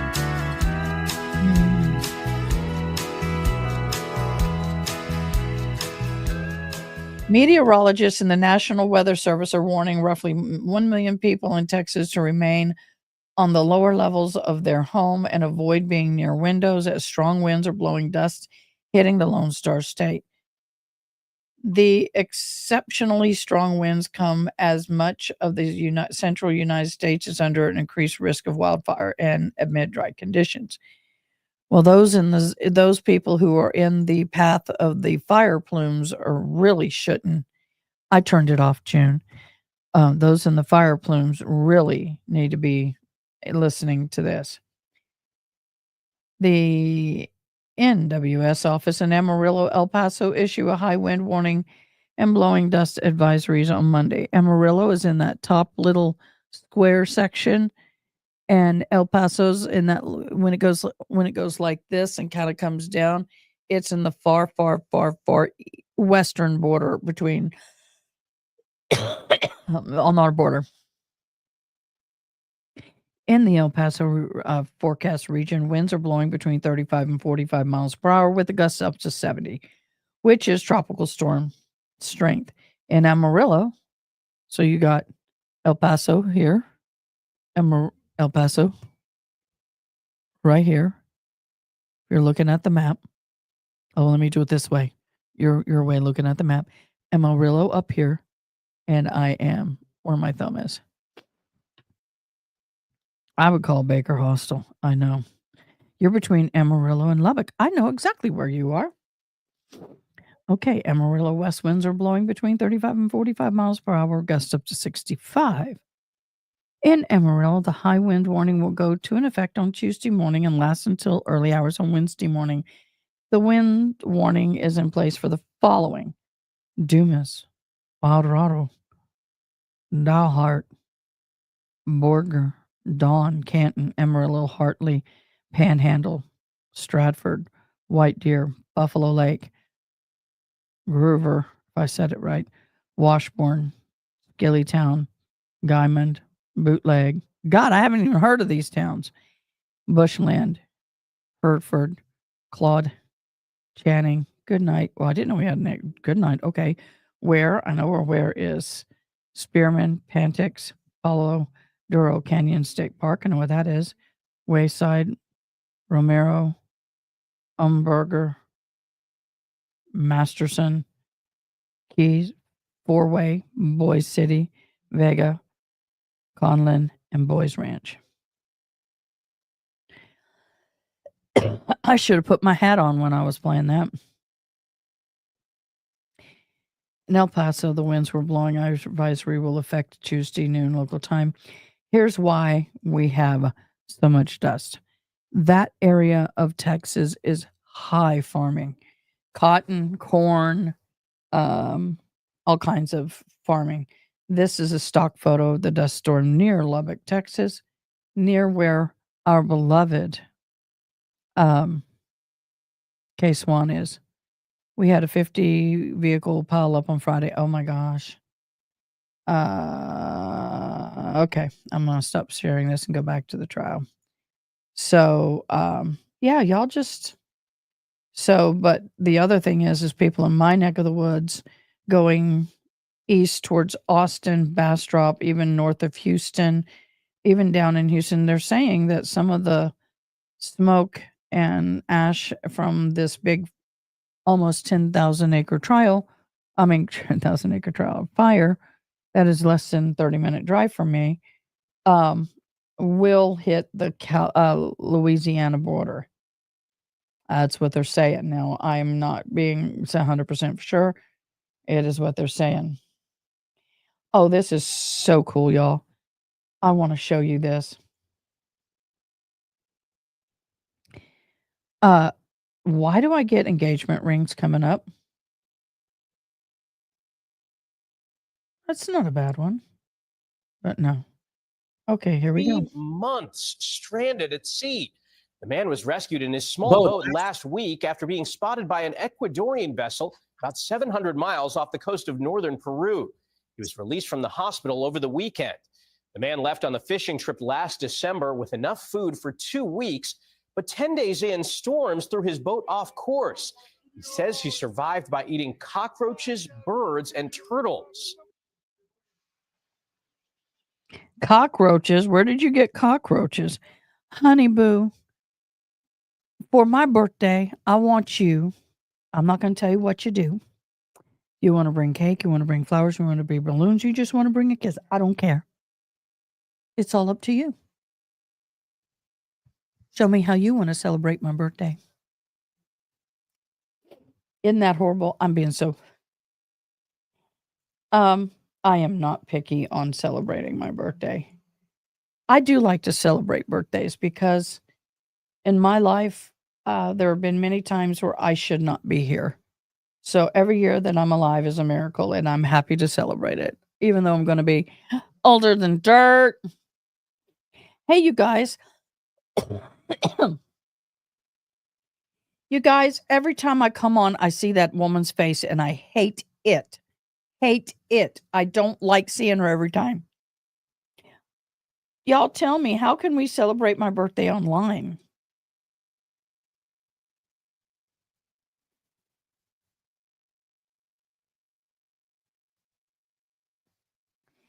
How can we celebrate my birthday online? I want it to benefit someone. Is there someone in this community that we can support? I don't know. Y'all help me out. How could I celebrate it?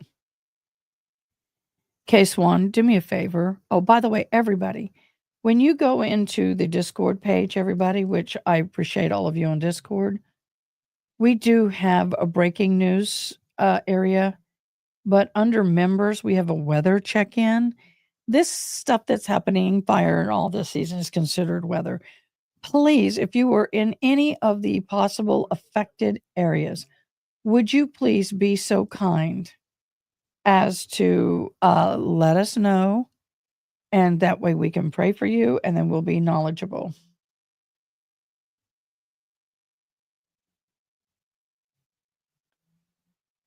Well, we've already read all this, so it's not new. Okay. So please, guys, please, please.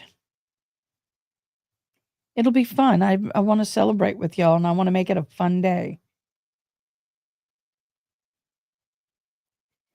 If you ever know anybody that needs help and is struggling emotionally, first call 911, but also try and get a hold of me or somebody. If you are going through a hard moment and you need somebody to chat with, go into our Discord. Please go into our Discord. We are here for you. We're a family. All right, here we go. I know there's been some talk about the length of the trial. Let me tell you what I know. And I'm kind of in the same area you are. Next week, Monday, Tuesday, Wednesday, Thursday, I'm going to be teaching in San Francisco. If it was a vacation, I would cancel it for you. That sounds like I'm looking for pity. No, I have too many. This is for advanced judges, and it's just too many people depending on me. The case is winding down. It's winding down. If there's issues coming up, like that first week of April, we'll deal with it. I'm not going to hang you out to dry. You've invested a lot. I would invite you to my class, but you're not allowed. Yeah, I know. Believe me, I'd rather be somewhere else myself. In any event, we'll deal with it, but we'll talk about it more as the week goes on. Mr. Baker, you're still under oath, and you may continue. Thank you. Just before lunch, we began talking about the day of the murder after the attempted hit on Fabio at the strip mall. On that Monday morning, you testified that you played racquetball with the defendant, right? With Monica at the LA Fitness? Yes. And how long did the two of you play for? Under 90 minutes, probably under 90 minutes. Under 90 minutes? Yeah, probably an hour, maybe an hour. And where did the two of you meet that day? At LA Fitness. And you said you got there around 11-ish, right? Just the estimate, if my memory serves me, which is not good. But yeah, I think it was 11-ish. Okay. And I think you told us that he has selective memory, y'all. I'm just saying. she hit you with the racket. You were hurt bad. You bled a lot. You remember that? You tried to lick the wound and put on a Band-Aid. I don't think I tried to. Did I say lick? Yes.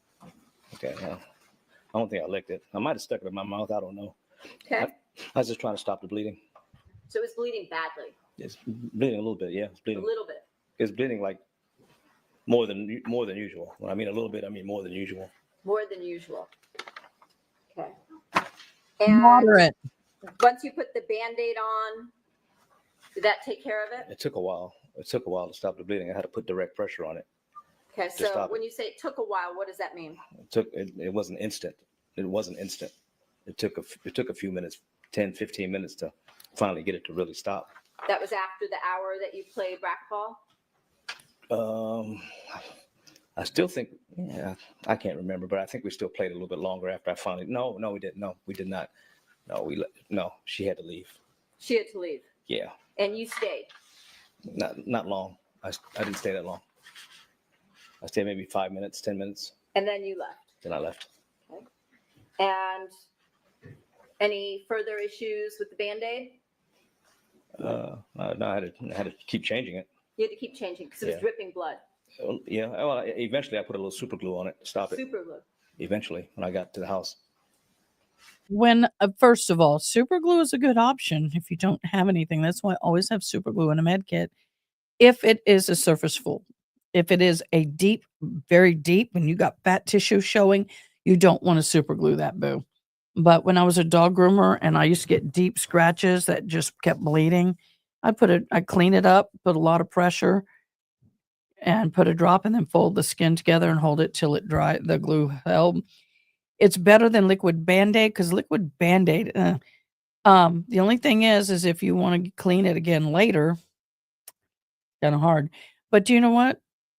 In a tight pinch, super glue is really good for sealing a bleeding wound. And when did you put super glue? At my apartment. And when was that? The same day. Was that after you left the gym? Yes, at my apartment. Yes.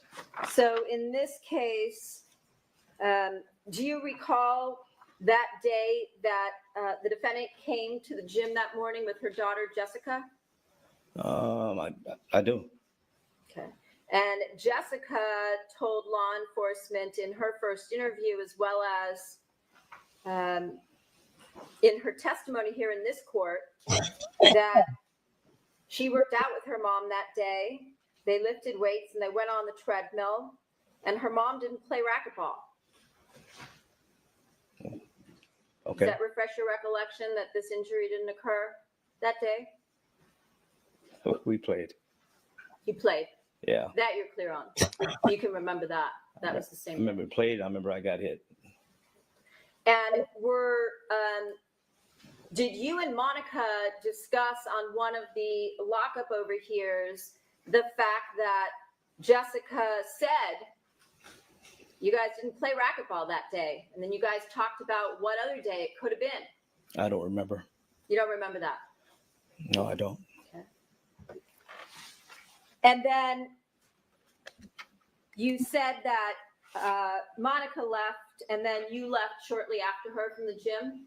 Yes. Did you do anything with your injury, like report it to the front desk or anybody that you were bleeding all over? No. Get any medical attention? No.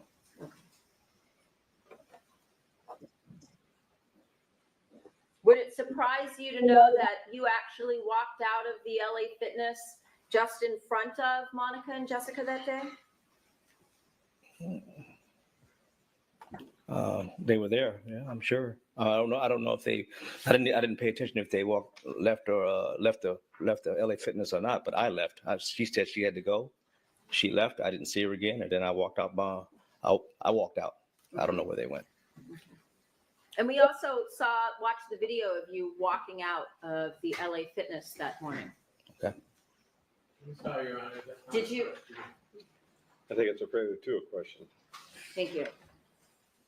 If I were to tell you that there's no evidence on the video of you walking out, nursing an injury, bleeding, dripping blood, or anything of that nature, again, Would that refresh your recollection as to what date this allegedly occurred? It happened that Monday. I'm sorry? It happened that Monday. Okay. So that one detail you are certain of. Objection, that's argument. So rule. Yes. There you go.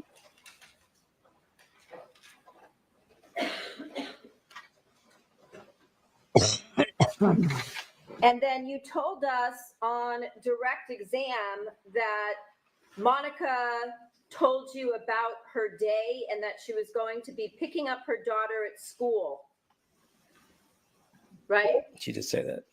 And based on that, you told us that you put together that there would be a short window, an opportunity for you to kill Fabio.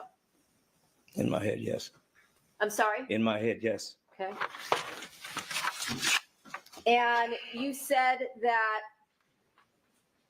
Monica told you Fabio hadn't left the house in days. Do you remember testifying to that last week? No, I said that. You said that. I said that. Okay. And when you told the jury that Fabio hadn't left the house in days, what was that based on? Based on the information through general conversation of her telling me her day that he was there. Okay. My question was that he hadn't left the house in days. Where did you get that from? That was Is that my GPS? What was no. that That based was on? just me listening to the conversation. So if I were to tell you that Fabio was out the day before, which was a Sunday, with his friend Ernie, would that do anything in terms of change your answer that you gave last week to the Well, jury? I don't know exactly every second where he was. I mean, I know he was generally at home. You said he He had left the house in days. All right. My terminology mean left the house in days, meaning like going somewhere like to work and being gone for an amount of time where I can see her. So that wasn't happening. That's what I mean. Couldn't leave the house in days. Okay. And I'm sure he did leave the house somewhere for someplace. No doubt about that. But she told you that he was going to be home on the day that you went up there to commit the murder. That he was going to be home. Yes. I kind of took it that he was going to be home. Well, you didn't just take it that way. I mean, you relied on that information, right? Well, You went through this whole eventually I had to rely elaborate on it. scheme to go up there to kill him. based on Eventually, I that. had to rely on the information. Yes. Okay. Did you know that he was also gone during portion of that day, that we saw him on videotape, leaving, coming home? No. Mm-mm. It was a lot going on that day. Lot going on. Where else did you go after LA Fitness? I went back to the apartment. And what did you do when you got back to the apartment? Try to figure out how to do this thing. What do you mean try to figure out how to do this How thing? to do the murder. What do you mean how to do the murder? What do I mean? How to do the murder? How to do the murder? How to do the murder? I don't know what you mean. What do you mean? Well, explain to the jury what you mean. You when mean to go said through the that. whole plan again? I'd like to know what you said you went back to the apartment to do. I said, I went back and I told Chris, I said, I think I might have a good, something like this. I don't want to be verbatim. I'm paraphrasing. I just told him I think there was an opportunity. I don't remember exact verbiage. Okay. And so what did you do then? Try to get everything together that I needed. What was that? The clothes. Okay. What clothes?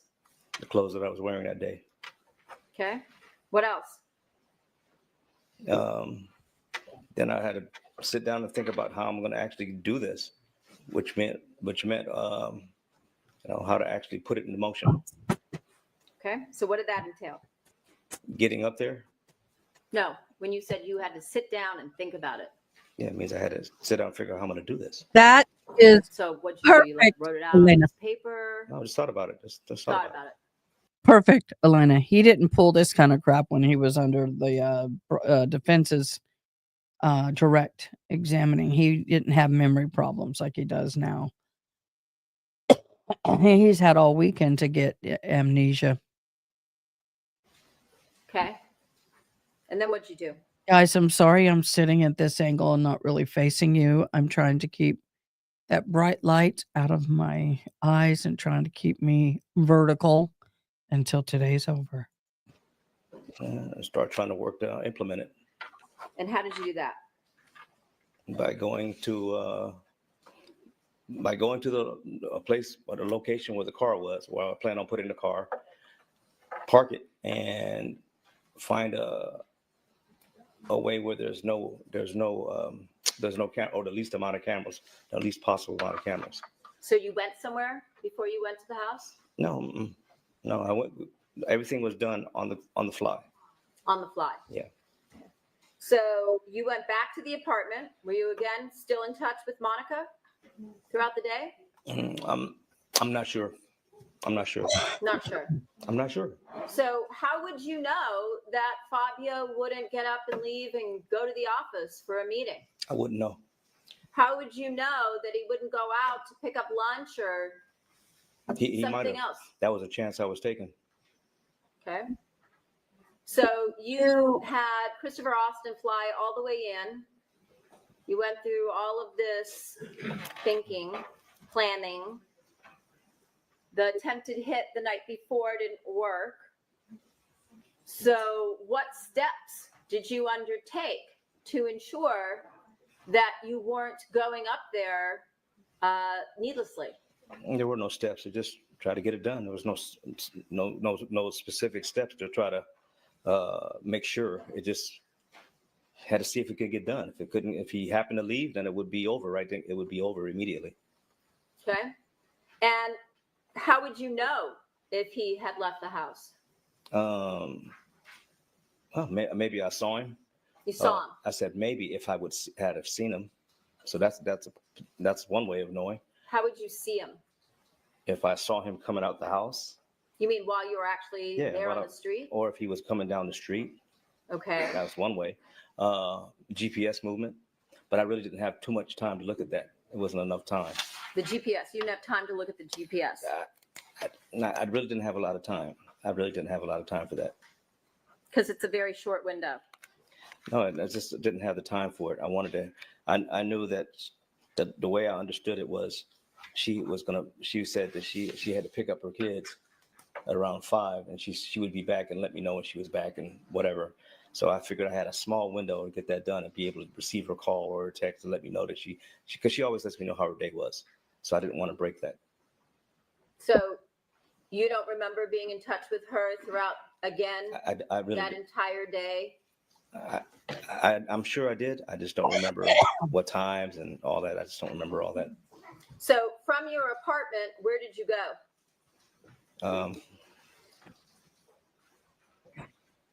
Eventually, I went to the location. Well, no. I wind up having to pick up some items. I think I went to the bank. Went to the pick up bank. money. Okay. So, and then I went to one store to pick up an item and another store to pick up some other items. Did Chris Austin come with you to the bank and the store? No, the bank was a drive-through. Was he with you? No, Okay. Which car were you in? I think I was in my truck. The truck that you said you wasn't working, so you needed a rental car, right? It wasn't working earlier that week. No, but it worked. It was working. It was I working. needed a battery. Huh? It was working that day. Yeah. No, I eventually got it to work. I put a new battery in it. See, here he's dancing. He realizes that, oops, I may have said something inconsistent. And now here comes your dance. He's dancing, y'all. Yeah. Uh-huh. Okay. And so what store did you go to? I went to a liquor store, not to buy liquor. You told us you were in a rush. You didn't have a lot of time to look at the GPS, but you had time to go to the liquor store? Not to buy liquor. I went to buy something. I can't remember what it was. It wasn't liquor, though. Okay. So you went to the bank. You went to the liquor store. Where else did you go? I went to Target. You went to Target. Yeah. What time did you go to Target? I don't remember the time. Okay. And what did you buy at the Target that day when you were in a rush to get over to the house to commit this murder in that short window? I believe it was some kind of clothing. You bought clothes. No, some kind of clothing. Yeah, I believe that's what it was. Okay. And while you were there in the Target parking lot, did you meet up with Monica? No, not that I remember. Could you have? I don't remember because I met her a lot of places all the time. So I don't remember if I met her that day or not because I'd meet her all kinds of places, and Target was one of them. There's a lot of places. We've been a lot of places, so I don't remember. So if Monica was messaging you right up into the time that she comes to the Target store, and then the messaging stops for a period of time when you're both in the lot, would that refresh your recollection that the two of you got together at the Target lot to speak? Maybe might have been in the same parking lot. I don't know. You don't know. I don't know. I told you I don't remember. Okay. So you said you were driving your truck when you went to the Target, right? No. Oh, I you wasn't. went back and changed I cars? said yes. I went to the bank with the truck. That's what I told you. Okay. And then you said you went to the liquor store. Which car were you in for that? I walked. You walked to the liquor store. Sure did. Okay. And then you went back to the apartment? Or Yes. did you walk to Target? Yes. No. No. I went back to your apartment. And then what vehicle did you take to go to the Target? The silver car. The rental car. It was silver, I believe it was. The one that was rented, correct? The silver car. Again. Yes, Your the Honor, silver car. ask that the witness be directed to answer the question. You go ahead and ask your question. The silver car that was rented. There you go. And when was that car rented for you? I don't know what day it was. Well, you told us It's overruled. you told us last week that you got somebody, Paula, to rent the car for you. Remember testifying to that last week? I do. Okay. And you said that that was on Friday, right? I think it was on Friday. And then you told us that over the weekend you drove all three cars, your Mustang, your Ford Expedition, and the rental cars. Remember that? Yes. And that was because you said you needed to take your car in for a new battery. No, I needed to work on my cars, period. And the No. battery was one of the things I had to do. No. That's not what you said. I got to stop drinking this tea. It's upsetting. I'm drinking too much. Not upset, but I feel like I'm floating like crazy. That is not what you originally said. I don't even want to call you a sir. A red rimmer. That's not what you said. I hope the jury is catching this. And so you had her rent you a car that you drove over the course of the weekend. Yes, I used it for the weekend. If I were to tell you that the vehicle was rented for you that day, and that you met Paula at the Enterprise, and that cell phone evidence shows you were there renting the car that morning again, does that change another set of answers you gave to this jury last week? I told you I don't remember a lot of stuff, so it may have. My memory is bad. I've been telling you this from the beginning. But there's certain things that you have a very clear recollection of, right? Maybe Certain make things. it Like the a fact that you played talking about my racquetball birthday. that morning. I would bet on that. Which finger? I'm kidding. I'm kidding. So Okay. Y'all. I am when I get sick like this and I'm in the mood that I'm in right now, I can get very sarcastic.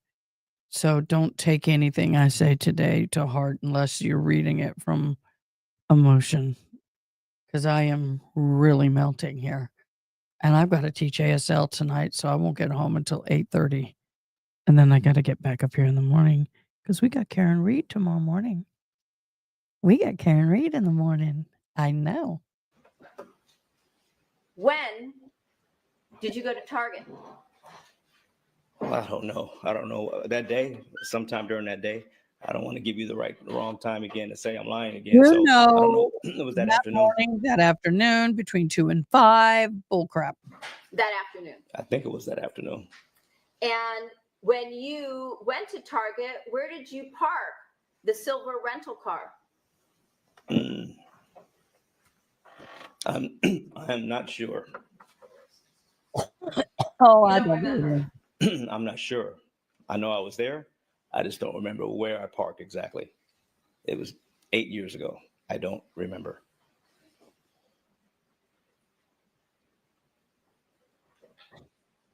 You know, you parked it at the far right-hand side of Target. You parked it behind Target. You may not remember the exact parking spot. See, this is what pisses me off. When people are testifying and it's something like, where'd you park your car? Okay. You don't know. Was it in front of the store directly? Okay. No. Was it to the front and to the right or front and to the left? Was it at the back of the parking lot in front of the store or the back of the parking lot at the back of the store? Was it to the side of the store near the dumpsters? You may not see, that's how he can sit here and say, I don't remember correctly, because he doesn't remember the exact parking spot. So that's not a lie. In my humble opinion, which means nothing right about I now. have a set of still photos.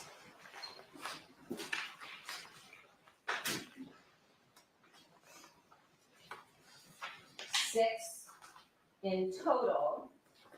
I so From agree with January you, Pace One. 23rd of 2017.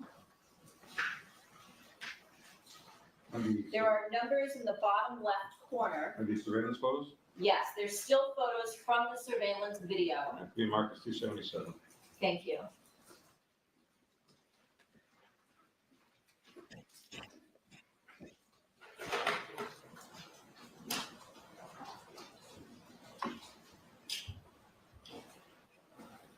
Do you recognize the vehicle that you see here, circled in green? I see the lit up car. Do you recognize the car? Not really. I don't remember. I don't recognize it, but I'm sure that's supposed to be the car I was in. I'm sure. Supposed to be. I'm sure. Is that what you're saying? Yeah, because I don't know if it is or not. That's the video.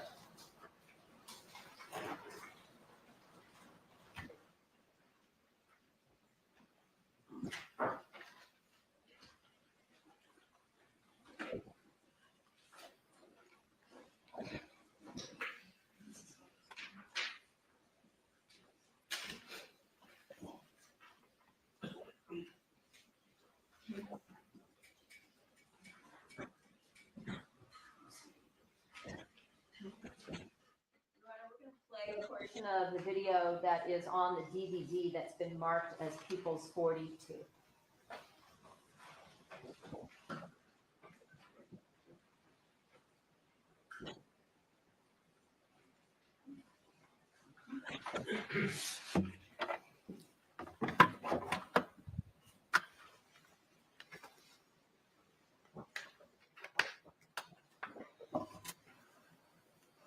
You recognize this location here?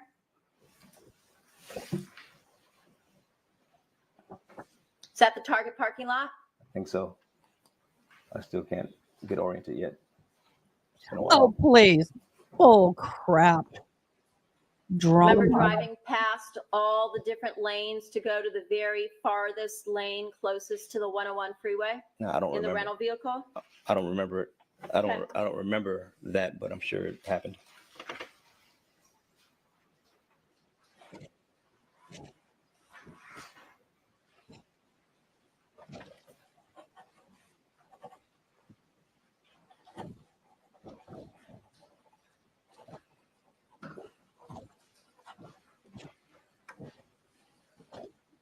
Remember backing the vehicle into the spot? Yes? No? I don't remember, but it looks like I did it. So I don't remember that, but it looks like I did it.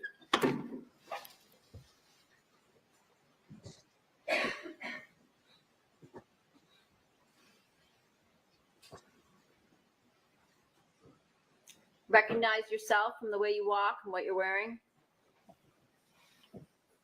I remember what I wore. Yeah, it was dark. That's you, right? I think so. It looks like it. You see, doesn't appear to be any I'm injury neither or nursing on confirm your or deny. hand. Did you see that? Hello? Did you see that? Did I see what the injury? I And didn't is see this no you injury. It here was too walking far. into the store at 302? It was, yes, a different question. Is that you walking in? Did you see yourself? I don't know. I was talking to you. Can you play it back? You want me to see it? Sure. I'm sure it is, but If you have any question, let's play it back.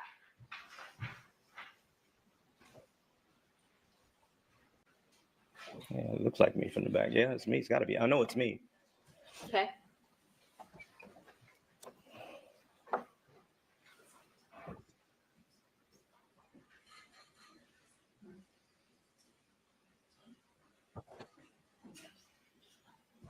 I'm going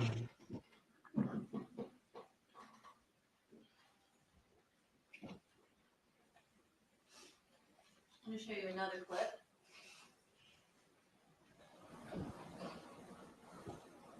This is now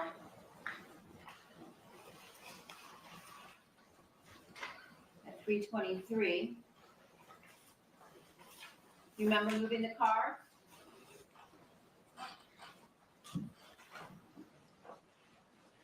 I'm sure I did it, but I don't remember.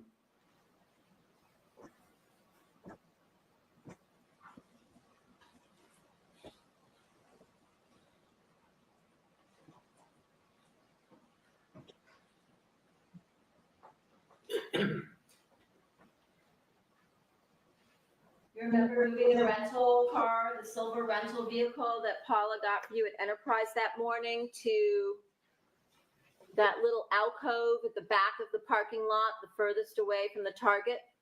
I don't remember doing it, but I'm sure I did it.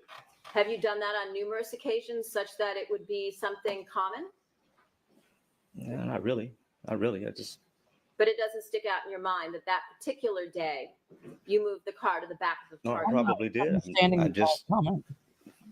don't remember doing it. I probably did it. I just don't remember doing it. It wasn't a big thing for me to do that day. Just to move the car, and I have to remember that. I just wasn't thinking in the future, I need to remember moving this car. You don't have to think about it. Yeah, thank you. All right, let me play another clip.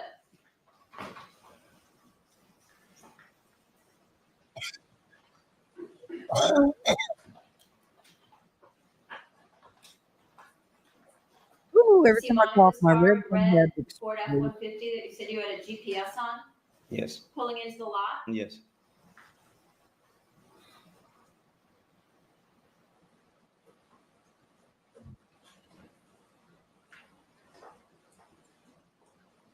See the car stop right there? And someone comes around the front? See that? I can barely see anything. And your car is still at the back of the lot. You see the green circle to the right? Yeah.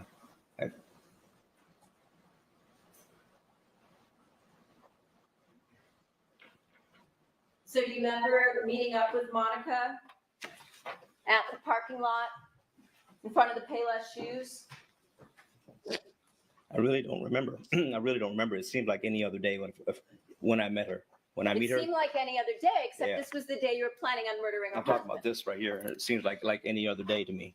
To me, it just Okay. seems like any other day of me meeting her. You see the So- two circles on the screen at 3:30, the red one and the green one?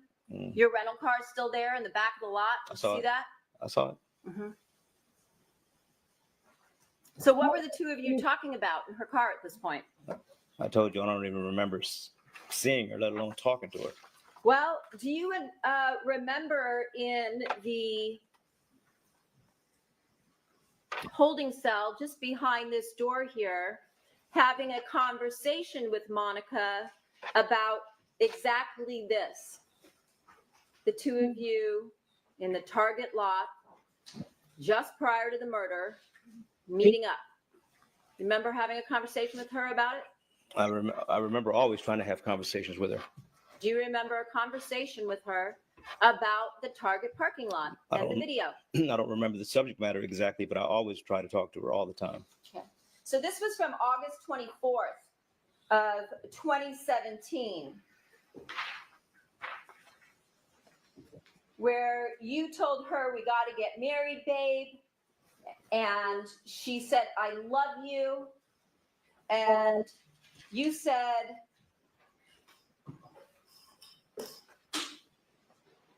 my lawyer said the same thing. He thinks you're going to make a deal. Actually, that's Monica saying that to you. And you said, babe, I'm not making no fucking deal. I'll take it to my fucking grave, baby. We Remember gotta that? get rid of that word. Well, I'm I got to hear it. 6 hours at 5 I hours. don't remember saying it, but I'm sure I got to hear it first. And then she said, me too. Remember that? No, I don't. And like I said, I need to hear it. And then you said, I love you. I'll take the blame. How many of us think that he got some coaching over the weekend on how to handle her questions? It looks like to me he's had some coaching. Because if he can give a vague answer, he's doing it. I don't know. Before any. What are your thoughts? Remember saying that in the lockup right here. Uh,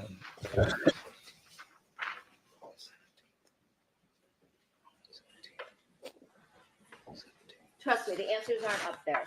Then on the next page. I think. One moment. That is, Trying to answer the question. that is Yeah, no, argumentative. he's not. He told him He's he not. can handle First of all, it wasn't here. It wasn't Van Nuys. I'm sorry? It wasn't Van Nuys. No, this is here. I thought it was Van Nuys. Yeah, you're Pretty wrong. Sure it was. See, again, I can't remember nothing. Yeah, On the next page, the defendant said to you, she's whispering and she says, hey, the cameras. And you said, I know, but I'll take the blame. I'll lie. And then she whispered again and said, wait, listen, listen. And once again, you said, I'll lie and I'll take it. Do you remember that?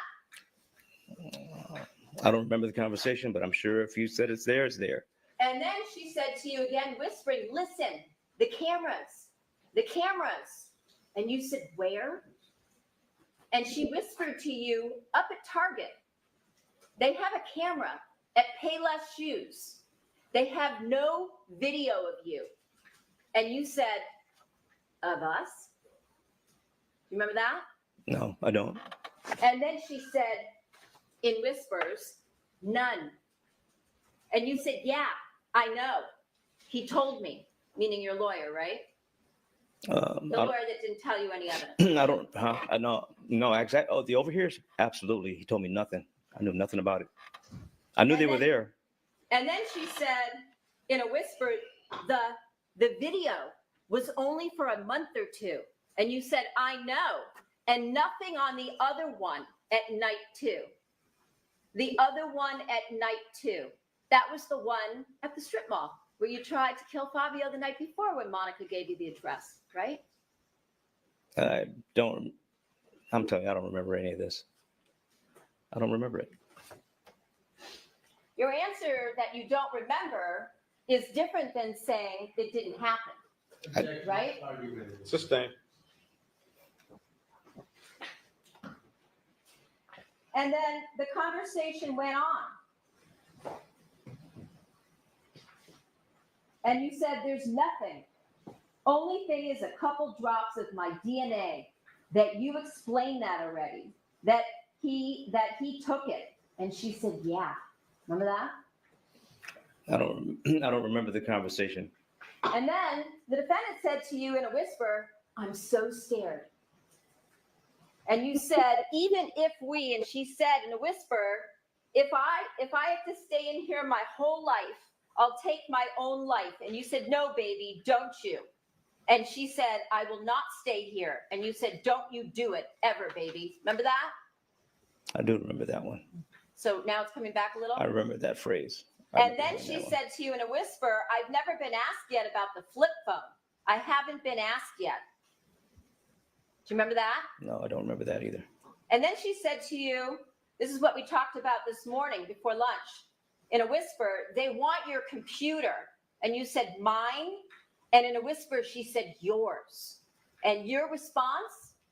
You told us earlier it was stolen, right, from your truck? Yeah, it was. That's what you told us all this morning, I think. Right? I believe it, yeah, I told you it was stolen. Gone. Yeah, it's gone. She said in a whisper, yeah. Gone? Gone? Are you sure? And you said, well, no, yeah, it's not around. It broke. And she said, oh. And you said, so I got rid of it because it was broke and it was no more good. And she said, oh. Do you remember that? Nothing about it being stolen out of the truck. Well, she doesn't need to know what happened to it anyway, because I know there's a good possibility you were listening. Right. And then you said, and I would, and I happened to do it the day before. What were the chances of that shit breaking? Right? So which is it? Did it get stolen? Oh, it got stolen, along with some gear, with some racquetball gear.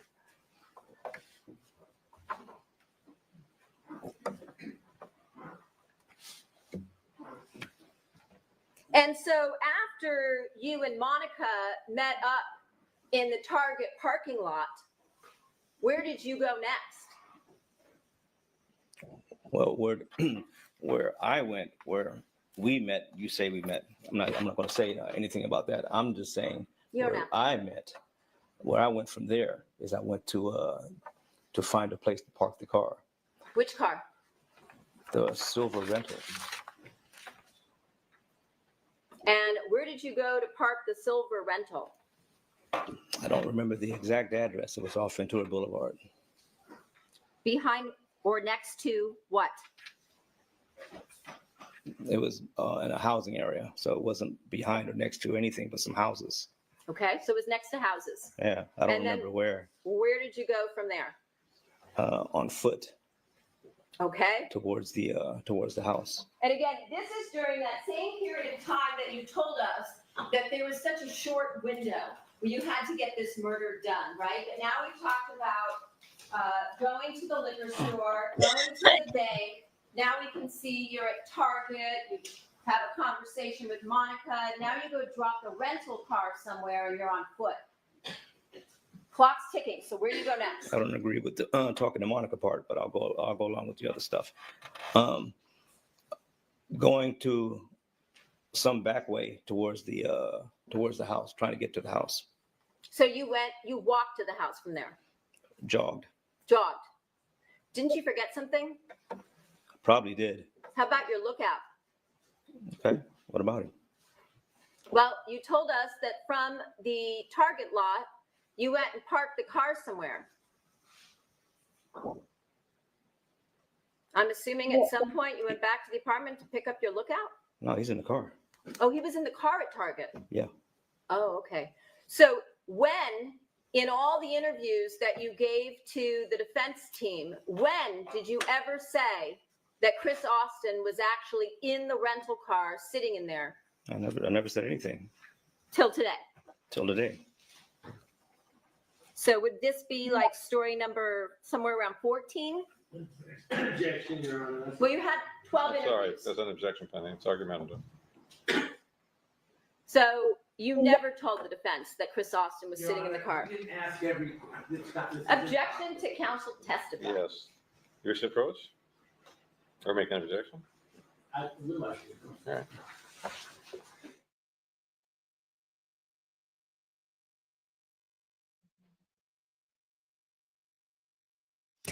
Objection. We now have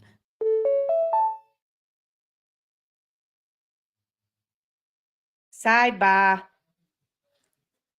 oh.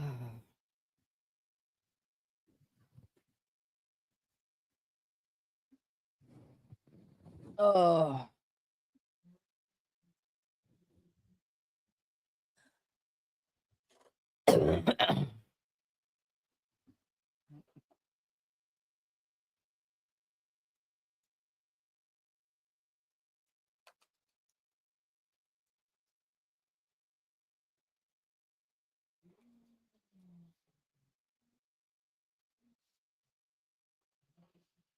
Sidebar. What do y'all think of this? I don't know.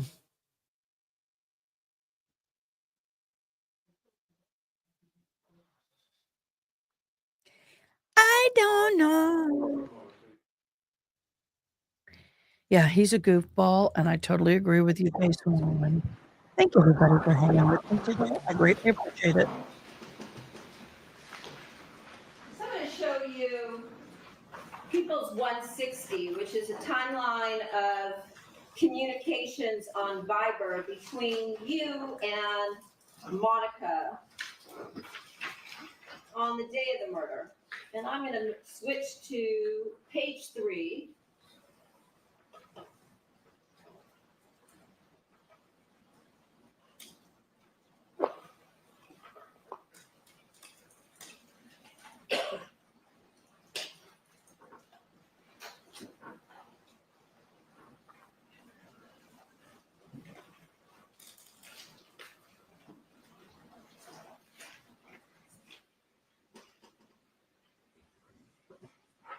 We saw on the video you drive into the lot about 3 o'clock.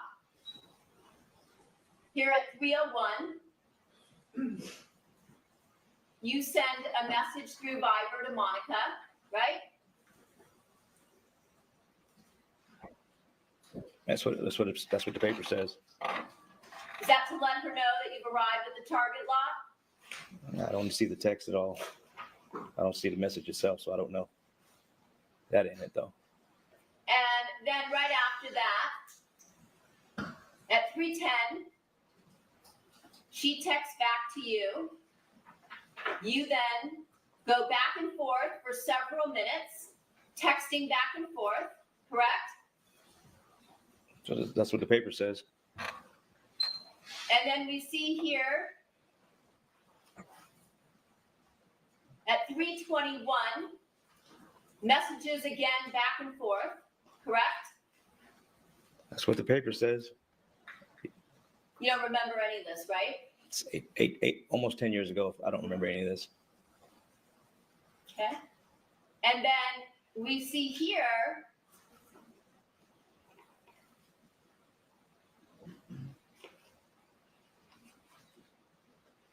at 3:37, Monica is sending texts to somebody named Jessica. Who's Jessica? I'm assuming it's her daughter. Okay. Telling her, don't be late for babysitting, right? Right? That's what the paper says. And then you contact somebody named Intranic Manassian. Who's Intranic? I don't remember. Bless you. Yeah, I don't remember. Okay.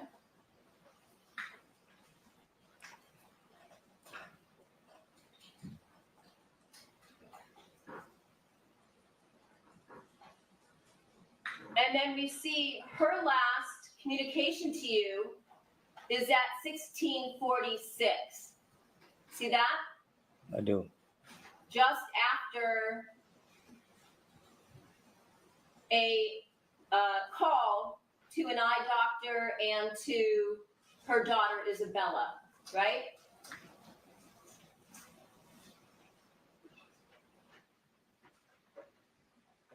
Right? I'm just going by what you're giving me to read. So I'm He's just reading got it with you. selective memory. Didn't you tell us today? He really just wants them to feed him the information and him go, oh, okay, yeah, that's it. It ain't happening. And last week that Monica told you that afternoon she was going to go to pick her daughter up at school. That's what she told me earlier that day. Okay.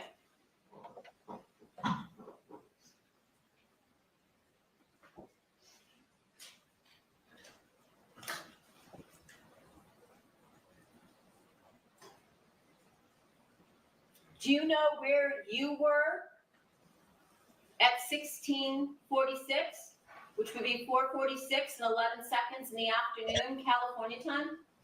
Somewhere in the area there. I don't know exactly where though. How about inside the Sementilli home?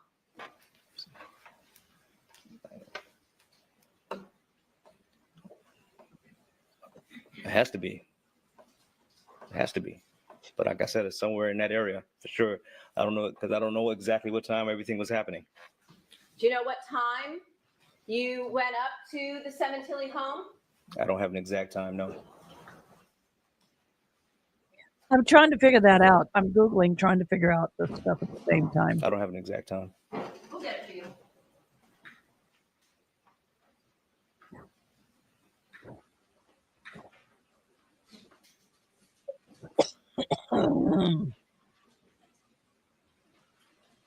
I can't get a good cough because my ribs hurt too much.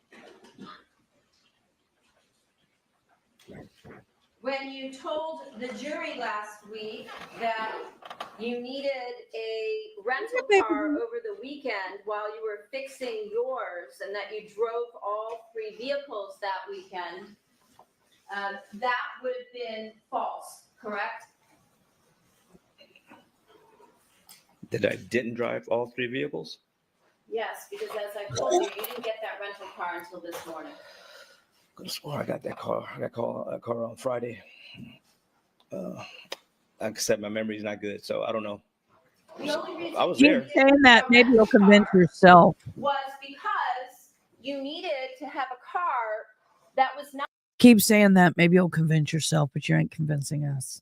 Your memory's better than your telling. Just saying. connected to you, correct? In order to commit this crime.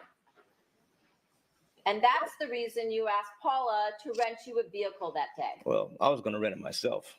But you didn't. No, I didn't. You did it on purpose through Paula, so it wouldn't be in your name to remove yourself, right? That would help. That would have helped, yes. However, you tried to tell the jury that you had the car since Friday, and the only reason you had a rental car from Paula was because you needed it while you were fixing your cars. And I was trying to fix my cars.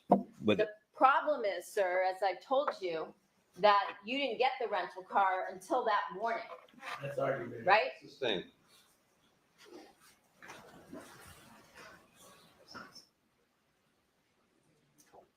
Your Honor, I have a enterprise rental car contract. May it be marked as People's 278. Do we not have that in another exhibit, or am I wrong? I don't know. It might be inside of the PowerPoint. Rather than hunt for it, Still marked. I'm gonna mark it. If that's okay with the court. I'm showing you this. Remember going to Enterprise Rental Car with Paula? I think so. Yeah, I remember going to Enterprise. with Paula, right? I think so. See here, timeout, 11:01 a.m. Yes? I do. I see it.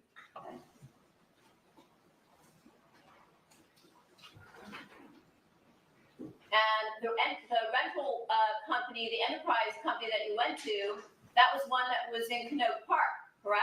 Yes, it was. And if we look over here to the left, this is the address where Paula and Sean used to live, right? I'll You've take your been word there for long. it. You have all the paperwork. I have nothing. I can't go off memory of any of this, so I don't know. So I'm going to take your word for it. But you've been to their home. I don't know the address.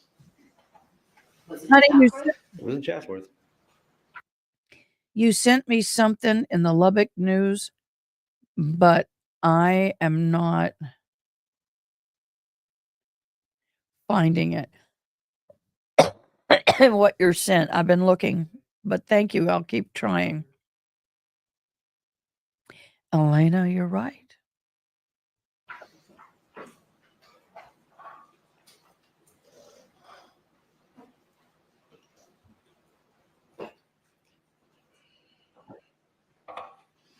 And then do you see here, it's a silver note. That's what it says. I'm not a subscriber, so it may not let me see it, babe. You can screenshot it and send it that way is the best when it comes to news. You guys, when it comes to things that you get from news paper sites, I am not a subscriber to those, and I would be foolish financially for me to subscribe to every single one I come across. So if you find something that you want me to see, please screenshot it if you can and send it to me in that format. Otherwise, I have to become a subscriber. But I'm so grateful, June, that you send me things. I really am.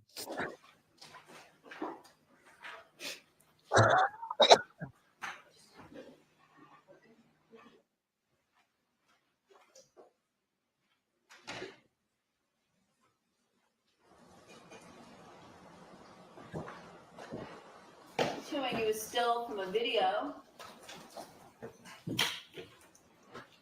at 4:18. Do you recognize this person here in the green Sean Jones sweatshirt? That's me. Yep. See the time? I see the time on the image. Do you know where this location here is? Just at the corner? Yes. Where is that? I don't know the streets, but it's down the street from her house.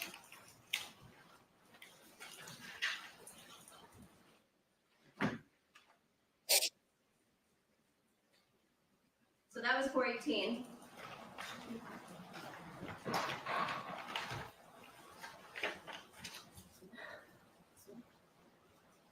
And I showed you that Viber message from Monica. It was at 4:46.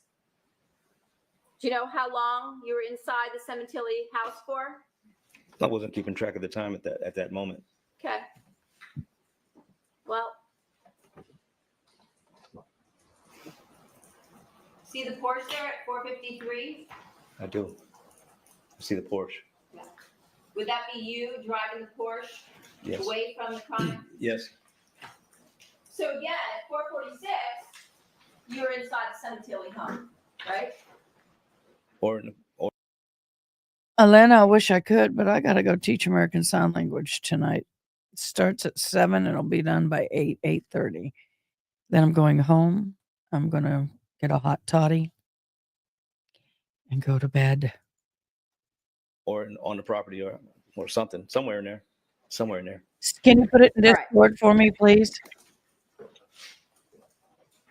So your story today is that Christopher Austin was with you at the Target, but for some reason he stayed in the vehicle when you went in.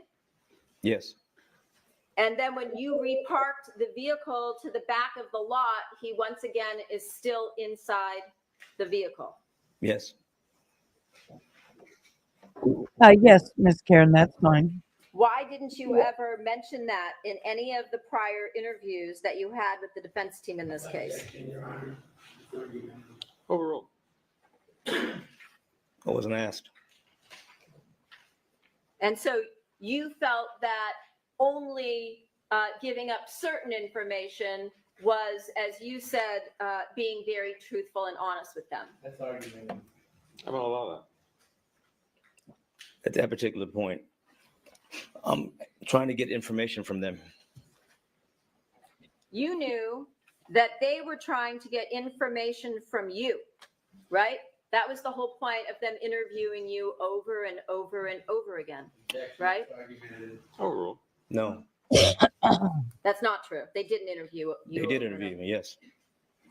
And in which interview did Don't you ask, I don't ever know. tell them the truth? I told them bits of truth in all of them. Bits of truth. Bits of truth. Actually, a lot of truth on a lot of them. Some things I A just lot of left truth. out. Yeah, some things I left out, and some things I changed to protect people, like Chris.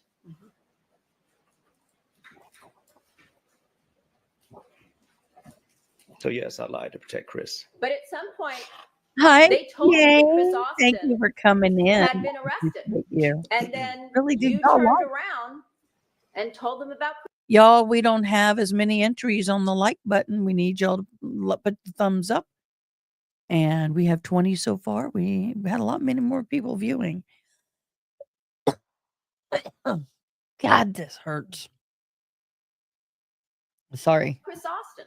So once the cat was out of the bag, so to speak, why didn't you tell them that Chris Austin was just sitting there in the car when you were at Target?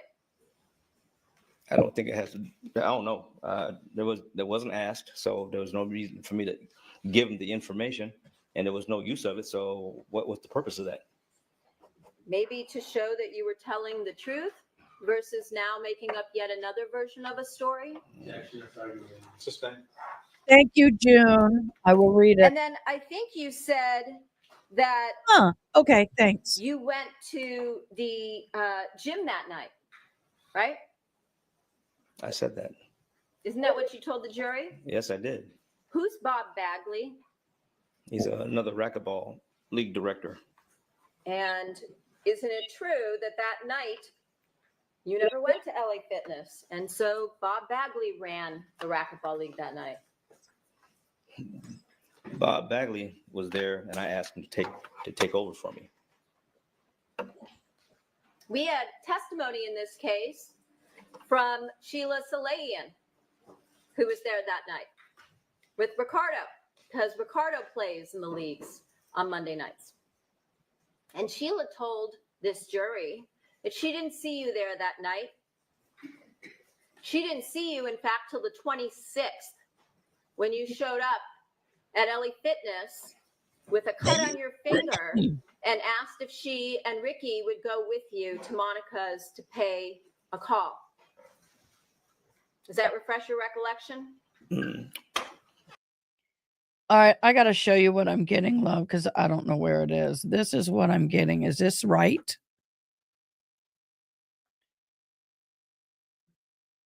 I'm not seeing.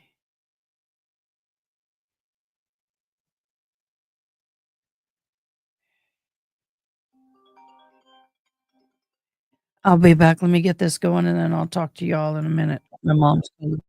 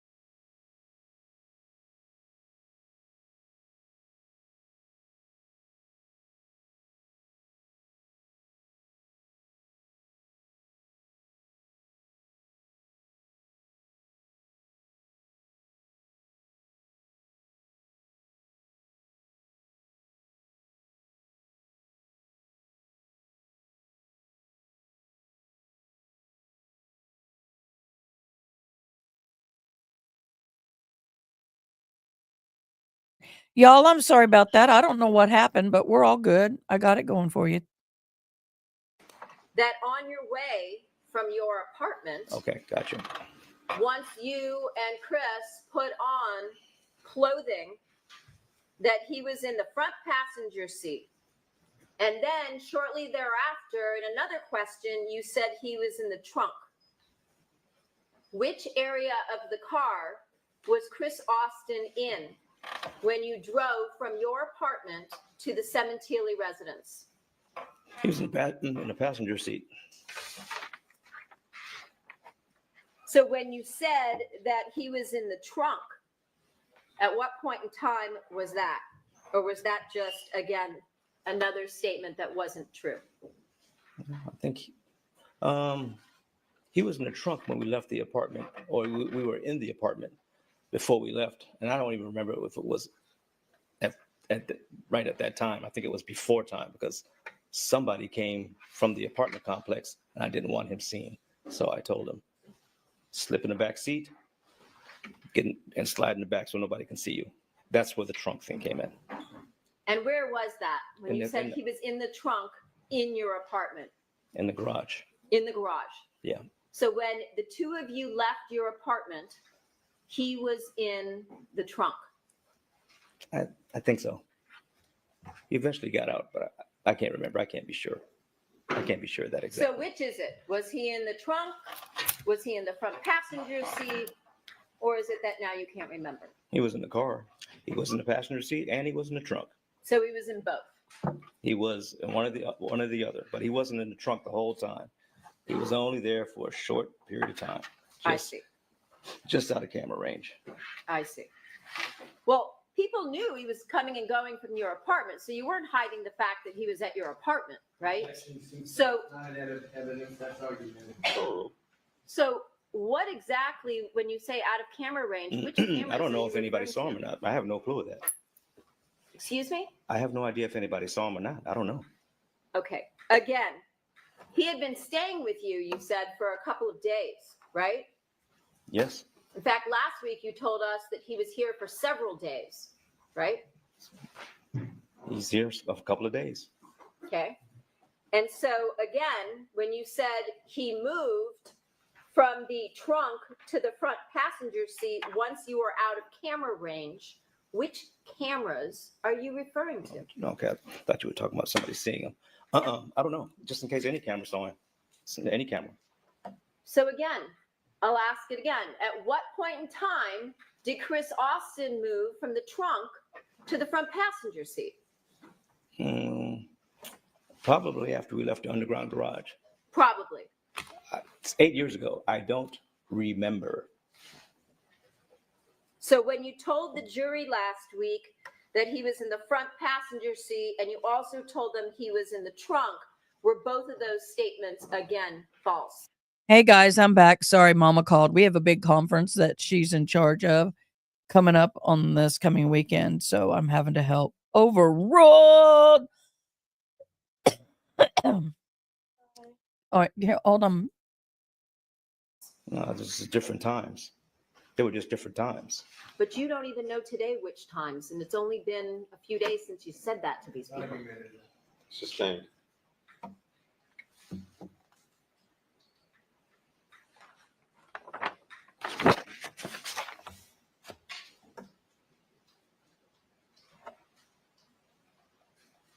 Do you remember testifying last week that you told Austin to get into the back seat trunk area in order to protect him?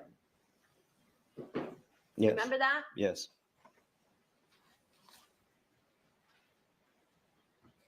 Did you also testify last week that Austin didn't know where to go, that he had to follow you because he wasn't familiar with the area or the streets? Yeah, he doesn't know the area.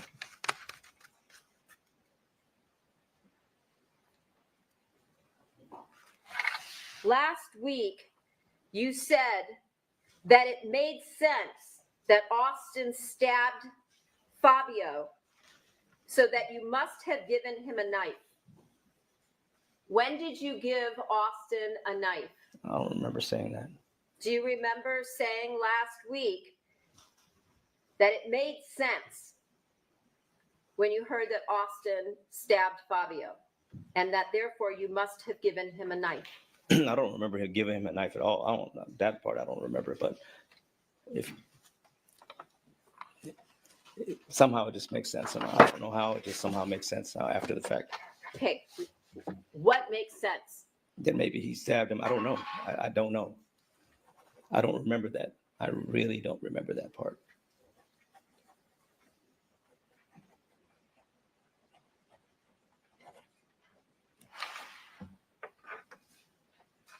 Where did you park the rental vehicle In on your way to the home? in some neighborhood. Which neighborhood? I don't know the name of it. It's off of Ventura. You don't know the name of the hood. How many years would you say you lived in the San Fernando Valley, specifically the Woodland Hills, Canoga Park area?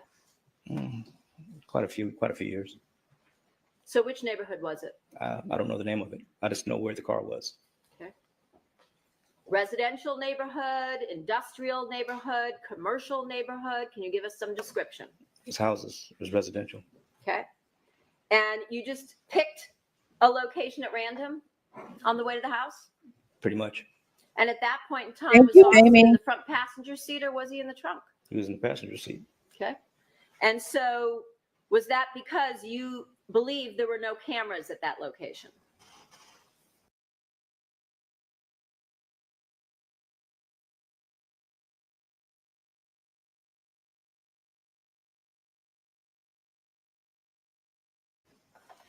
Correct.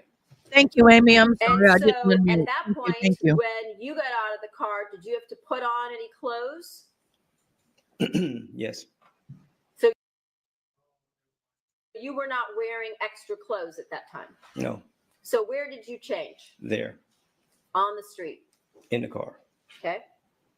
And what about Austin? I don't think he changed. I think he had whatever he had on. So Austin had a hoodie just like yours, but it was just a coincidence? What? You didn't give it to him, right? No. So he just happened to have the same kind of hoodie. I know I'm muted. Oh, big problem here, y'all. Why? Can anybody tell me why what he just said is a huge problem?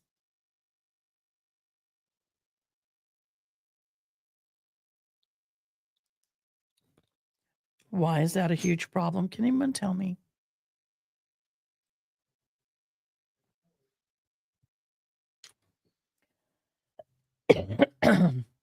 Because Mr. Austin said that he got the specific clothes from Mr. Baker. And then when after the red one happened, he took them off and gave them to Mr. Baker, and he disposed of them in a trash can somewhere. This is huge. We're really starting to see the inconsistencies now. Y'all get your ears up. Come on, get your ears up. Hoodie you had. No, he had a black outfit on, I think. Same kind of hoodie that covers up over the face, Oh yeah, right? yeah, hoodie does that. But you didn't give it to him. No. And from there, where did you go? We we went towards the house.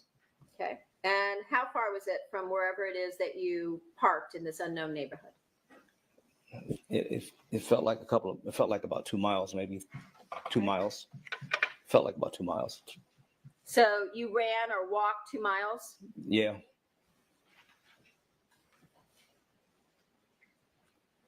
And at some point in time, did you say anything to Austin so that the two of you would be on the same page in terms of your entry once you got to the home? When we left the car, I told him we're going to go up. We're going to go up, and all I want him to do is be on the lookout from the front door. That is it. That is it. Okay. So when we got up, going towards the house. I was actually kind of winded, so I reminded him when we got to the house. Remember, just stay to the front. Look, anybody comes, let me know. We can leave.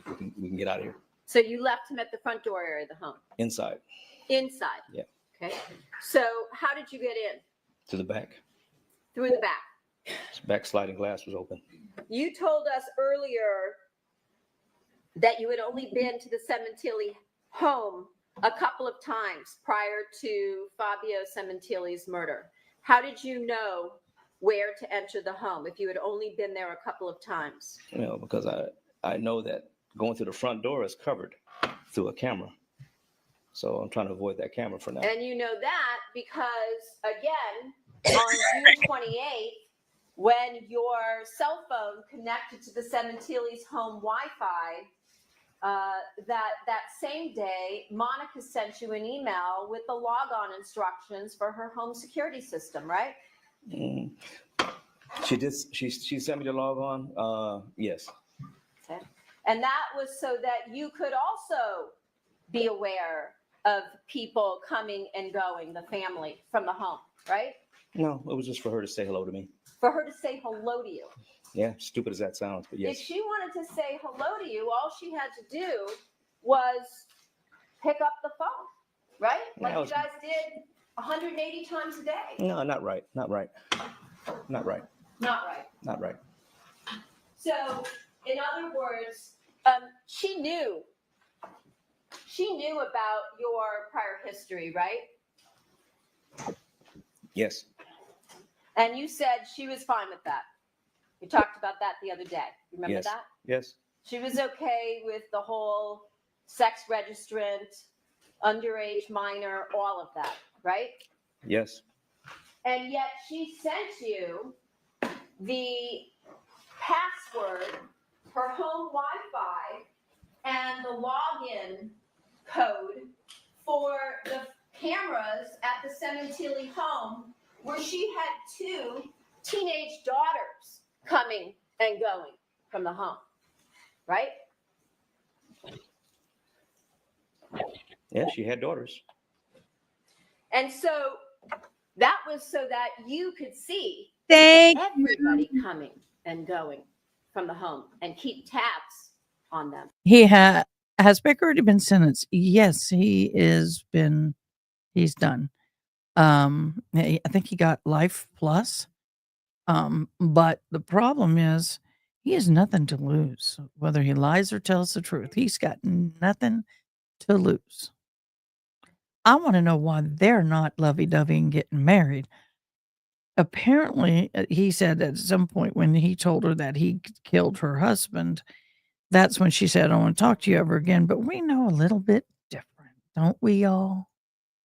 No, Right. just her. Whenever she said, "I want to say hello," I don't look at nobody else. Didn't care about anybody else. Wasn't it?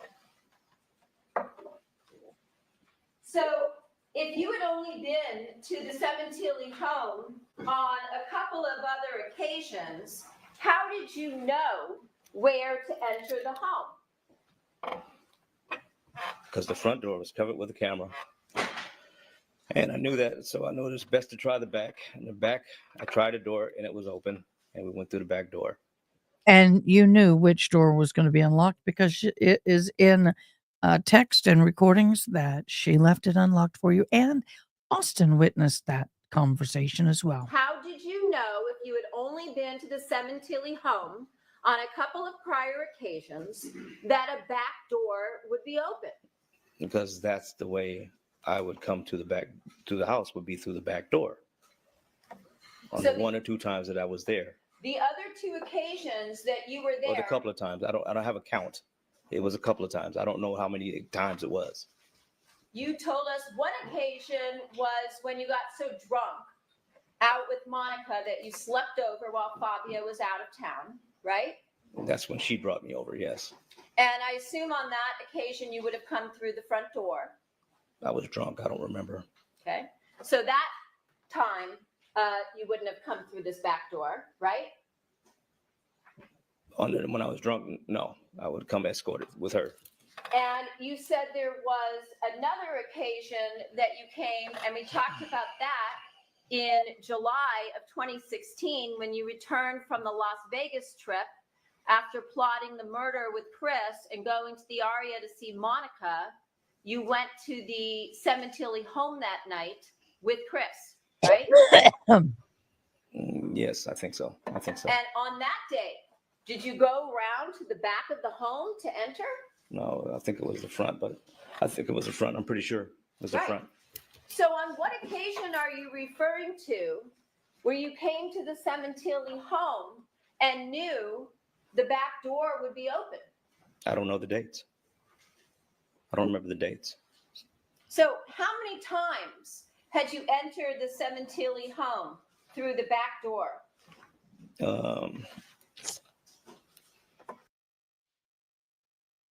That not be me, y'all. That not be me. The first attempt to work. The second one was a chance. Second one was a chance. Yeah, because it could have been this horrible all around the board. Well, you killed a man that was completely That's what I said. innocent. It's horrible around the board. I said that. Councilman, refuse to take our afternoon recess for 15 minutes. The admonition does apply. Okay, thank you, Your Honor. Y'all, I'm happy to be hearing him. I'm happy to I love watching him squirm. But this is day 3.5. Day 3.5. Thank you so much, Rhonda. Thank you so much. We love it. I am just like, nope. Let me see what's going on in Discord.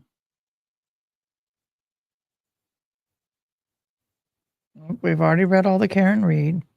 tomorrow. Tomorrow's the 18th, right? Yes. We're supposed to have a Karen Reed hearing tomorrow.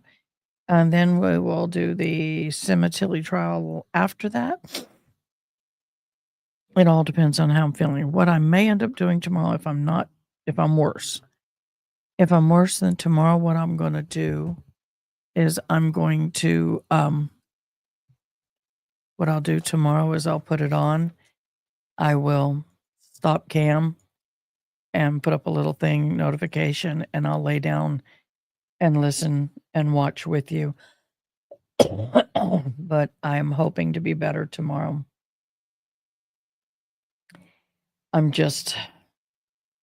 My ribs are hurting in my back. I feel like I've been beaten because I've been coughing a lot last night. The moment, of course, you know how it is. The moment at nighttime, you start coughing. And then it's always worse at night.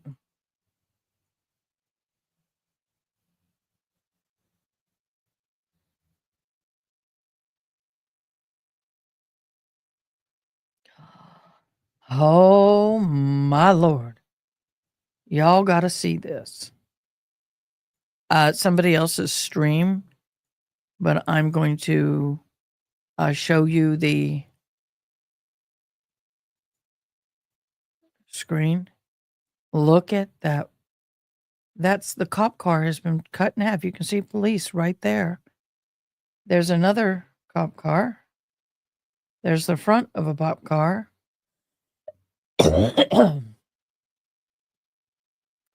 Y'all, that is insane.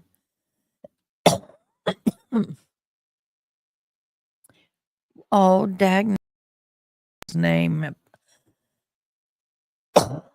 Sorry.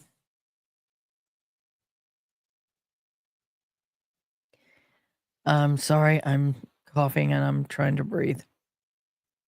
Partially true, fully lie. Yeah, that's true. If it's partial truth, it's a full lie. So that is horrible. Breaking news. Major cop crash. Car involved. Multiple hurt. Police officer deceased. Wow. Wow. That's insane. Weather check-in.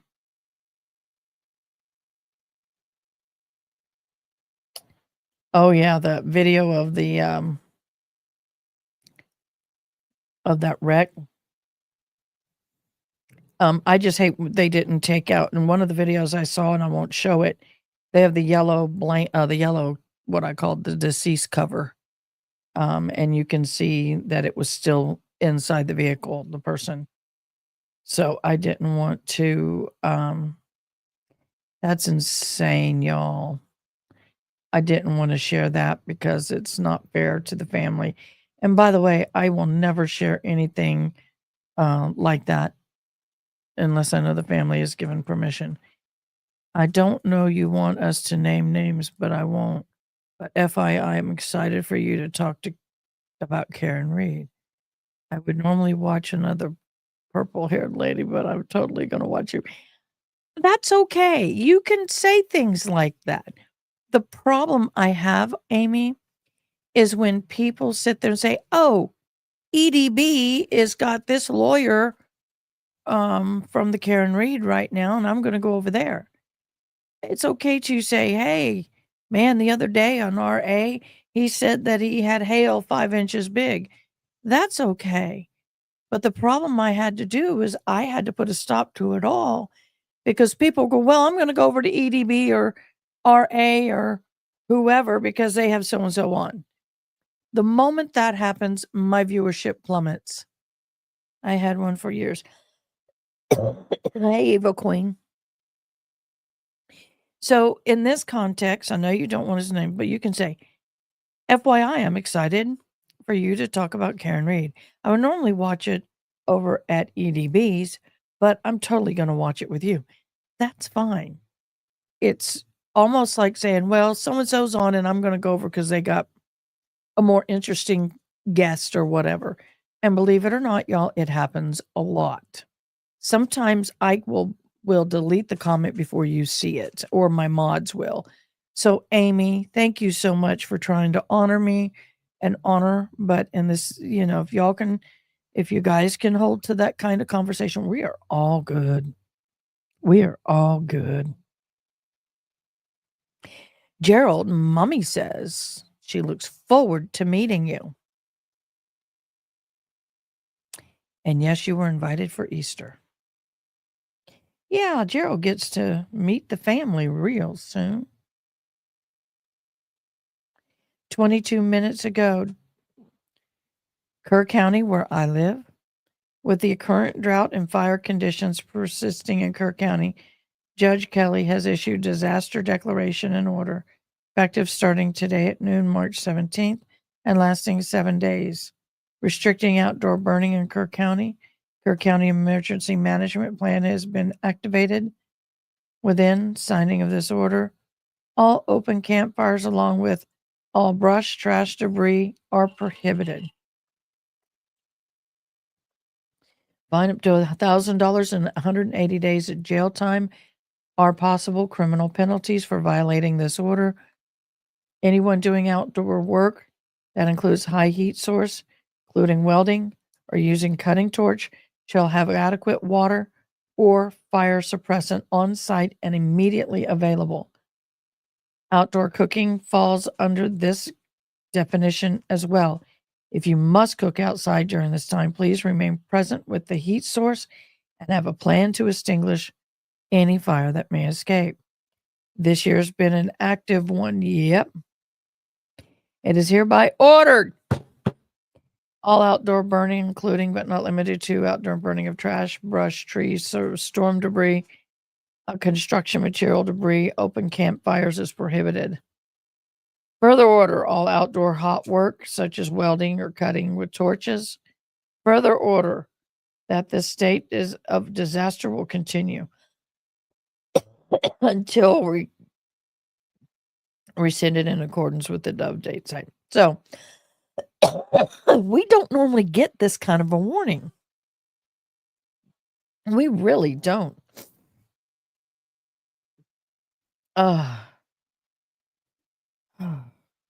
Now I'm starting to feel bad again.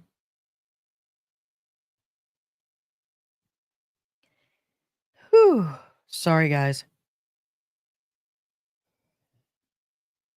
My breathing's getting a little hairy. Ada, Oklahoma's on a map today. Okay, I want to read this truth.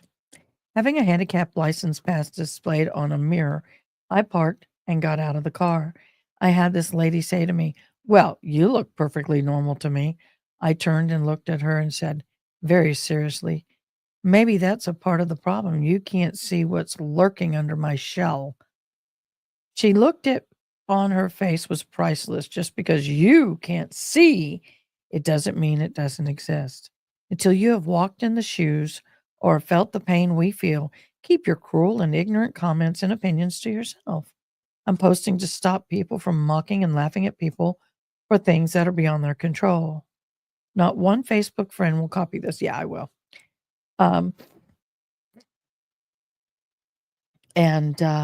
Yeah, I have a handicap on my license plate, and sometimes I am in a wheelchair, and I have gotten out of my car and walked, and I've had people try to kick me out of my parking spot and call the fire police on me. It's gotten to the point where they know my name and they go, "Oh no, she's good. We're not going to come." Oh. So anyway, somebody's grandbaby. So I am sorry. My level is low. I'm sorry. I am struggling right now, but I'm so grateful that I'm struggling with you. I really am.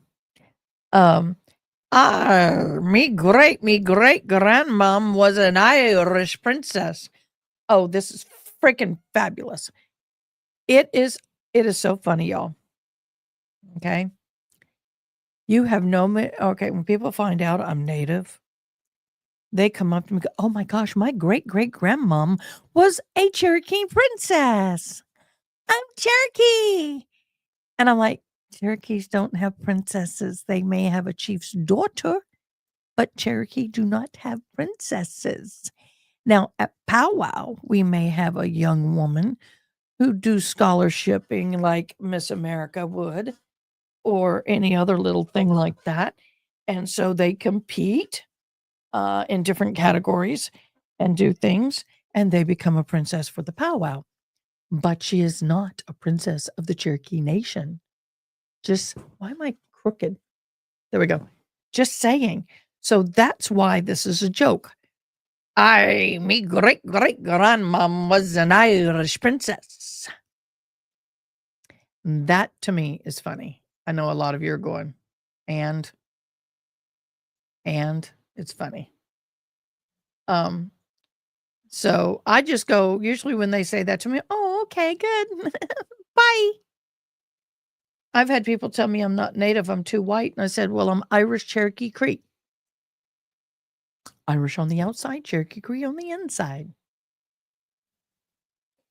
I also support my Irish roots. I can play the Irish whistle. Oh, anybody out there? Oh my gosh. Oh, that was yesterday. I thought we had another fire going.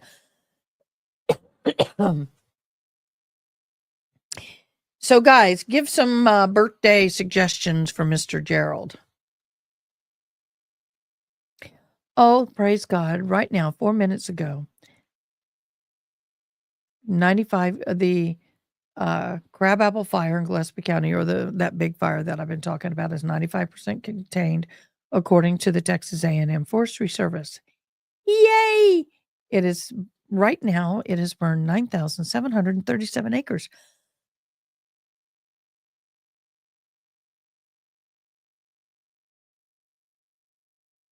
I think I've had about 20 minutes of starting to feel somewhat decent. And now I'm starting to feel like it again.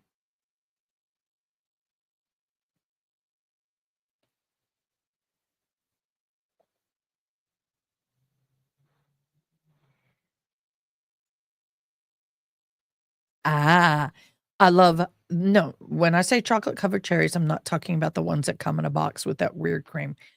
I love real cherries, the real cherry.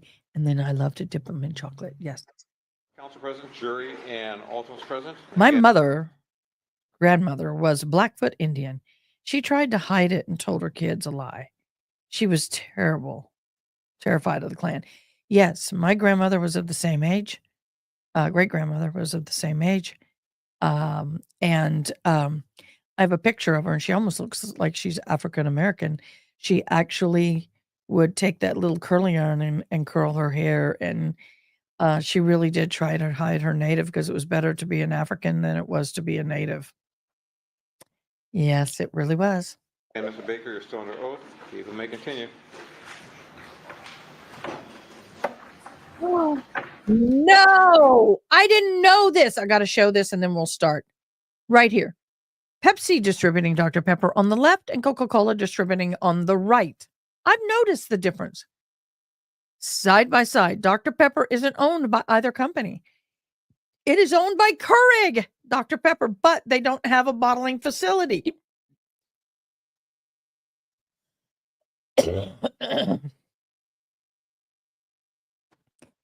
Good to know. Wow, that's cool. Didn't know that. Sorry. Rabbit trail.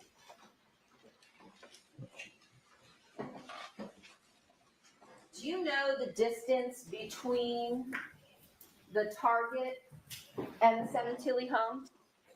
I do not. If I were to tell you it's approximately 2 miles, can you tell us why it is that you needed to take the rental car anywhere, bless you, as opposed to just jogging from the Target? Less people, but I wasn't thinking about that. But I wasn't even thinking about that. But I just wanted to be away from people, eyes. So again, if you were gonna jog 2 miles, why didn't you just go on foot from the target? Less people, Because that's people. less people, Okay. less eyes. So where was your cell phone? In the rental. In the rental. Yes. Didn't you need your cell phone in order to monitor the GPS? That was on the second one. That was on the burner phone. Okay. So didn't you need your cell phone in order to monitor the GPS to know when Monica would be coming home? Because you said that you put one on the Ford F-150. Correct. No, I didn't need to check it. Why? Weren't you worried she might come home and catch you? I had a lookout, but no. She said she was going to deal with going to school, so I knew she was going to be dealing with that. Okay, well, what if I were to tell you she didn't have any plan to pick up her daughter at school that day because Bella drove herself to school? Sustained. Is it possible that, again, you're providing information that's false to the jury? No, that's what I believed. That's what you believed. Yeah. And you would know exactly what her timing was, considering that you told us you had a GPS on the vehicle she was driving. You would have had exact time to know exactly when she was even on her way home so that you wouldn't have to rush around, right? Yeah, if I looked. So what was the point of having a GPS if you weren't using it the night that you attempted to kill Fabio Sementilli at the strip mall, and you're not using it again on the day that you're going to the Sementilli home to kill him? It had proximity alerts on the cars, so it would send emails and texts to whatever phone or whatever emails you wanted to send to, and let you know if there's movement. It would let that know if there's movement, and it would tell the address and the distance and all that. And you said you purchased it on Amazon. One of them, yes. And where did you purchase the other one? It was also on Amazon, but not on my accounts. On whose account? Someone I'm not going to mention. Whose account, sir?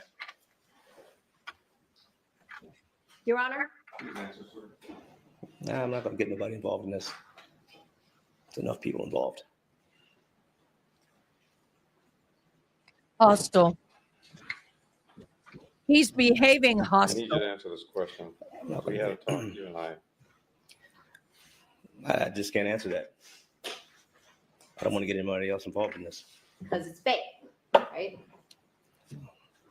No, it's not fake. It's another lie. It's not a lie. You bought 2 GPS devices through Amazon on some third party's account that you can't name. Does that sound believable to you? About It is argumentative. Answer the question. Your Honor. Whose was I it? think there's.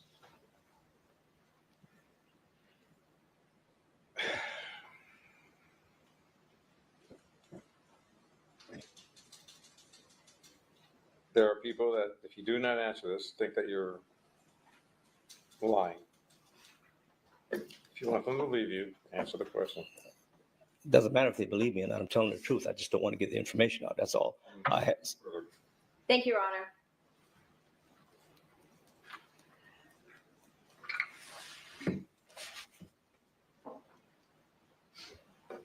So when you purchased it on Amazon, you're saying you purchased it now through some third person's account who you will not name. On my account, it's there.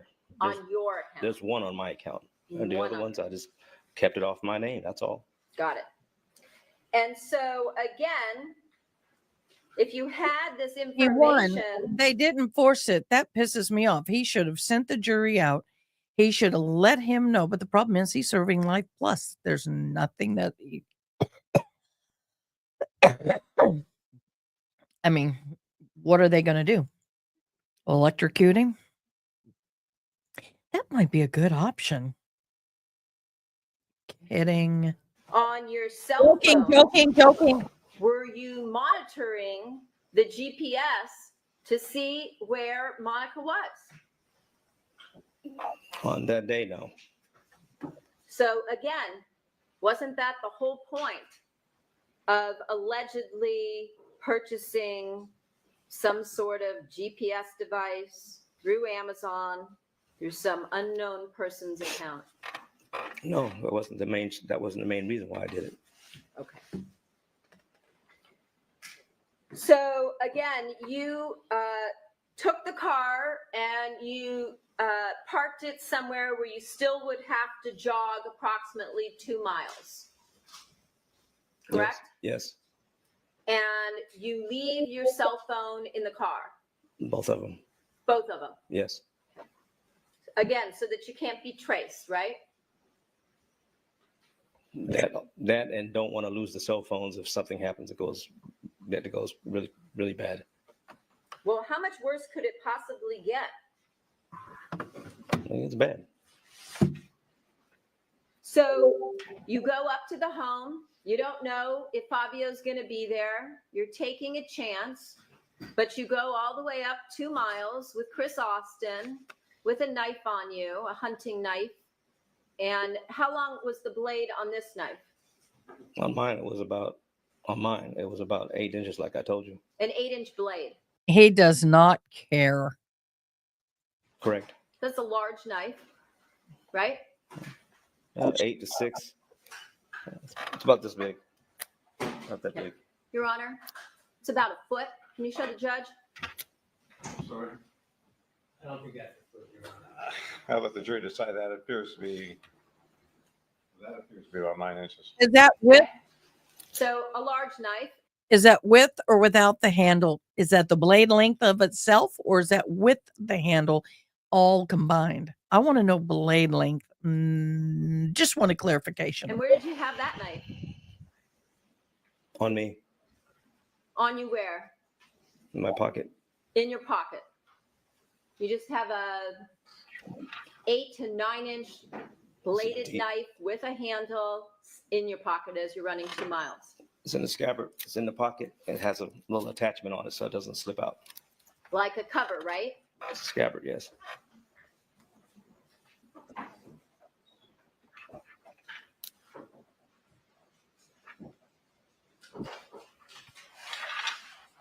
And you weren't concerned that on this 2 mile jog that someone might think you looked suspicious given what we saw, how you were dressed, and find this large knife on your person, correct?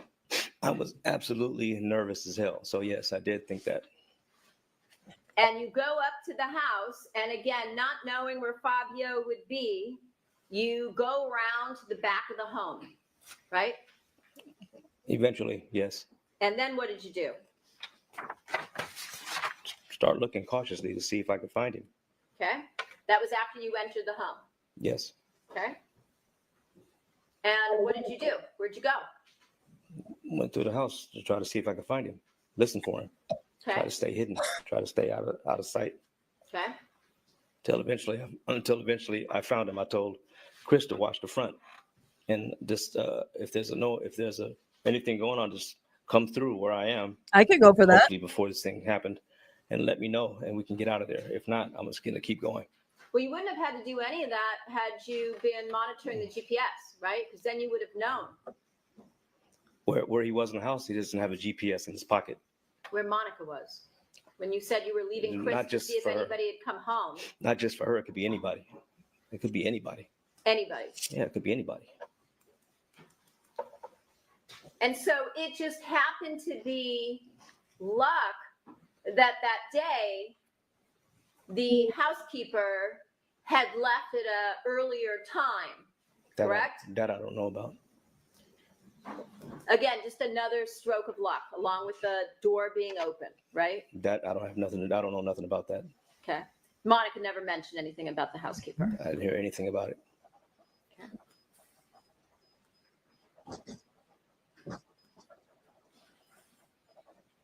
And then You came through the house and went where? And eventually, I wound up to the kitchen area where I saw him sitting at the patio. Well, the minute that you come out from that hallway on the first floor to where the front doors are, that entire area is open to the living room area, right? There's no doors, there's no wall to hide behind. Correct. Okay. So when you came around from the house, you left Chris there totally exposed at the front door, right? I'm sure he stayed out of the way, hidden out of the way. And you told us yesterday that Chris was very nervous, so you knew he was moving around, right? I'm sure he was. And you also said that you didn't know where he was. I got a good idea that he was watching the front door, but I don't know exactly if he was to start moving where he was. Okay. And where did you go? To the kitchen area. Okay. Eventually, that's where I wound up. And where is it that you were able to see your target? From the kitchen. So once you were already in the kitchen, you could see him out on the back patio. Is that what you're telling us? Correct. And so as you came into the kitchen, you didn't know, as you turned from the entryway towards the kitchen area, which would be taking a left from the entry into the dining room that leads to the kitchen, correct? That I didn't know what. You didn't know if Fabio was going to be there, sitting at the counter. No, I didn't know. Mm-mm. And you didn't know if he was going to be sitting on the couch in the family room. No, did not know. So as you walked towards, from the front door towards the family room area, that entire area is open. Correct. Right? Correct. With windows that lead out onto the French doors that lead out onto the back patio, right? Correct. And so you were basically at that point in time exposing yourself, right? I was cautious, but yes. You were cautious, right? Right. And so you needed a backup because, as we talked about, Fabio is much bigger than you and much taller than you. Oh, he's definitely a big guy. And he could have easily taken you down, right? Yeah. So you needed a second person as backup, as I said earlier, in order to subdue him. I wasn't counting on it, but I wasn't counting on it. But that was your plan, right? No, he was a That's lookout. why you had Chris Austin with you, who was also armed with a knife. Yeah, he was a lookout. That was it. I just wanted him involved in it. But you, again, you weren't really concerned about someone coming home. We talked about all the things you did that day, which sort of I'm indicate super that concerned about somebody coming home. I'm sorry? I'm super concerned about somebody coming in. Super concerned. Yeah. And what were you going to do if someone had come home? Leave. Leave. Best way possible. Okay. But that didn't happen. Or unalive them. Didn't. And so you went through the kitchen. Saying he doesn't right? really know. Correct. And I thought, And then But what he did you do from there? Well, eventually I had to pick a time when he wasn't looking, and where I could approach that kitchen door and open it quickly, and just try to hurry up and rush him. But if you're able to see him, he's able to see you. Couldn't see me the way he was sitting. He Not could with see the me way- if he looked that way, but but once again, don't forget, if it's light outside and inside there's no lights on, it's darker inside, it is harder to see into the house. Versus at night, if it's dark outside, light inside, it's very easy to see in the house. So that time of the day, it would be not very clear. I agree with him on this part. I was just waiting for him to look away. And by the time he looked away, it was just too late. Because you're so fast. Yeah, I was kind of fast, not anymore, but yeah, I was a little bit fast. But it just catching him off guard. That was all it was. Okay. And so you told us that you opened the door, right? Correct. From the kitchen to the patio. Correct. And you did what? When I approached him, he either heard me or he saw me. He turned around real fast, and he yelled, and he tried to grab. He grabbed He my. yelled. Yeah, he yelled like trying to get someone's attention. Hello, Makeup He yelled, Queen. Welcome. and he Thank you for grabbed me joining by us. my shirt, by my Hello, hoodie, by y'all. my Welcome chest, her. and my hand at the same time, like at the same time. Mhm. It squeezed hard and pulled. Makeup Queen, I love your name. I'm a professional makeup artist, although I look like crap. I am not feeling well. I am barely here, but thank you so much for joining us. And you have a safe place to be. Welcome. Hard, and I just with my right hand, I just went up straight up, and I just tried to cut anything I could. 'Cause With he your was- right hand. Yeah, with my right hand. Okay. And you said Fabio grabbed you by your hoodie and your left hand as he was yelling, By my right? chest, yeah. So did someone hear him and come running? I guess not. Nobody showed up. And you said that you struggled with him. Yeah, it felt like a little struggle, but I lost. Everything happened real fast. Everything was going real fast now. So I'm just trying to get him off me. Eventually, his grip let go, and that's all I remember.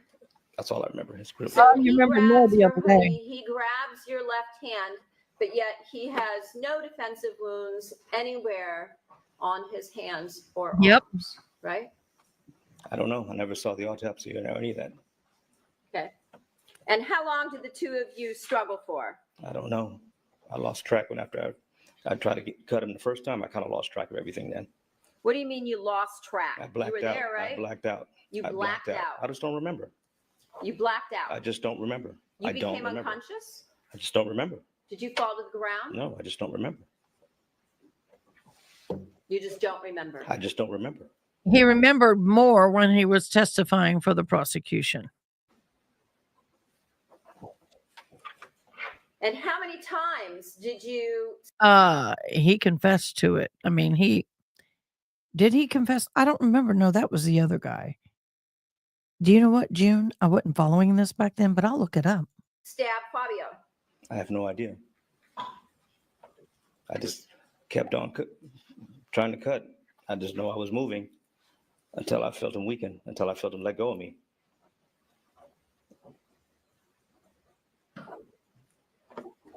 Well, how many times, since you were the only other person there that survived, how many times did you stab him? I told you I don't know.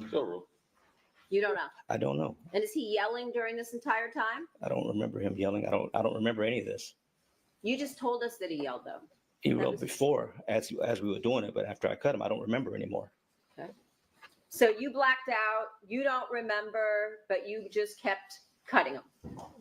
I had to. You I'm sure had of it. to. I'm sure of it. Yeah. Well, that was the whole point in going there, right?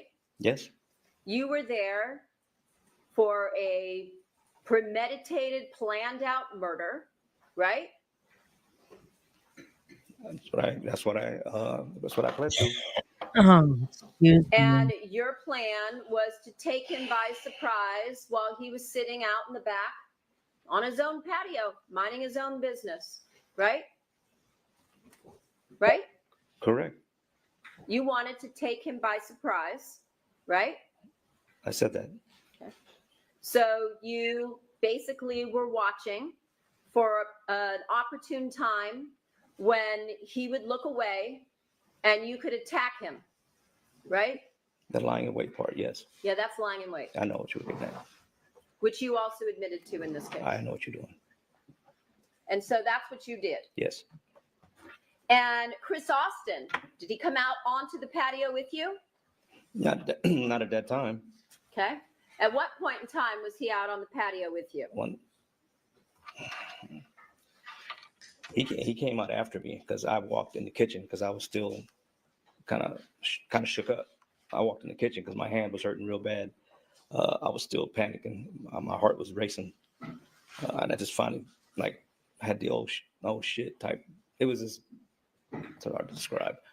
Then I saw him come out like him in a panic. Also, he was in a panic. He was in a panic. He was in a panic. Meaning Chris Austin. Yes. Okay. And so what areas of Fabio's body did you stab? I don't remember. You don't remember? I just know I went up. You stabbed up because he's Yeah. taller than you. Correct. And when you saw Austin in the kitchen, was he holding a knife? No, I didn't see one. I wasn't even paying attention like that, really. Really wasn't paying attention. I was still in shock over it myself. Well, why would you be in shock? This was Because I something was. you had I don't planned know. for months and months. I was in shock. That's it. That's it. That's it. I was in Well, shock. you weren't in shock, right? Because you told us last week that you had the presence of mind to go around the house looking for valuables in order to stage the scene. I still had to do that, yes. But I still was in shock. Okay. And so you told us that at some point you backed up after stabbing Fabio, right? Remember saying that last week? I'm sorry, I'm not paying attention. I'm not paying attention. I'm sorry. Hang on. Say that one more time, please. You told us that when you were stabbing Fabio to death on the back patio, Yeah. you backed up. Eventually, I backed away, pulled away, and walked off.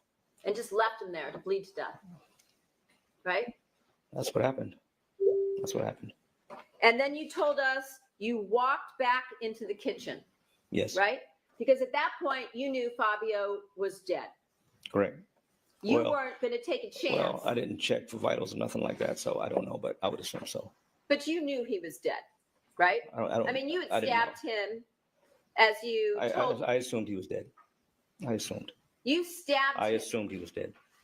You stabbed him in the neck, just like you told One Austin sunny he should do the night day. before, right? To I- make sure that Fabio was dead. Yeah, I assumed he was dead. And you stabbed him in the neck numerous times, right? I don't remember that. You also stabbed him through the heart in his chest, right? I don't remember that. And you stabbed him in his thigh so that you could cut the femoral artery and vessel. So again, he wouldn't be able to get up, right? I don't remember that. You were sure that he was dead because there was no way you were going to allow him to be able to be a witness against you, right? You were going to get the job done. That's what you went there for. That's what all this planning was for, It's overruled. right? I went there to accomplish that, and that's what I did.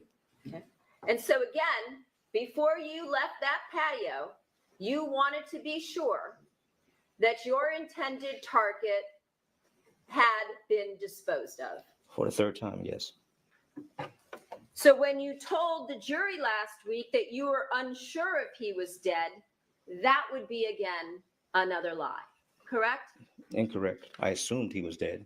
I wasn't sure, but I didn't check. I didn't check a vital on him.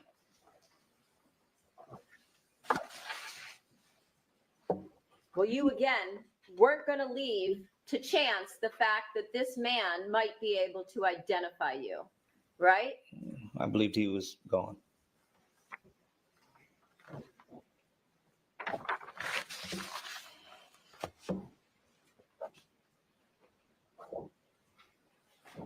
Were you wearing gloves? Yes.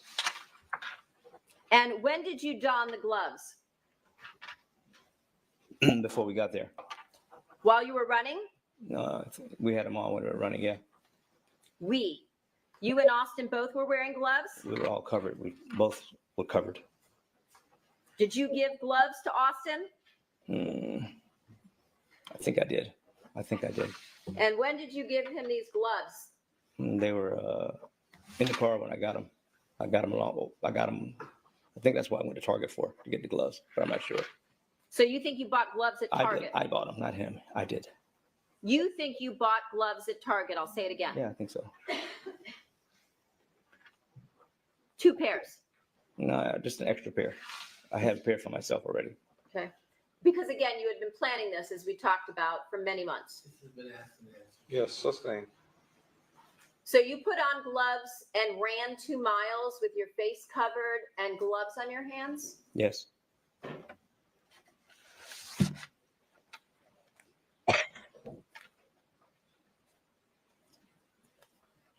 And then you said you looked around the house for valuables, right?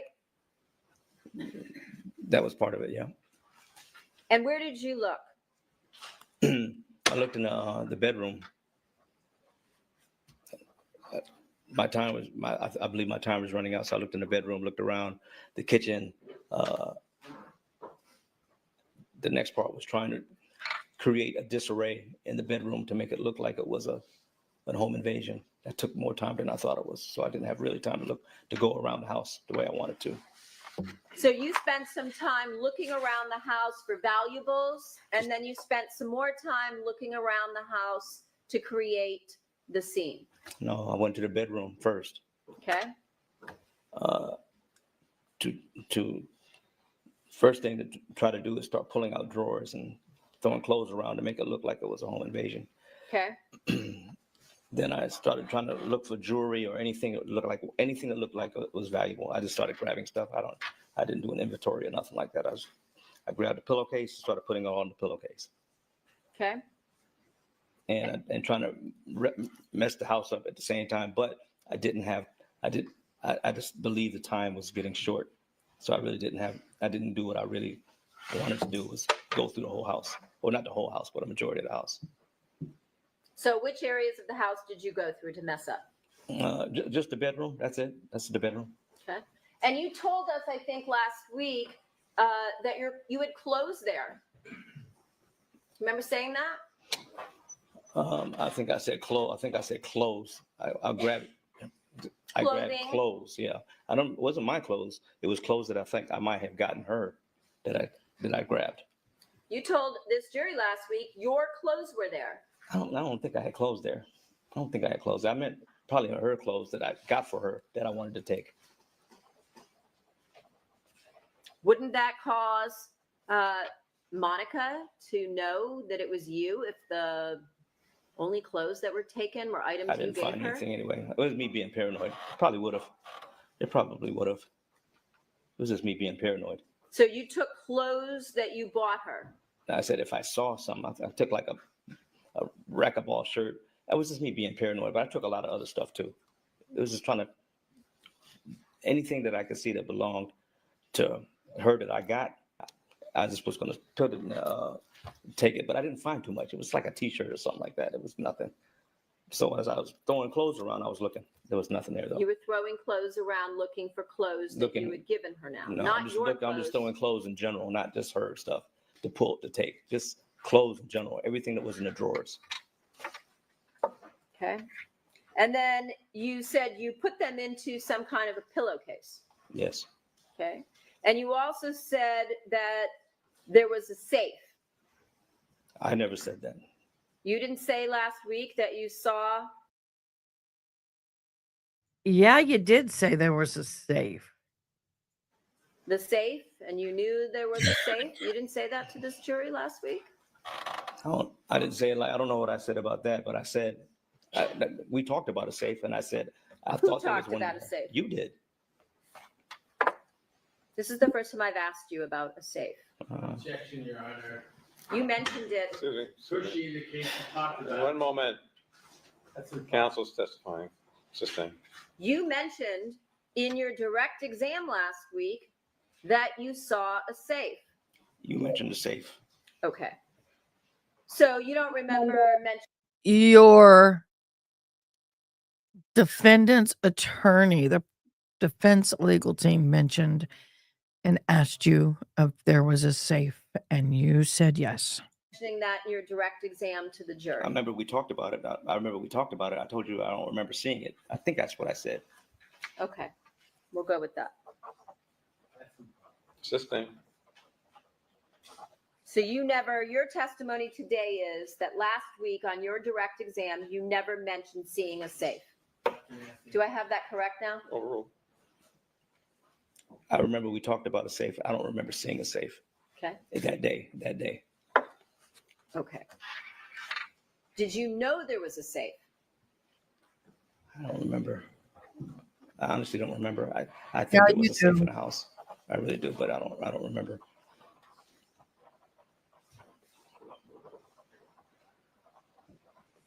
And where did you think the safe was when you said you think there was a safe in the house? Probably in the closet. Probably in which closet? Their closet, their bedroom closet.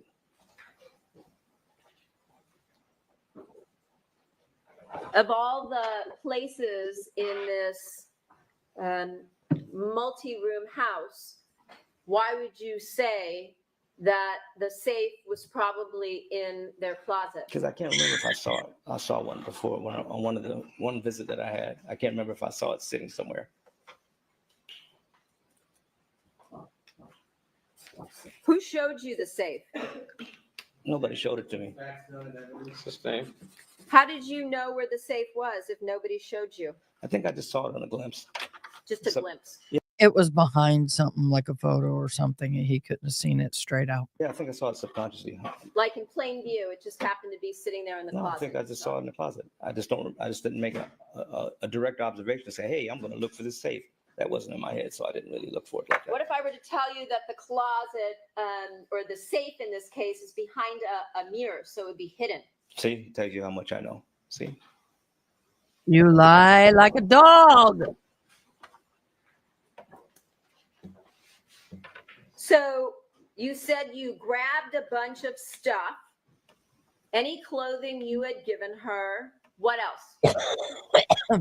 What else did you steal? I said, not any. I said, one piece I saw. That's Okay. it. I said I was looking for other stuff, but I didn't pick up anything else. So the jewelry box, whatever was sitting on the counter. Okay. What And else? just random stuff. I wasn't inventorying. I was just throwing stuff in the pillowcase. I wasn't inventorying or looking, oh, I got this. It was just whatever was there. I just put it in there. Okay. And then what'd you do? Yeah.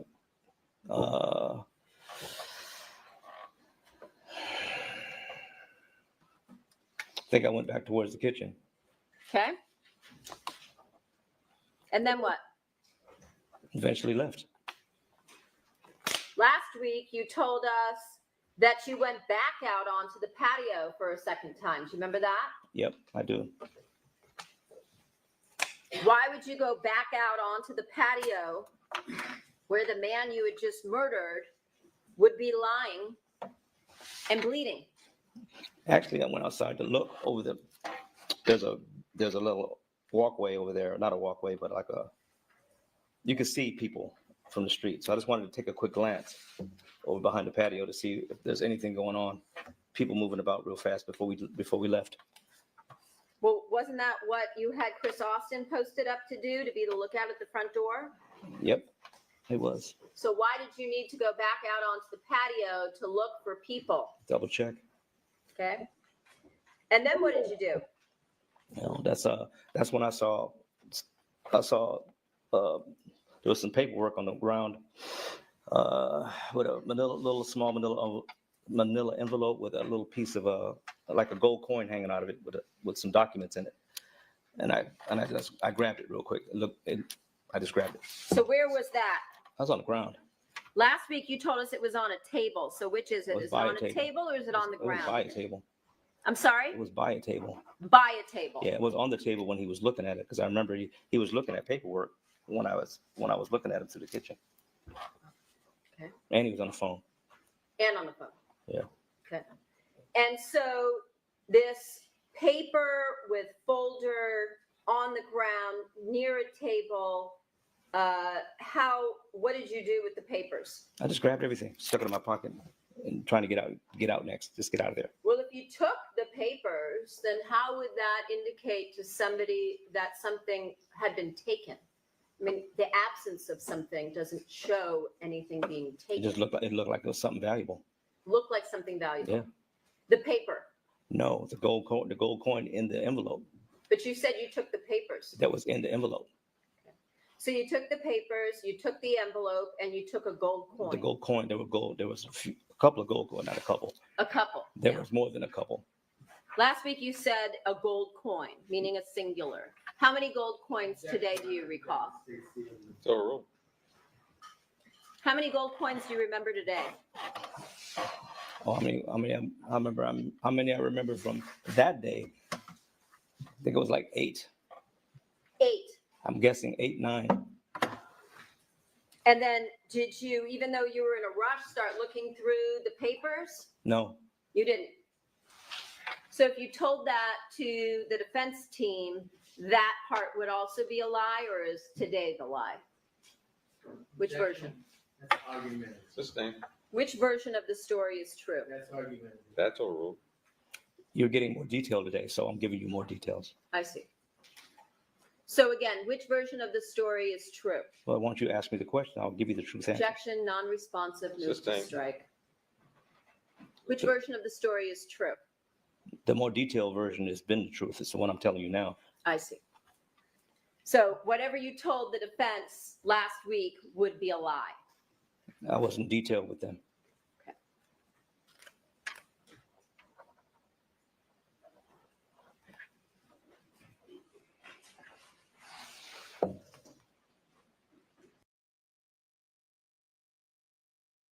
My brother-in-law, he's a brother from another mother. A fire just popped up near his house, his ranch. He is running to Fort McGavin. I think they're going to go, and that's 2 hours away.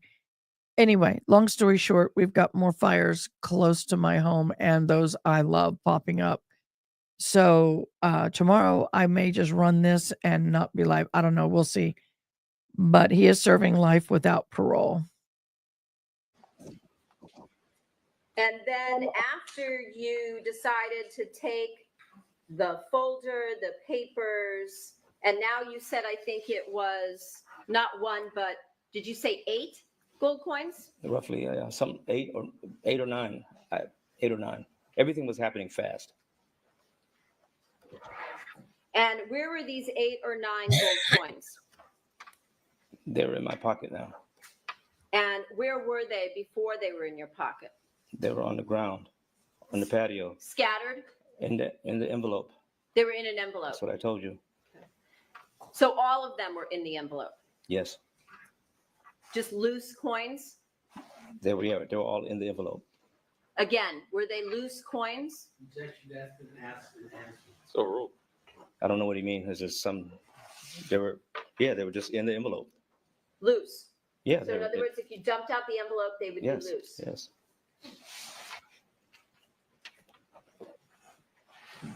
And then what did you do? Unless I'm missing something else, get out of there. Okay. So where do you go? To the car. Actually, before the car. I saw the keys on the car. Time was running out. I knew it was running out. You saw the what? The keys to the car. Okay. Where were those?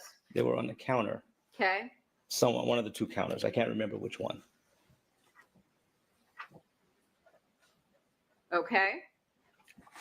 When you say the counter, are you talking about the kitchen area? Yes. Okay. So then what? Then went to the car. Got into the car. Left. Okay. And on before you left, did you take anything else? I might have. I might have. I just don't remember. I might have. I don't know. Okay. I wasn't doing an inventory of everything. I was trying to get out of there. Did you stop to take the DVR? Oh, see. Yes. So where was that? That was in the garage. Okay. And who showed you where that was? Let's follow the wires.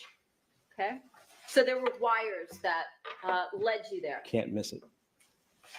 They just had them You can't miss it. laying around that Wires led. you can't miss it. Well, you were there the day, as we talked about, Jerk. that the surveillance system was installed. We talked about that this morning, right? June I don't 28th. remember being there when this thing was installed. I really don't remember that. I Okay. really don't remember that. And so you took the DVR. Tell us why you decided to do that. So there's no record. There's no media. How did you know that the DVR wasn't cloud-based? I didn't. So you took the DVR not knowing if it contained any recordings at all. Not really sure, but I took it anyway. You hadn't had a prior conversation with Monica about the DVR, had you? I hadn't had a conversation with her about it. Never. I know that she was getting a new system. She said it was getting upgraded. That was way before that day. He said that he wanted to get it done. And so you took the DVR, right? Correct. Where was that? In the garage. Where? Rural? Well, if I didn't take it, I don't know where I got it from, but I took it. I can't remember exactly where it was anymore. Okay. It had to be me to take it, right? Yes. And so after you took the DVR, did you do anything else? Not that I remember. It's a long time ago. Did you turn off the power to the house?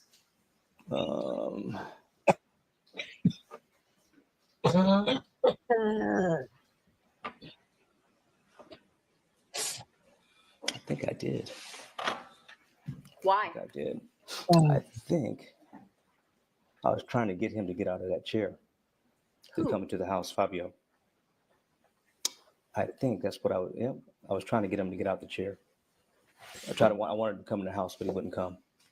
So you're now telling us in yet another version that when you first got to the house, you turned off power to the house? No, not at first. It was when I first went into the kitchen and saw him. He wouldn't come in. I wanted him to come in. He wouldn't come in. Did you call him? Fabio, come in here. I want to stab you to death. I mean, how did you get him to, what were you doing that you said he wouldn't come in? He wouldn't come in on his own. He wouldn't just walk up and come in. I wanted him in the house, but he wouldn't come in the house. What do you mean he wouldn't come in? Did you call to him? Did you talk to him? No, I just wanted him to come into the house. I was waiting for him to come to the house, come inside, but he wouldn't come in. He wouldn't come in. Yeah, he didn't come in. He just didn't come in. Well, did you try to get him to come into the house? That was the reason why I tried to I cut the power, so he would check the fuse box. I see. So One you sunny waited day, for him while he was out on the just put it in the weather check in Discord and let us know. porch, right? On the patio. Yeah, You said he was reading through some papers, right? yes, Talking on the phone, Detective. and he wouldn't come into the house. no, not necessarily in that order, but yeah, he wouldn't come to the house, but because he was still there for a while. So you went past where he would see you through the glass French doors to where? To turn off the power of the house. Matt, there's a fire near Through Herbie's. the door, through that garage door. You went through the kitchen door into the garage and did what? I cut the fuse box power. How did you know where the fuse box was? I was looking for it. I had no idea where it was. It wasn't that there were wires again that you could just follow like you did with the DVR. You know, most people have garages and their fuse boxes in the garage. I see. So again, you're pressed for time. You're panicking. Fabio won't come in. And you're going to try to lure him into the house, right? Trying to get him to the house if I can. Got it. And so, I'm so sorry. Let's take our adjournment until tomorrow at 9 a.m. The admin supplies and I'll discuss this case among yourselves. If anyone else before expressing opinions of the cause, I submit it to you.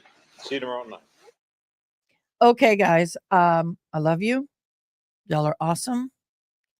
I have to bolt. I have an ASL class I got to teach. I may have to go help my spiritual brother save what he can from his house if the fires get close enough. So I got to be prepared. You guys, please stay safe.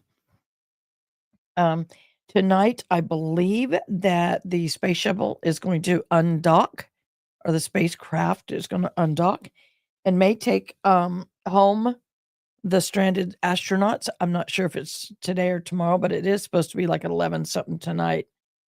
So that will be on tonight. So that's going to happen. Depending on what's going on, if I'm able to, I don't know, if I may come put it on. We'll just see what's going on. But tomorrow we will be back with the Sementilli trial. You guys are awesome. Oh, I got to do 2 things before I go. I know I forgot yesterday, but I saved it. I saved yesterday's. Okay. Yay. I saved yesterday. I saved yesterday. We're going to share this one first. We're going to get me back to where I belong. There.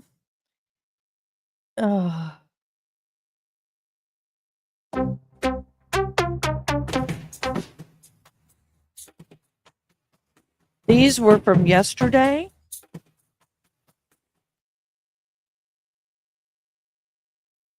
Yay, case 1, you're a winner from yesterday. And then this is today.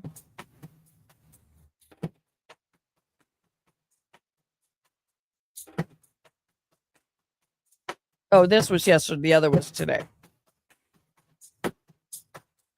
Sweet Magnolia. Yay. Both of y'all have your extra entries into tomorrow. Thank you so much for your kindness and understanding about me being under the weather. And I hope to see you again tomorrow morning at 11:30 Central Standard Time. If anything comes up, oh, we have Karen Reed. We will be up early tomorrow morning with Karen Reed. I will get all that preloaded. So click that bell so you know when I'm going live. In the meantime, Lord bless you and keep you. We'll see you tomorrow. Until then. Thanks for watching. Please comment, like, share, and most importantly, subscribe. I hope you have an awesome day. Till next time, take care.